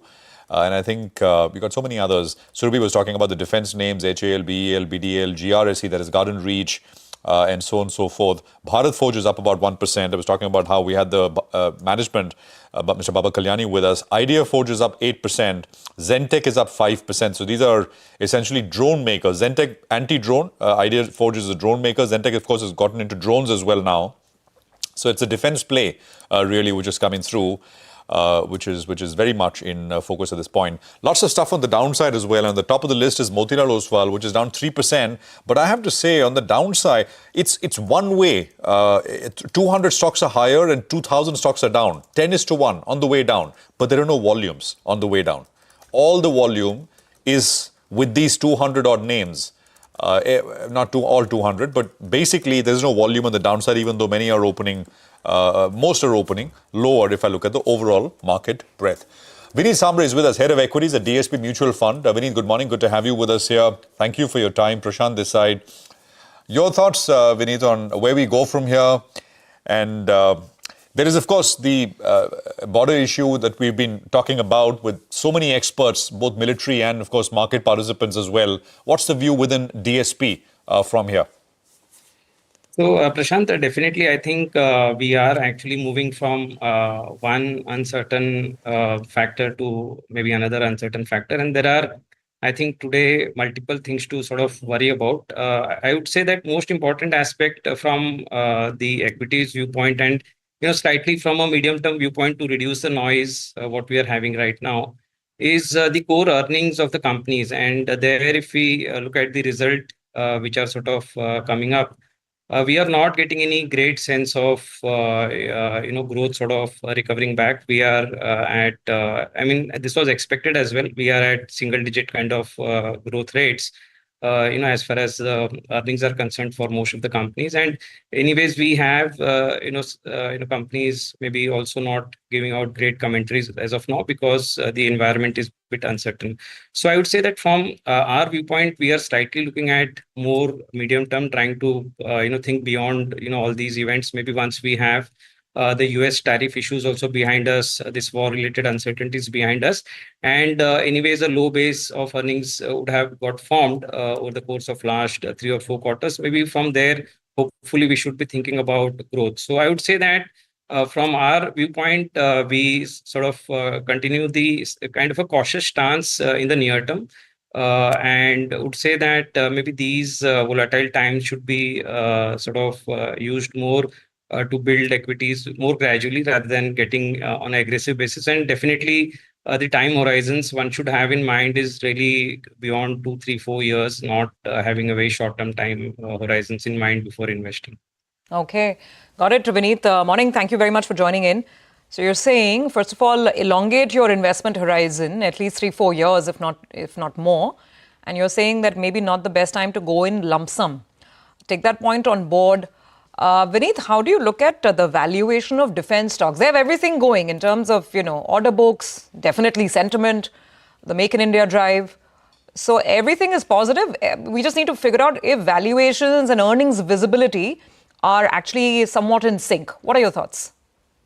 So I think particularly as far as the defense stocks are concerned, in terms of valuations, may not be absolutely reasonable or cheap, so to say, because anyways we have some kind of beyond fundamentals, the narratives have actually seen the price reacting from the lows, and maybe not exactly very comfortable in terms of the valuations. And the other aspect, if you generally think about the defense stocks, is that it runs with the order book inflows and sentiments, which generally assumption is that with whatever is going around should be positive, and hence maybe the stock price could continue to outperform in the near term. But we have seen for some of these companies, the execution cycle tends to remain pretty long. And from that perspective, the conversion of these order book coming into the earnings will be a matter of time. And once this narrative is behind us, and then people start looking at the core fundamentals, which is where the reality sort of hits. So I think the important point is that if somebody owns defense stocks in the portfolio, maybe good to ride as of now with the sentiments at the moment. But at certain price point, one should be thinking of maybe taking money off as well because of the long-term execution related challenges which these companies keep facing. Challenges, or maybe the slower rate of execution, what I wanted to sort of say. All right. Hi, Vineet. Good morning. In fact, good to see you in. Vineet, give us a couple of your sectoral calls. I recall that you had told us last time around that consumption is something you expect to pick up, and I think you'll have a fair bit of exposure out there. If you could tell us, as a percentage of the money you're managing, how much is consumption? And also, what do you like from the consumption basket? Yeah, so actually, roughly between different funds, we'll have a consumption between 20-25 odd percent exposure. And, when I say consumption broadly, these are largely on the side of discretionary. As of now, we have exposure to the auto ancillary, some of the retail companies, the textile kind of businesses. Is part of them. QSR is also part of our consumption sort of basket. And I think the thesis is pretty clear in my mind as of now that consumption has been low in the low cycle for the last couple of years. Maybe the government has pivoted in terms of shifting the focus to consumption. With so many state elections coming up, I think the welfare kind of things are going to continue. Plus the tax benefit. I think all these things should add up, and eventually, whenever the pay commission happens, those will only add. So I believe in the consumption story. I believe that it's at the low cycle. On the low cycle, the valuations may not exactly look absolutely cheap or reasonable, but I would say that as the business matrix starts performing, that's where maybe we'll start seeing the benefits. And hopefully, the assessment as of now is that maybe the second half should turn out to be better for some of these consumer discretionary companies as such. Very quickly, if you have a view on pharma, it's still evolving, the situation, but we saw that executive order on onshoring of pharma manufacturing, directions from US FDA on inspection on as far as foreign plants are concerned, more stricter, more costlier, unannounced. Any thoughts as a fund? What's your view? Yeah, so see, I think it is slightly uncertain as of now with, let's say, especially the companies which are exports facing and, what exactly comes out from the US market is definitely going to have a sentimental kind of an impact. But I would say more long term, I believe the core competencies which are required for supplying drugs, which is your chemistry skills, your cost competitiveness, I think those we have. And I would believe that eventually this is what is going to matter. If you are useful to your customers and are able to produce at relatively cheaper price, I think that should eventually help. So maybe we go through some bit of that volatility, but I think in the long term, this is one sector which should definitely look good. And just remember that we are also going to go through this aging population kind of environment where today we have around, let's say, 9 to 10 crore individuals above 60 years, which are going to go beyond 14, 15 crores, and the requirement of medicines is only going to increase. So I think this is a more linear kind of a story as far as the segment is concerned. Companies do deliver decent ROCs. And beyond pharmaceutical, I would say there are other segments within the broader healthcare, like hospitals, diagnostics, where anyways there are opportunities. Maybe the only way to sort of deal with the higher valuations are maybe in bad time period should be the time to sort of add on to some of these long-term businesses is my thought. All right, Vineet, thank you for all that perspective. We'll leave it there on that note today. Thank you. Thanks for joining in, and you have a good day.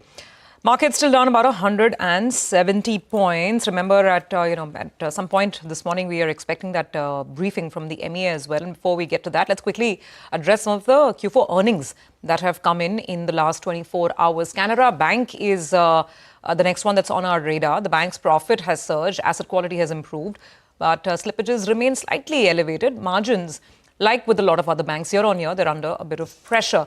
Satyanarayana Raju, MD and CEO at Canara Bank, is with us. Sir, good morning. Thank you very much for joining in. So I just want to quickly start with the basics. In the fourth quarter, the advances growth has been about 11%. So let's first talk about what is the kind of business growth that you're expecting in FY26 as a whole. When our GDP projections are growth projections are around 6.25 to 6.5 at this moment, generally we expect that the 10 to 11% credit growth is reasonable, and of course the expectation as against the expectation market expectations of 12%, but we give a guidance of 10 to 11%. Always you remember that earlier also when we are given 10%, our achievement was 11.74%. We give little conservative on that advances side or even business side, any figures guidance we give little conservative, but our achievements will be always more than what we are given. So at this moment what we are given the guidance is 10 to 11% for the next financial year. That's okay. So that's on advances. 11% is what you're expecting this year. So this margin pressure that we saw in the fourth quarter, your NIMs came down to 2.73 versus over 3%. In the same quarter last year. Has the worst of it played out, or do you expect more pressure ahead till your deposits get repriced lower? I request you to go through that our NIM as on December. Our NIM as on December, it is a 2.71. But whereas in the March we could recover a little bit and it is improved to 2.73. That shows that how effectively we could manage that the cost of the deposits during the last quarter. So generally, if you see that the 2.71 to 2.73 in March, you are very much aware that it has gone to the peak, the cost of deposit in all the banks because of high deposit cost in the March. But we could very well manage and we could control our cost of deposit at 5.74. If you look at that from June 24, we were at 5.70, but when it comes for that March, it is 5.74. Hardly it is only 4 basis point increase is there in the cost of deposit. If you look at the yield on advances, we were at 8.66 in the June, and March it is 8.83. Almost 17 basis point increase is there in yield on advances.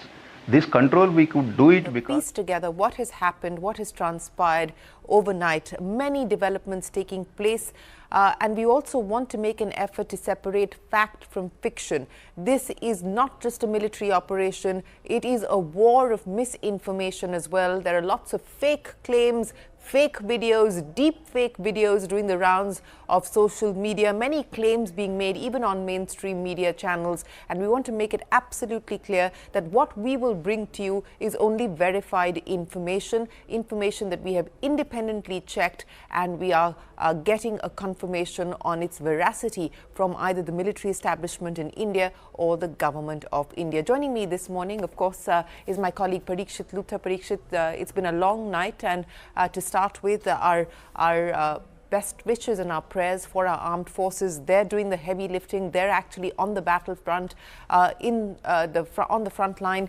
ensuring India's safety, ensuring our safety, that we can actually do what we're doing here today. So as responsible citizens, it is imperative that each one of us does our job, which is not to spread misinformation, and that is crucial at this point in time. But Parikshit, for the benefit of our viewers, it's been a long night. There is now a sense of what transpired. Let's take our viewers through what happened exactly.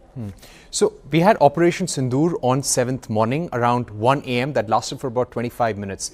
Immediately after that, there was a heavy escalation by Pakistan. They started artillery shelling, heavy artillery shelling all along the LOC and the international border, especially in Poonch. 16 civilians, Shireen, including women and children, have been killed. We've lost one soldier as well.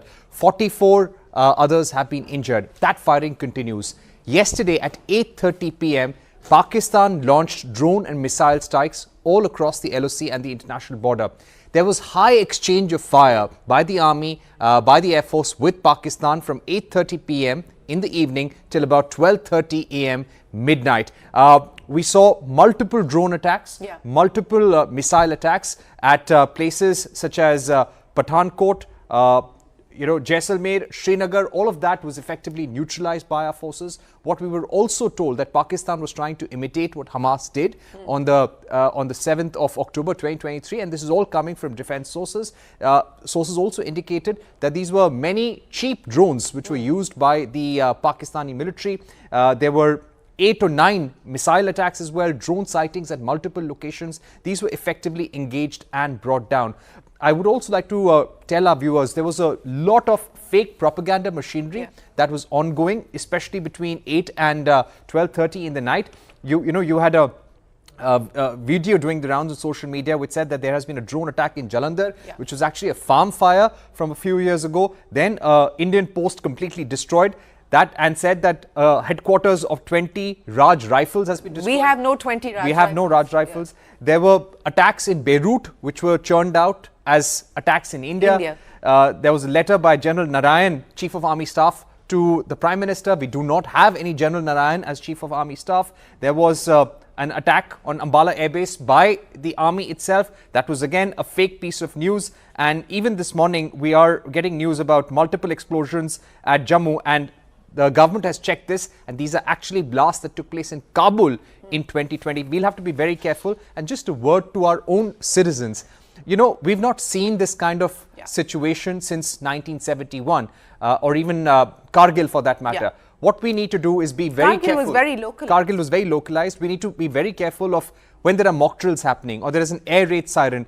Let's not make videos at those times. And if you haven't made any videos or pictures, do not post them online because you're literally giving real-time intelligence to the other side. Yes, absolutely. We need to be absolutely mindful of that. What we also now need to update our viewers on is that there is a crucial meeting that's taking place in the capital. The 3 service chiefs, the Air Force, the Army and the Naval Chief, in a meeting with the Defence Minister Rajnath Singh. So that is a crucial meeting that I would imagine will assess what has happened overnight, as well as ensure that we are prepared for any possible retaliatory action. But Parikshit, so far what we've seen is air dominance by India. In the conversations that we've been having with defense experts, that is the one thing that is coming out as a very, very clear message, India's air dominance. This is also a different kind of a warfare. What we are seeing at this point in time is drone warfare. And, as you pointed out, we've brought down about 45 to 50 drones across the north and the western borders. This is, of course, as per the Ministry of Defence's information at this point in time. So this is also very different. It's contact-less warfare in operation at this point. Absolutely. And even when we carried out Operation Sindoor, that was a contactless operation as well. We carried out those strikes from within our territory. The fighter jets did not cross at that point in time. And now we're looking at very heavy drills take place all across the LOC and the international border. And coming back to the kind of weapons that we used, when we carried out that strike on Pakistani terror camps, we used missiles such as the Scalp missile, the Hammer missile. Scalp is a missile which has a range of 250 to 300 kilometers. The Hammer missile has a range of 50 to 70 kilometers. We used the cutting-edge S-400 air defense systems, which is one of the best in the world. And apart from that, we have other air defense systems as well. And literally, whatever we had in our arsenal, everything was activated. Yeah. And it's difficult to pinpoint what exactly is happening right now because of operational reasons, but things will keep on changing. There will be periods of intensity, there will be periods of calm. Possibly right now we're looking at a period of calm, but there is intermittent firing going on. Everyone is on high alert. Is the operation over? Operation Sindoor is not over. Yes, that is important to note that Operation Sindoor is not over at this point in time. As Parikshit was pointing out, there are peaks and troughs. We are perhaps at this point in time going through a period of lull, but it's also important, as many experts on our channel have been pointing out, it's important that this window is used by both sides, specifically by Pakistan, to dial back, to bow down and to retreat. That is the message that is being sent out, but so far the commentary coming in from Pakistan doesn't seem to suggest so. But information coming in, Parikshit? Shireen, just a word on the Pakistan Foreign Ministry as well. Late night, they put out a statement denying that Pakistan has been involved in an attack on Pathankot, Jaisalmer and Srinagar. I found that very interesting. They also urged the international community, and I'm reading from their statement, to counsel India into de-escalating. They said Pakistan remains vigilant and is committed to peace. However, it reserves the right to respond. Does this sound like a nation wanting to be the aggressor, wanting to go to war?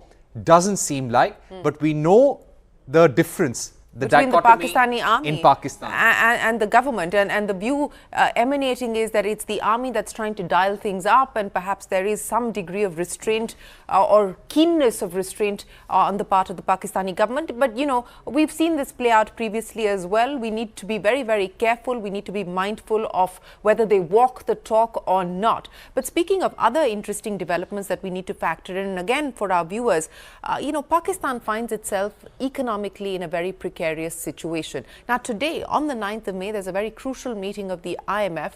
The IMF will consider whether it provides any further assistance to Pakistan or not. There are some reports coming in at this point in time which quote Pakistani government. They don't quote Pakistani officials specifically. It just says Pakistan government has asked the international community to provide financial assistance to Pakistan. So we need to be mindful that this is being attributed to news agency Reuters. So there is that crucial IMF meeting today. And if you remember, Parikshit, there's a tweet that has just been put out by the Economic Affairs Department, Government of Pakistan. Okay. They've gone on to say that Government of Pakistan appeals to international partners for more loans after heavy losses inflicted by the enemy amid the escalating war with Pakistan. All right, we will withhold that information for a little while now because we're hearing that there could be a change on this, and we're also getting to know that this is not confirmed, and this account could be hacked as well. So we will keep that information aside for the moment. But this is also one of the things that we all have to watch out for. Of course, there is a lot of propaganda there. a lot of news that one has to keep filtering through. No, absolutely. But there is that important IMF meeting today and yesterday. For those of you who watched the press conference that the Foreign Secretary did, he made it very clear that India was sending out a message to the international community that by providing any further assistance, financial assistance to Pakistan, you're actually going to be aiding terror. You're going to be aiding terror activities. And is that what you really want to do? So this is going to be a crucial meeting. Our representative at the IMF is Parameshwaran Iyer, who's also our representative at the World Bank. And India has, of course, previously as well opposed any financial assistance, further financial assistance to Pakistan via the IMF. So that is going to be an important one to watch for as well, Parikshit. So that's going to be a crucial meeting that we need to keep a watch on. But outside of that, there are restrictions in place. There are many areas that are on high alert, but there are also restrictions in place. For instance, several airports across the country are at this point in time restricted for civilian purposes, for civilian use. I think at last count, it's 20 plus airports at this point in time, Parikshit? Absolutely, Shireen. And why are these airports shut? Why is this airspace shut? Because airports can be an easy target, a priority target for the Pakistani forces, and therefore all the airports and airspace near the line of control and the international border has been shut down. Does this mean that all airports across the country are closed? The answer is no. Has the entry to those airports been banned? That answer is no. It's quite possible that your flight would get cancelled because of the tense situation around the country and how the connectivity to different parts has also been hampered. But places like Srinagar, Jammu, Amritsar, Pathankot, Ludhiana, all of them are out of bounds as of now. And of course, you cannot fly there. And there are multiple drills also happening all across the country. The civil defense departments are doing air raid sirens to train the public that this is how you need to act and behave in case there is any kind of hostile attack. What's going to happen today, Shireen? We're looking at a meeting that's taking place at North Block. The 3 service chiefs will meet Rajnath Singh. We expect NSA Ajit Doval to brief the Prime Minister. The Foreign Minister will be speaking to his counterparts all around the world. Vikram and many of those conversations happened overnight as well. Absolutely. Marco Rubio speaking to Jaishankar. And also, interestingly, we had a meeting of the Minister of State of Saudi here in Delhi. That was an unannounced visit. Unannounced visit, meeting with both Jaishankar as well as the Prime Minister. We also had an Iranian minister the Iran here. Foreign, but that was a schedule. That was scheduled. Saudi was not was not. But at the same time, you had conversations with Germany, you had conversations in France, Spain, Italy. Everything happened in a span of a couple of hours. The conversations with Marco Rubio, of course, would be the most significant because he's been in touch with both the US and both India and Pakistan. Having said that, we're also being told by multiple experts that today the United States has a light bench when it comes to leaders who can actually deal with India and Pakistan. They do not have anyone of gravitas who can help bring the war to an end. And yesterday we heard J.D. Vance almost going to the extent of saying that we're not going to intervene in this war. We're not going to take sides. We want them to stop. We will work diplomatically, but we're not going to get into this. So clearly, Donald Trump making it very clear that this is not his job, or this is not something that he wants to address very, very directly. But these are two nations with nuclear capabilities, and therefore it's very important for the international community to keep watching and try to bring down tensions, and there will be a lot of concern around that as well. And a lot of the intensity that we see from Pakistan, Shireen, it's also because India has now taken a holistic, a multi-pronged approach. We've suspended trade, we've suspended shipping lines, we've suspended the Indus Waters Treaty. In fact, we're getting reports that the flow of water to Pakistan has been slowed down in many areas, in places where we have flushed out water, and that's caused flooding in some areas of Pakistan. So there is a multi-pronged approach, and that is why Pakistan is treating it as an act of war. Yes, what we also want to be absolutely sure of at this point in time is that, in areas that are close to the border, etc., what our colleague Ishan Bani was also reporting through the morning, in areas like Poonch, Rajouri, that's where we've actually seen the bulk of the damage being borne by the civilian population, so to speak, and that is where the military action continues, at least at this point in time. Absolutely, the military action has to continue.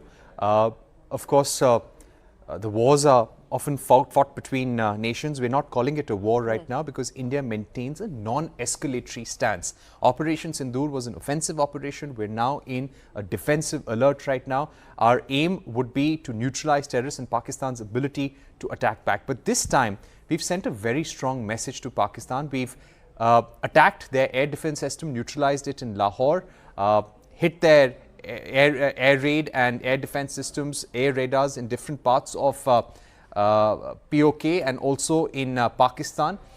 All of this has not gone down well with Asim Munir, because even when we carried out Operation Sindoor on those terror camps and we attacked Lahore, the air defense systems, we really hit at the heart of the Pakistani army. And that's what many foreign observers also worry about, that you have done something which is very strong, which is actionable, and there is evidence of it. Yeah. But you've really done something which goes at the heart of the Pakistani army and the Pakistani people.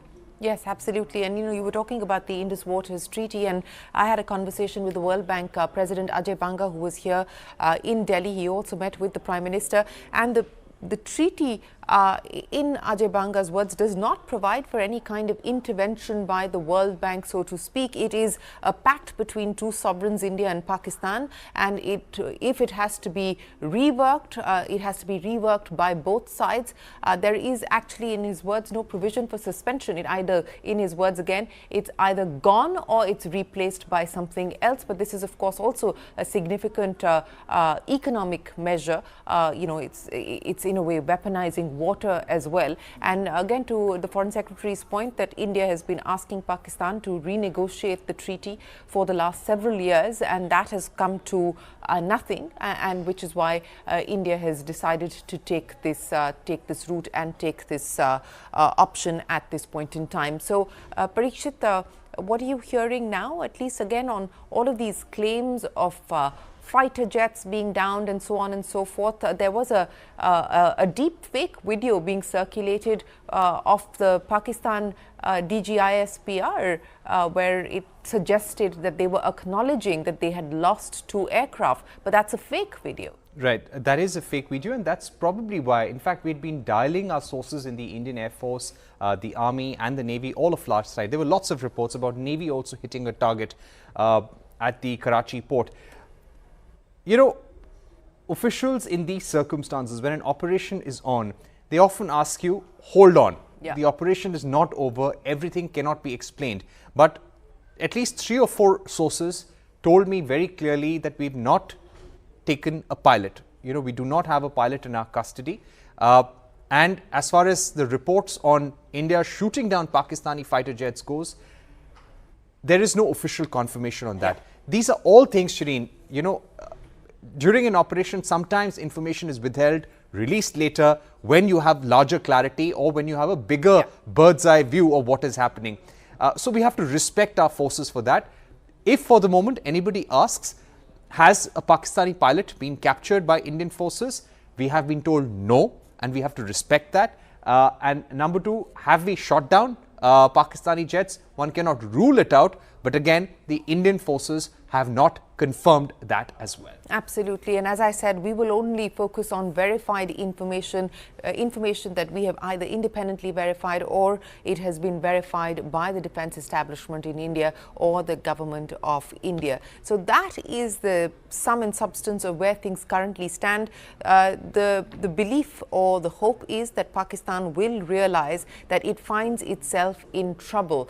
Remember, it has been a very effective operation so far by India. The point to note is, as some of our defense experts were pointing out, that by targeting, for instance, the AVAC system in Pakistan, what we have essentially done is we've taken away their ability to see. So they will be running blind in a sense when it comes to air warfare. So strategic importance of the targets that India has chosen to attack. Absolutely. Look at what we targeted during Operation Sindoor, Bawalpur, Muridke. Now these are all the hotbeds of the Lashkar-e-Toiba, of the Jaish-e-Mohammed, Hizbul Mujahideen. These were places where Ajmal Kasab and 2611 terrorists were trained.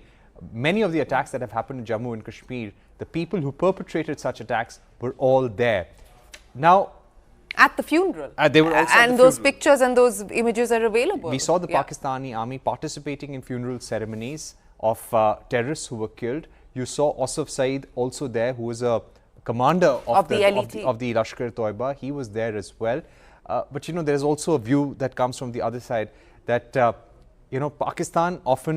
Pakistan never sees them as terrorists. For them, they are. But they are recognized as international terrorists. Exactly. So whenever we hit them, Pakistan will always defend them as their own people, while internationally they are recognized as terrorists. Having said that, India has never gone ahead and attacked Pakistan in this manner. This is now clearly bigger than any anti-terror operation we've ever done. It is absolutely bigger than Balakot, and that's why now Pakistan is being forced to retaliate. The hope is that things will de-escalate. India has continuously been saying that we were not going after civilians in Pakistan, we were not going after the Pakistani economy, but the response of Pakistan is not in our control.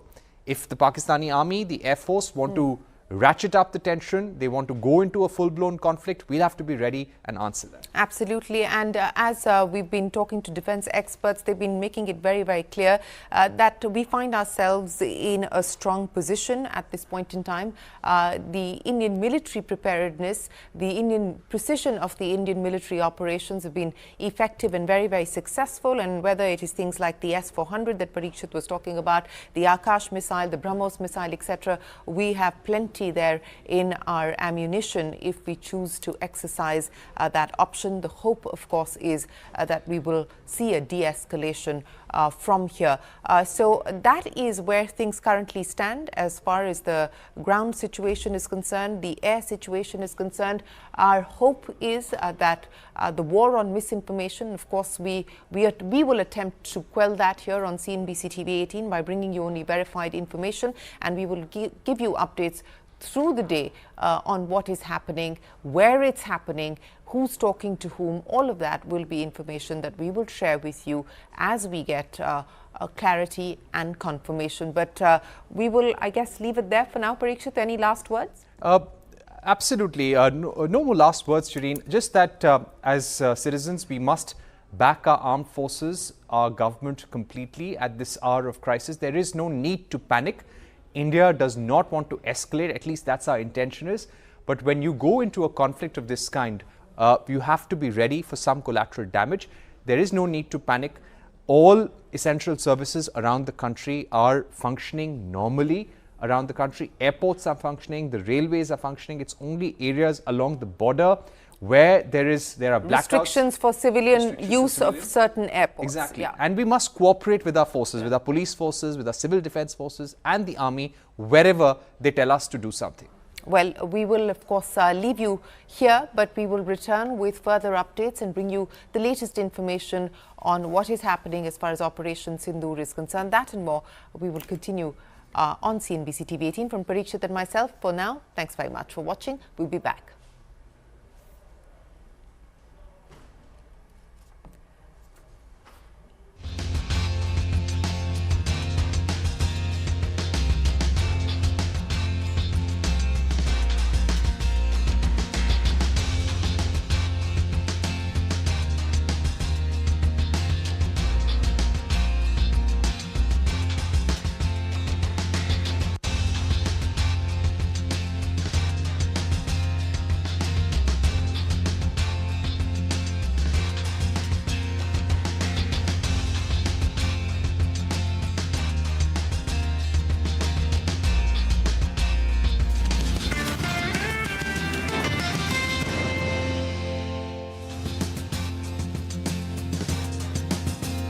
Okay, welcome back. Things are moving around. The markets, of course, pull back a little bit. I mean, when I say pull back from the highs, because we saw early pullback from the lows, and now we're, I think, at the day, not the day's, maybe at the day's lowest point. 230 points is what the Nifty is down by 0.9%. Market breadth is still negative, but once again, as I've been saying since the morning, there's no volume on the downside, which is a point you should remember. When you look at look at this 10:1 declines to advances ratio, it's just that motivated buyers maybe are not there, or the buying is in individual names where there are triggers, etc. And in the vast majority, I mean, there's no selling, but there's no buying either. I think that's essentially what's going on at this point. The number one volume-led gainer is Tata Motors, and we were highlighting that name with Sudarshan earlier. It's doing well. It's up 2.5% now, and it's got large volumes. Actually, the largest volumes on the NSE. I think Sudarshan is with us, and we can go across to him quickly to revisit this one. So over to you. So Tata Motors is one stock which is gaining in a weak session of trade, and it's on the back of the announcement that has come yesterday after the agreement signed between both US and UK. So basically both the countries have unveiled broad outline of a trade agreement, and after that President Trump has said that final details are being written up, and in coming weeks we'll have it all very conclusive. So in the agreement what they have mentioned is that for 1 lakh imports of cars, there will be tariff of 10%. It's lower than what US government had announced in the month of April, that was 25%. But ahead of 25% on passenger vehicles, tariff rate was 2.5%. So it's an increase from 2.5% to 10%. But it has come as a relief because now it's certain that there will be a tariff of 10%. So now it's known, and that's the reason Tata Motors is reacting positively. Also remember, North America is the biggest export market for JLR. It forms almost 70% of its total volumes. And why is it positive for Tata Motors? Because for Tata Motors consolidated revenue, JLR contributes almost 70%. That's the reason you are seeing a big move in, Tata Motors stock today. Absolutely. 698, almost $700 now. So thank you very much. And of course, who's been on top of that story over the last few days now. Mitesh is with us with what he'd want you to do with the price action so far. Mitesh, just about above 24,000. What should one do? Prashant, I think, very clearly the decline was immediately bought into. So I still believe that this lower end of the index, around 23,800, 850 will hold.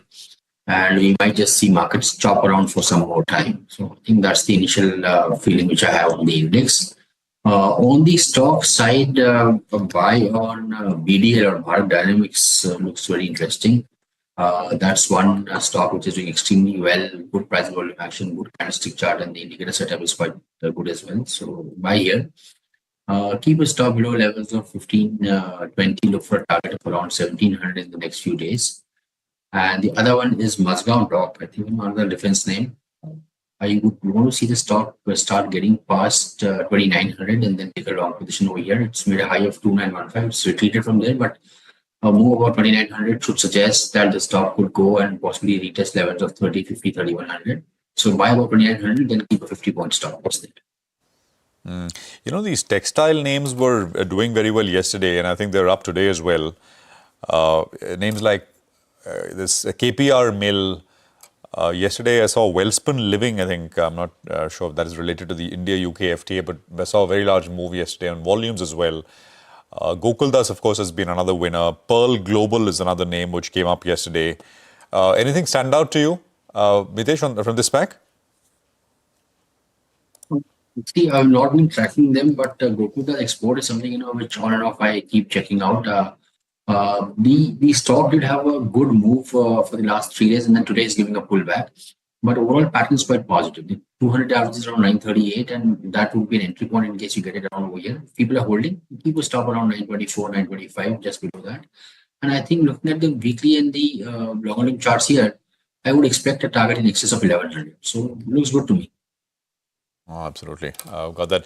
Mitesh, we'll come back to you. Thank you very much for joining us with that for now. Now, L&T is the one that we want to focus on. Fourth quarter numbers came through. Stocks up 4%, and Vivek is back with us with what stands out. Vivek, over to you. Well, that's right. Clearly, the stock of the morning today, L&T, remember, they've ended FY25 on a very strong road. Well, one thing that I forgot to mention in the morning was the fact that the company actually confirmed that they had received a very large order from Qatar Energy, and this is something that the company has confirmed was added in the order book as far as FY25 was concerned. So on that very large base, the company actually expects to see a further order inflow of 10%. Like you mentioned, we'll just have a look at the numbers themselves. FY25 top line guidance was close to 15%. The company reported numbers at 18%, calculated numbers over 16%. So a clean beat as far as top line was concerned. Order inflow guidance of 10% on a very large base of FY24. They managed to do an order inflow of close to 18%, also aided by the Qatar energy order that did come in. And the order book up 22% at the end of FY25 compared to what was already a very large order book as far as FY24 was concerned. But what takes the cake is the fact that FY26 guidance is very strong. Top line growth seen at almost 15%. Core margin guidance, the company expects to improve that by close to 20 basis points. Analysts are hopeful that with the execution of newer age orders that will come in and the old legacy order book getting cleaned out, there could be some upside over there. Order inflow seen at 10% as far as FY26 is concerned, and the order prospect pipeline, the key figure that analysts are watching out for, is at 19 lakh crores. So it's an expanded order prospect pipeline that the company is seeing. The split domestic order book, domestic order prospect seen at 7 lakh crore, indicating a muted tendering momentum in the domestic market, but international order pipeline, despite muted oil prices, is seen at 12 lakh crores. So that is what is keeping the stock perked up in the session today. Okay, Vivek, thank you very much for that. What we're going to do is take a quick commercial break here.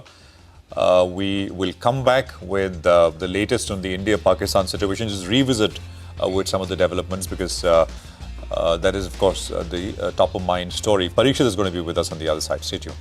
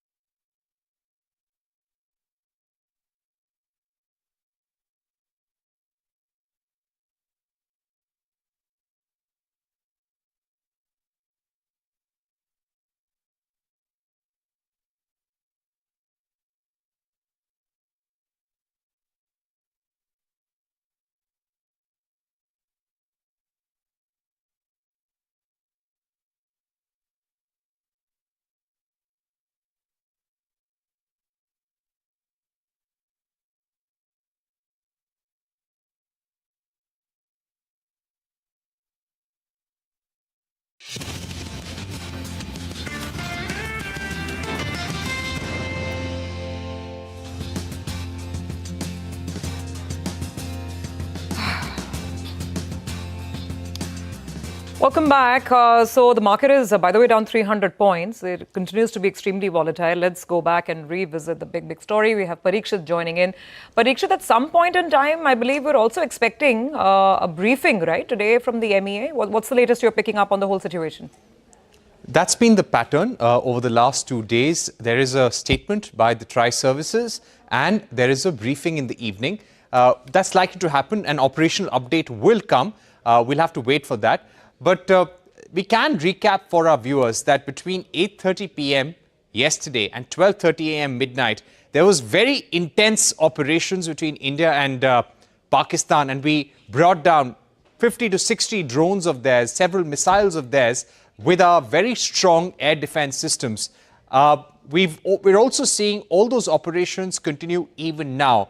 The intensity may have gone down, but Operation Sindoor is not over. There are periods of high intensity operations and there are periods of calm, periods of lull. It doesn't mean that things are over. The alertness levels remain high, be it for the Army, Navy and the Air Force.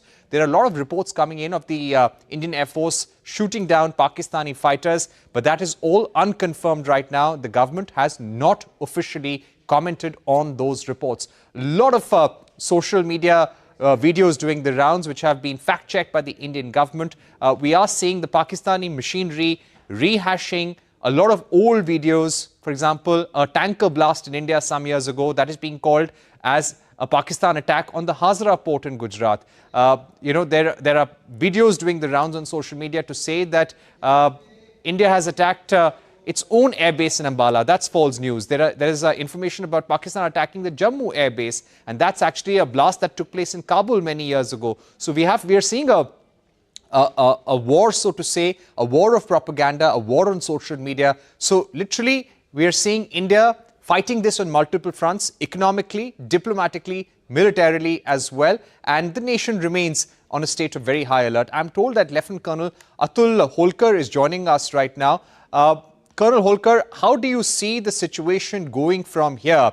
You know, we saw a statement by the Pakistani Foreign Ministry after this operation yesterday, and they said that we appeal to the international community to urge India, use their good counsels to get India to de-escalate, and also that Pakistan remains vigilant and stands for peace. Can the Pakistani Foreign Ministry be taken at face value, considering what General Munir had said, that Kashmir is Pakistan's jugular? Hi, Jai Hind, Parikshit. See, the world has stopped taking Pakistan seriously long time back. The thing is that Pakistan has a general which the army doesn't want, has a prime minister with the country never elected, and has people no one cares about. And that is a very, very dangerous situation. You know, if you look into the entire scenario as of now, there is a leadership vacuum. And the Pakistan is a divided home with people who no one cares about. You know, you have the largest political party's leader, Imran Khan, inside the jail. You have a general which is heading an army which is not liked by people. And there is a, you know, all the 4 states, including now Punjab, is, you know, in turmoil. If you look into the Balochistan with BLA activities last night, or TTP and Taliban on the one side, this Sindh unrest on canal movement, it is really in a bad situation. And it can go to any place. You know, if you see none of his friend except say probably little bit of Turkey and so-called ironclad friends of China, like China, no one has ever, you know, even commented on to what Pakistan is saying. And with the IMF meeting coming up, I'm quite sure even they're going to have a setback there. Indian government and the forces have responded very responsibly. We have responded. We responded to Pahalgam. We responded to their counterattack by drones, and we will continue to respond. And this is, I think, probably a time has come when we'll put Pakistan on mat, and it's very, very important to get rid of them once for all. I do not know as to what level it will work out to be, but these are interesting times, and we need to be very carefully monitoring. Just handle this carefully. We don't want to go back to where Pakistan is as of now, because whom are we fighting? A rogue nation which economy is in doldrums and about to disintegrate. So it is very important for us to have cool head and ensure that this once for all this menace gets over. Yes, sir. Indeed, and a strong message has been sent by India over the last couple of days. You know, this is something we were discussing with geopolitical and diplomatic experts earlier as well. Whether the international community can exert enough pressure on Pakistan to back down, that's one. And the second is whether the nature of strikes that India has seen yesterday, I mean, targeting multiple military facilities across states, over 45 drones at last count, what we know, whether sort of India will show restraint in the face of the events of last night, or whether, you know, there will be a retaliation as well. Just your thoughts. I mean, all of this is right now, you know, situation which is fast moving. But what would you expect in the next, say, 48 hours? See, let's take major world powers. What did Mr. Rubio say yesterday? And what did J.D. Vance say last evening? Americans are fed up. They may, you know, speak to the Prime Minister in Pakistan and Foreign Minister in India, but I think the message is very different. They would ask Pakistan to back off and cool down, and they will ask India to restrain. But if you see the muted reaction coming from Middle East, none of their friends have, or so-called friends, have responded. I think the world is also quite, you know, fed up of Pakistan. the kind of narrative it spreads, the kind of terrorism it is spreading, the unrest it's spreading, the way they would treat their own people. So I think over a period of time now they have given a go ahead more or less, or they're just looking the other way when India is actually sorting out Pakistan. And probably Indian government over a period of time had realized that one of these days we will have an occasion, something like Pahalgam, and that is when we have to be prepared and go in whole hog to ensure that we are, we get over this menace. And I can tell you, I think probably this kind of sense which I get from my Pakistani friends across the borders, even they are fed up. They also want their army to be brought down in a way where, people come back into power. It is not people who are there. I also understand that probably there's something happening on the Pakistani army front where even the army is quite fed up of their own chief. And it is all, I may not say that it is just Munir's creation, but definitely General Munir, headed this particular entire adventure. And I'm sure they're getting it back with full force. And let's not back off from this now. We need to take it to a logical conclusion. Sure. Got that point, sir. By the way, I think we'll just put this graphic up, and it's a very important one, which viewers should take note of. This is the PIB fact check. PIB has been dispelling a lot of the disinformation and misinformation that's been doing the rounds. And this is really important, that any messages that might be circulating of ATMs being shut for the next 2-3 days, that's absolutely fake news. It's baseless. So no need to panic. And we'll put that up as well. So those are the earlier fact check messages that we were getting from the PIB. The latest one is up on my screen now. That any messages circulating on social media or on WhatsApp about ATMs being shut down for 2-3 days are absolutely fake, and one should not pay too much credence to them. Just to come to some final thoughts and points, Mr. Holkar. So you're saying that a de-escalation can be expected over the next perhaps day or two. Would that be right? See, I would say that once you look into the kind of events that we have unfolded in last 2-3 days, both the countries have avoided a full-scale kind of a war. And I'm sure, I think probably India, because India doesn't want to get into that quagmire, and Pakistan, because it has very limited capability and it cannot beyond 4 to 5 days or maximum a week can fight a war. So they don't want to degrade to a level that eventually it will collapse, and implode in itself. But the fact is, I don't think that India would like to de-escalate too early and would like to take it to its logical conclusion, because now if we don't defang Pakistan or remove all these capabilities in a way, I'm not talking about anything nuclear, but even the conventional capabilities and the capability to wage this kind of war, we cannot back off, because this kind of opportunity will not happen. So India would take calculated moves without actually troubling ourselves, the kind of economy we are going ahead with, and becoming third largest economy within few years. So we would take calculated risk and ensure, and it will not be necessarily on the battlefield. It may come onto the economic front by in consultation with IMF. It may come from the blockade of sea in some sort, putting pressure, also supporting Pakistani's enemy on the other side. So it will be a very, very multi-pronged attack, and it's time to keep a watch on the western side to see how Balochistan and the Khyber Pakhtunkhwa and the Sindh, how they work out. Eventually, you may not, like one of the Chinese thinkers said, you have to defeat the enemy without fighting a war. Absolutely, very valid points indeed, that neutralization can happen not just with our military might, but with diplomacy, with economic means as well. And let's see how that meeting with the IMF goes. Indeed. Thank you very much for joining in and giving us that perspective. We do have to take a very quick break on that note. We're following all the developments minute by minute. Back on the other side, we'll have Lata joining in It's the Economy Today. She's discussing currency moves and the impact of the geopolitical developments with Neeraj Gambhir of Axis Bank and Madhvi Arora of MK Global Financial Services.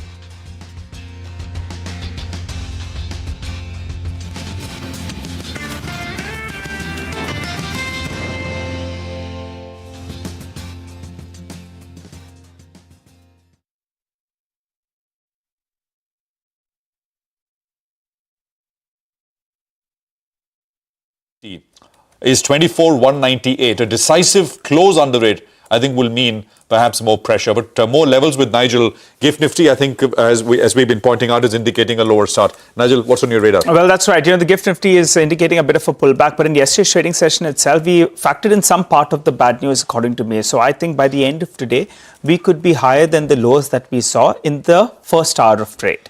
Now, India will emerge stronger, no doubt about it, as a nation as well as the market. And history suggests that stock markets do recover.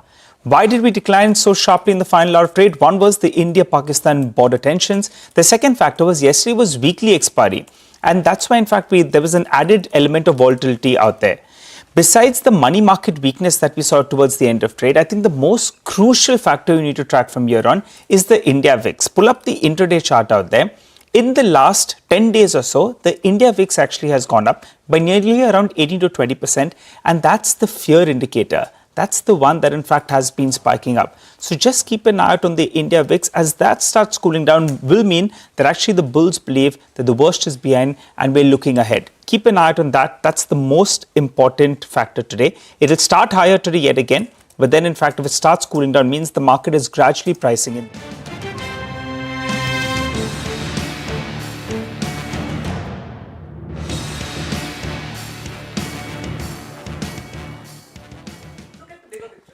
Welcome to It's the Economy. The Indian rupee is outperforming Asian peers today after a sharp 1% cut that it saw yesterday in the wake of the incoming news yesterday of escalating exchange of fire on the Indo-Pak border. Today, an important development in the global currency market is the recovery in the dollar index to over the 100 mark after nearly 1 month. The last time it was above 100 was on April 10th. So you can see a distinct return of confidence to the dollar because of the signing of the US-UK trade deal. To understand more about the Indian rupee, the bond yields which rose yesterday by 5 basis points, and of course how the macros could get impacted by the new border tensions, I have with me Neeraj Gambhir, Group Executive and Head Treasury Markets and Wholesale Banking at Axis Bank, Madhavi Arora, Chief Economist at Emkay Global. Madhavi, Neeraj, thank you very much indeed for your time. Neeraj, explain to us how you are at your treasury approaching the rupee. Is this depreciation to be expected? I mean, should we see more of it, say, towards 86, 87?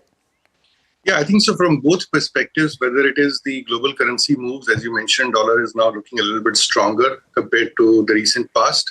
And the fact that we have border tensions, I think both of these factors are currently working in some senses against rupee. And that is why we have seen approximately 1 to 1.25% depreciation in rupee over the last few days, particularly yesterday. Today, it's far more stable than yesterday. But I think market is, in some senses, waiting and watching to see what the next development on the border side. What happens and how this particular event unfolds over the next few days is going to be quite crucial. We have a weekend ahead of us, so what happens over the weekend and how the situation pans out is going to be quite crucial as we get into the next week or Monday. So it's a day-by-day sort of move in the markets, but clearly markets are a bit edgy at this point in time. Okay. I'll just place for the record, Neeraj, the strength of the dollar. It is quite important today. The dollar is 0.9% stronger versus the Swiss franc. It is about 1.4% stronger versus the yen in the last 24 hours. And if you look at Asian currencies, it is about 0.8% stronger versus the Malaysian ringgit and about 0.6 or 0.55% stronger than the Thai baht. In that context, the Indian currency is weak only by 0.14%. So today, the dollar is not strengthened much against the rupee. Obviously, if you take a 2-day average, then India would be a little weaker than other Asian currencies because of our specific problem. But otherwise, last 24 hours is a dollar strength story. Neeraj, I'll come back to the rupee in a minute. Just tell us about the yields as well. We saw a 5 basis point rise yesterday, and today I think the yields rose in the morning by about 2 basis points. So is that it, the answer to the tension? I think the answer to that question is pretty much similar to what's happening in the currency markets, which is that the markets are a bit edgy. We have seen approximately 10 basis points move in the bond yields over the last 2 to 3 days. We would see how the situation plays out again today. Is a weekly auction. Friday typically the government of India carries out large auction. We will see how that auction goes out and what kind of bids we expect in the auction and the cutoffs that come into this auction. And that will also have a bearing on the bond market. But yes, I mean, if the tension at the border is contained and we don't see any significant deterioration from here, I would think that we are capped for the time being. Okay. At whatever, 6.45, I guess, would be the cap. I think it's at the moment 6.44, the old 10-year, and the new 10-year is at 6.42. Madhvi, good morning. Thank you for joining in. I wanted to ask you, no economist so far has said that, but there is no question of tinkering with any of the macros. Is there, I mean, will fiscal deficit be higher or current account or anything at all because of the events of the last 48 hours and the worries on the border? Lata, it's too early to really estimate how long this, this war could really stretch. As of now, our sense is that, it probably would see this de-escalation rather than escalation from here on. But we do not know, and we don't have a right precedence to this at this point in time, because Kargil Wall is not necessarily the right benchmark for us to assume that, whatever happened in the 1999 in terms of the fiscal response could repeat. But nonetheless, one logical thing is that you would see defense spending going up because the defense stock would be basically spent in this round of the war. If I look at the last Kargil, the last war of 1999, we saw the defense spending go by around 0.2, 0.3% the same year by the end of the year. So we may expect some kind of increase in defense spend. And at that point in time, the capex was massively hurt.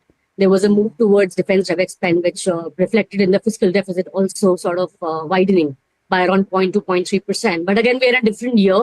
But that said, I think defense spending would definitely go up. So that has to be taken in account when we are doing our fiscal maths for this year, because the stock of defense would be now exhausted.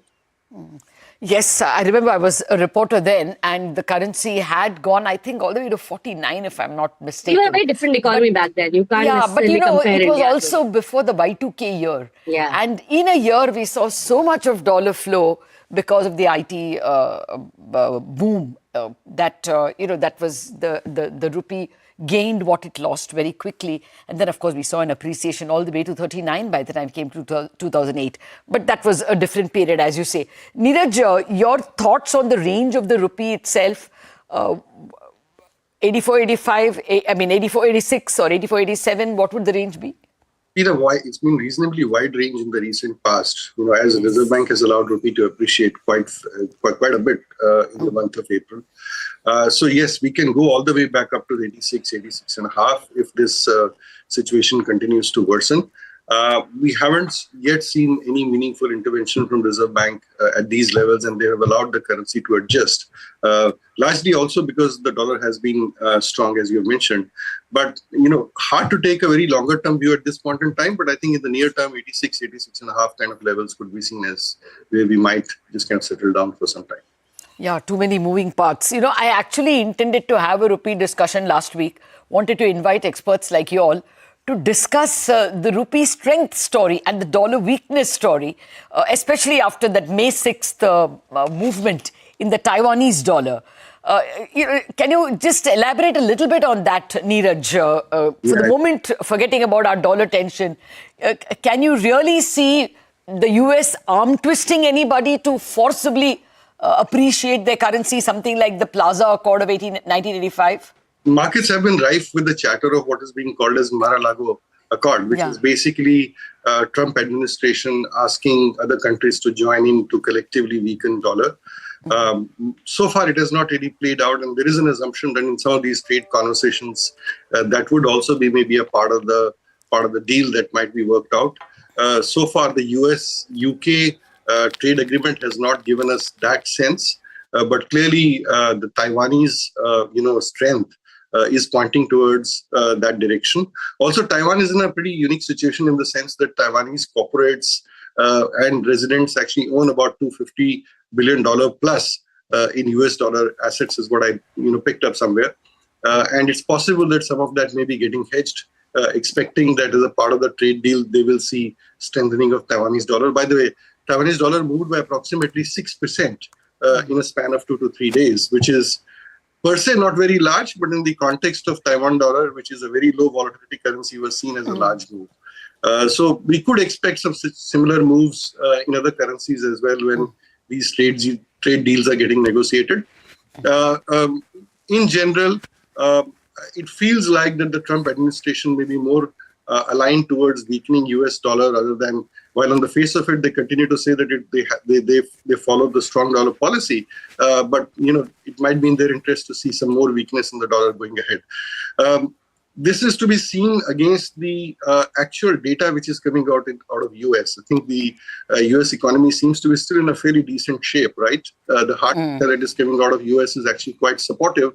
And the fact that the Fed is on hold for some time, and we don't know how long they will be on hold, is also going to be supportive of US dollar. So currently they have a bit of a challenge to manage the strength of the US dollar. To control the strength of the US dollar. Yeah, I take your point, but the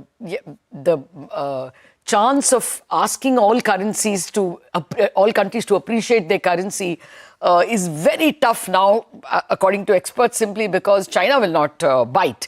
And if China is going to keep its yuan weak, then other Asian countries, ASEAN countries, cannot oblige. But that's a different debate. Today we are in another geopolitical situation, so let's stick to that. Madhi, a final question to you. What is the inflation number expected tomorrow? Expected next week? And will that actually push yields lower, assuming, of course, that the war doesn't escalate? So, Lata, generally, any kind of war is inflationary in nature, right? So, the medium-term impact is always a supply-side hit that should ideally be, pro-inflation or lead to a higher inflation. But near-term, I think we are not looking at any big inflation worry. March month, we are sort of tracking, headline inflation pretty much sideways around 3.3, 3.4. So that's not a big worry for us. But I think for the year as a whole, also, we are tracking inflation sub 4% overall, unless, of course, things, change around the world and we see a very different world around us. But as of now, I don't think inflation is a big worry for central bank per se to really change their stance. I think a large part of the reaction function move would be led by the global dynamics and probably to some extent the FX move as well.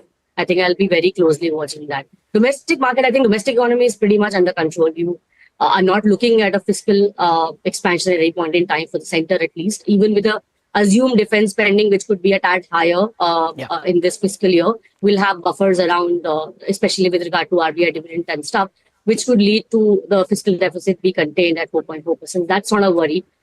Inflation, again, as I said, would be close to 3.8% for the year as a whole. So again, shouldn't be a big worry for central banks. It'll be the global moves and the very patchy global dynamics, which could actually play a very important role in the action function of RBI. Fair point. Thank you very much. Out of time, but yes, the tensions on the border and unfortunate human and humanitarian development, but at the moment, it's not very disturbing to the macros at all.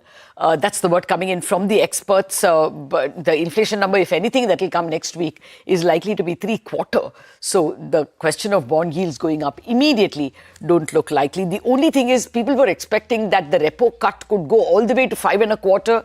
Now the market believes that perhaps only 2 more cuts and not 3. That's the only change I have seen in the mood among bond dealers. That's it on this edition of It's the Economy. A break and then Chartbusters.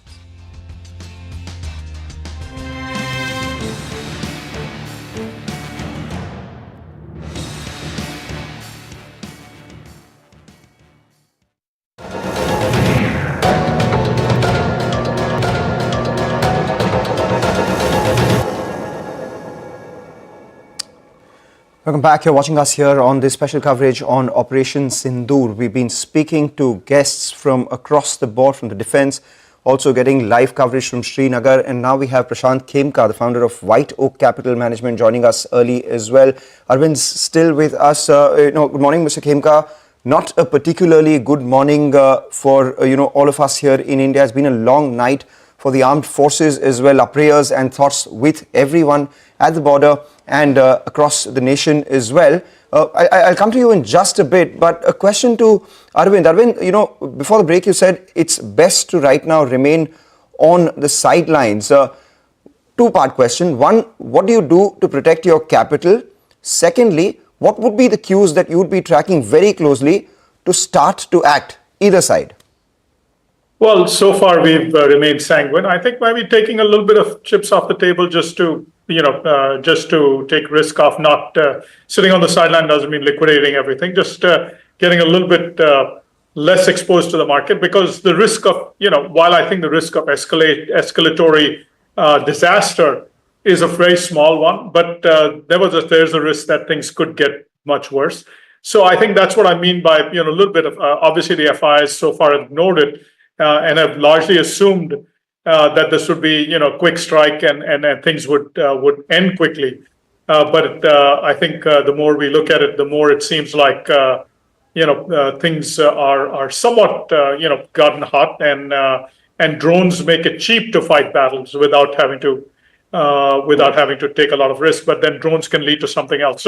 So my view is that it would be basically signs that Pakistan was realizing that it is they're the weaker hand from an economic standpoint. I think there's this military issue that our military can fight as good as, it becomes a bit of a bragging rights about the military. But the reality is there's no contest on the economy front. And therefore, it is prudent for Pakistan to realize that their economy is in bad shape. And maybe the message comes from IMF. If we see something like that, that would be an indication that the taps for Pakistan's money spigot have been turned off. And if that drives de-escalation, so be it. We're looking for signs that would drive de-escalation. Take that point, Arvind, entirely. Thank you so much once again for joining us on this special coverage. Let's go to Prashant now. Prashant, things are uncertain. I mean, this wasn't on anyone's cards when we started this year. There was the belief that India is likely to be the best placed among everything else that's taking place in the world right now. Now that this has happened, how do you navigate through this uncertainty? During wars, logic says that it's the best buying opportunity. But at the same time, rationality isn't intact for everyone who's watching right now. There are a lot of emotions. There are a lot of, there is a fair amount of fear as well. How do you maintain your equanimity in a situation like this? Well, thank you, Mangalam. First of all, our prayers and thoughts are with the soldiers who are at the front. When it comes to this,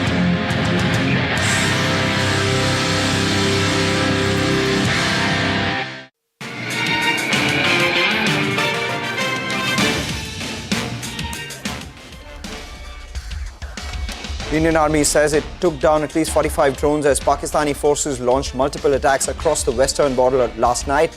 Multiple ceasefire violations also took place along the line of control in Jammu and Kashmir. As tensions rise following a series of escalations between India and Pakistan, a meeting between the three service chiefs and Defence Minister Rajnath Singh is currently underway. The Indian market opens with cuts on uncertainty over a possible escalation in the face-off between India and Pakistan. Almost all sectors trade with losses. United States Vice President Mr. Vance says that India-Pakistan tussle is not the business of the United States, but added that de-escalation is the need of the hour. He said that the United States will not get involved in the middle of a war.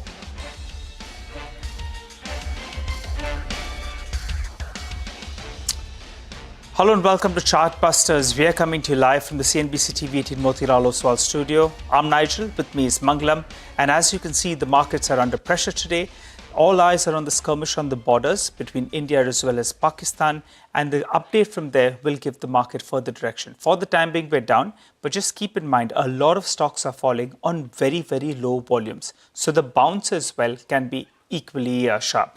Mangalam, we'll wait by to hear from the capital and hear out, from our armed forces in case there is any kind of update. But for the time being, clearly the market's a little bit nervous. Markets are a little nervous. And, the commentary that we heard from all the experts here on itself is that there is near-term uncertainty. At the same time, the advice was to stay on the sidelines, do not commit any trading action, whether it is on the long or the short time. Over a period of time, these situations do present opportunities to invest, but not now, as there are some uncertainties and we do not have enough clarity, which is why on low volumes, we are seeing some nervousness in the market itself. And that nervousness is best visualized by looking at the India VIX itself. Yesterday was at around that 18 mark before the first flare-up news came by, went all the way up to 21, and now this morning itself is up to 22. Experts believe it can go higher from here on itself. So those are a couple of factors that are playing out in the market because everyone's keeping an eye out on the tensions between India and Pakistan, which continue to simmer. So to get the update on that, the latest on that, Parikshit joins in. Parikshit, what's the latest here? Well, as of now, we are on a state of alert all across the LOC, the international border, and practically all around the country as well. Operation Sindoor is not over. Last night, between 8:30 and 12:30 a.m., we saw some very intense operations between India and Pakistan tried to carry out attacks at air bases in the country. They launched at least 8 or 9 missile attacks as well, and all of that was neutralized by our air defense systems. In fact, artillery firing by Pakistani forces continues in the Rajouri sector, in the Aknoor sector, the Poonch sector, and the Indian Army is retaliating effectively.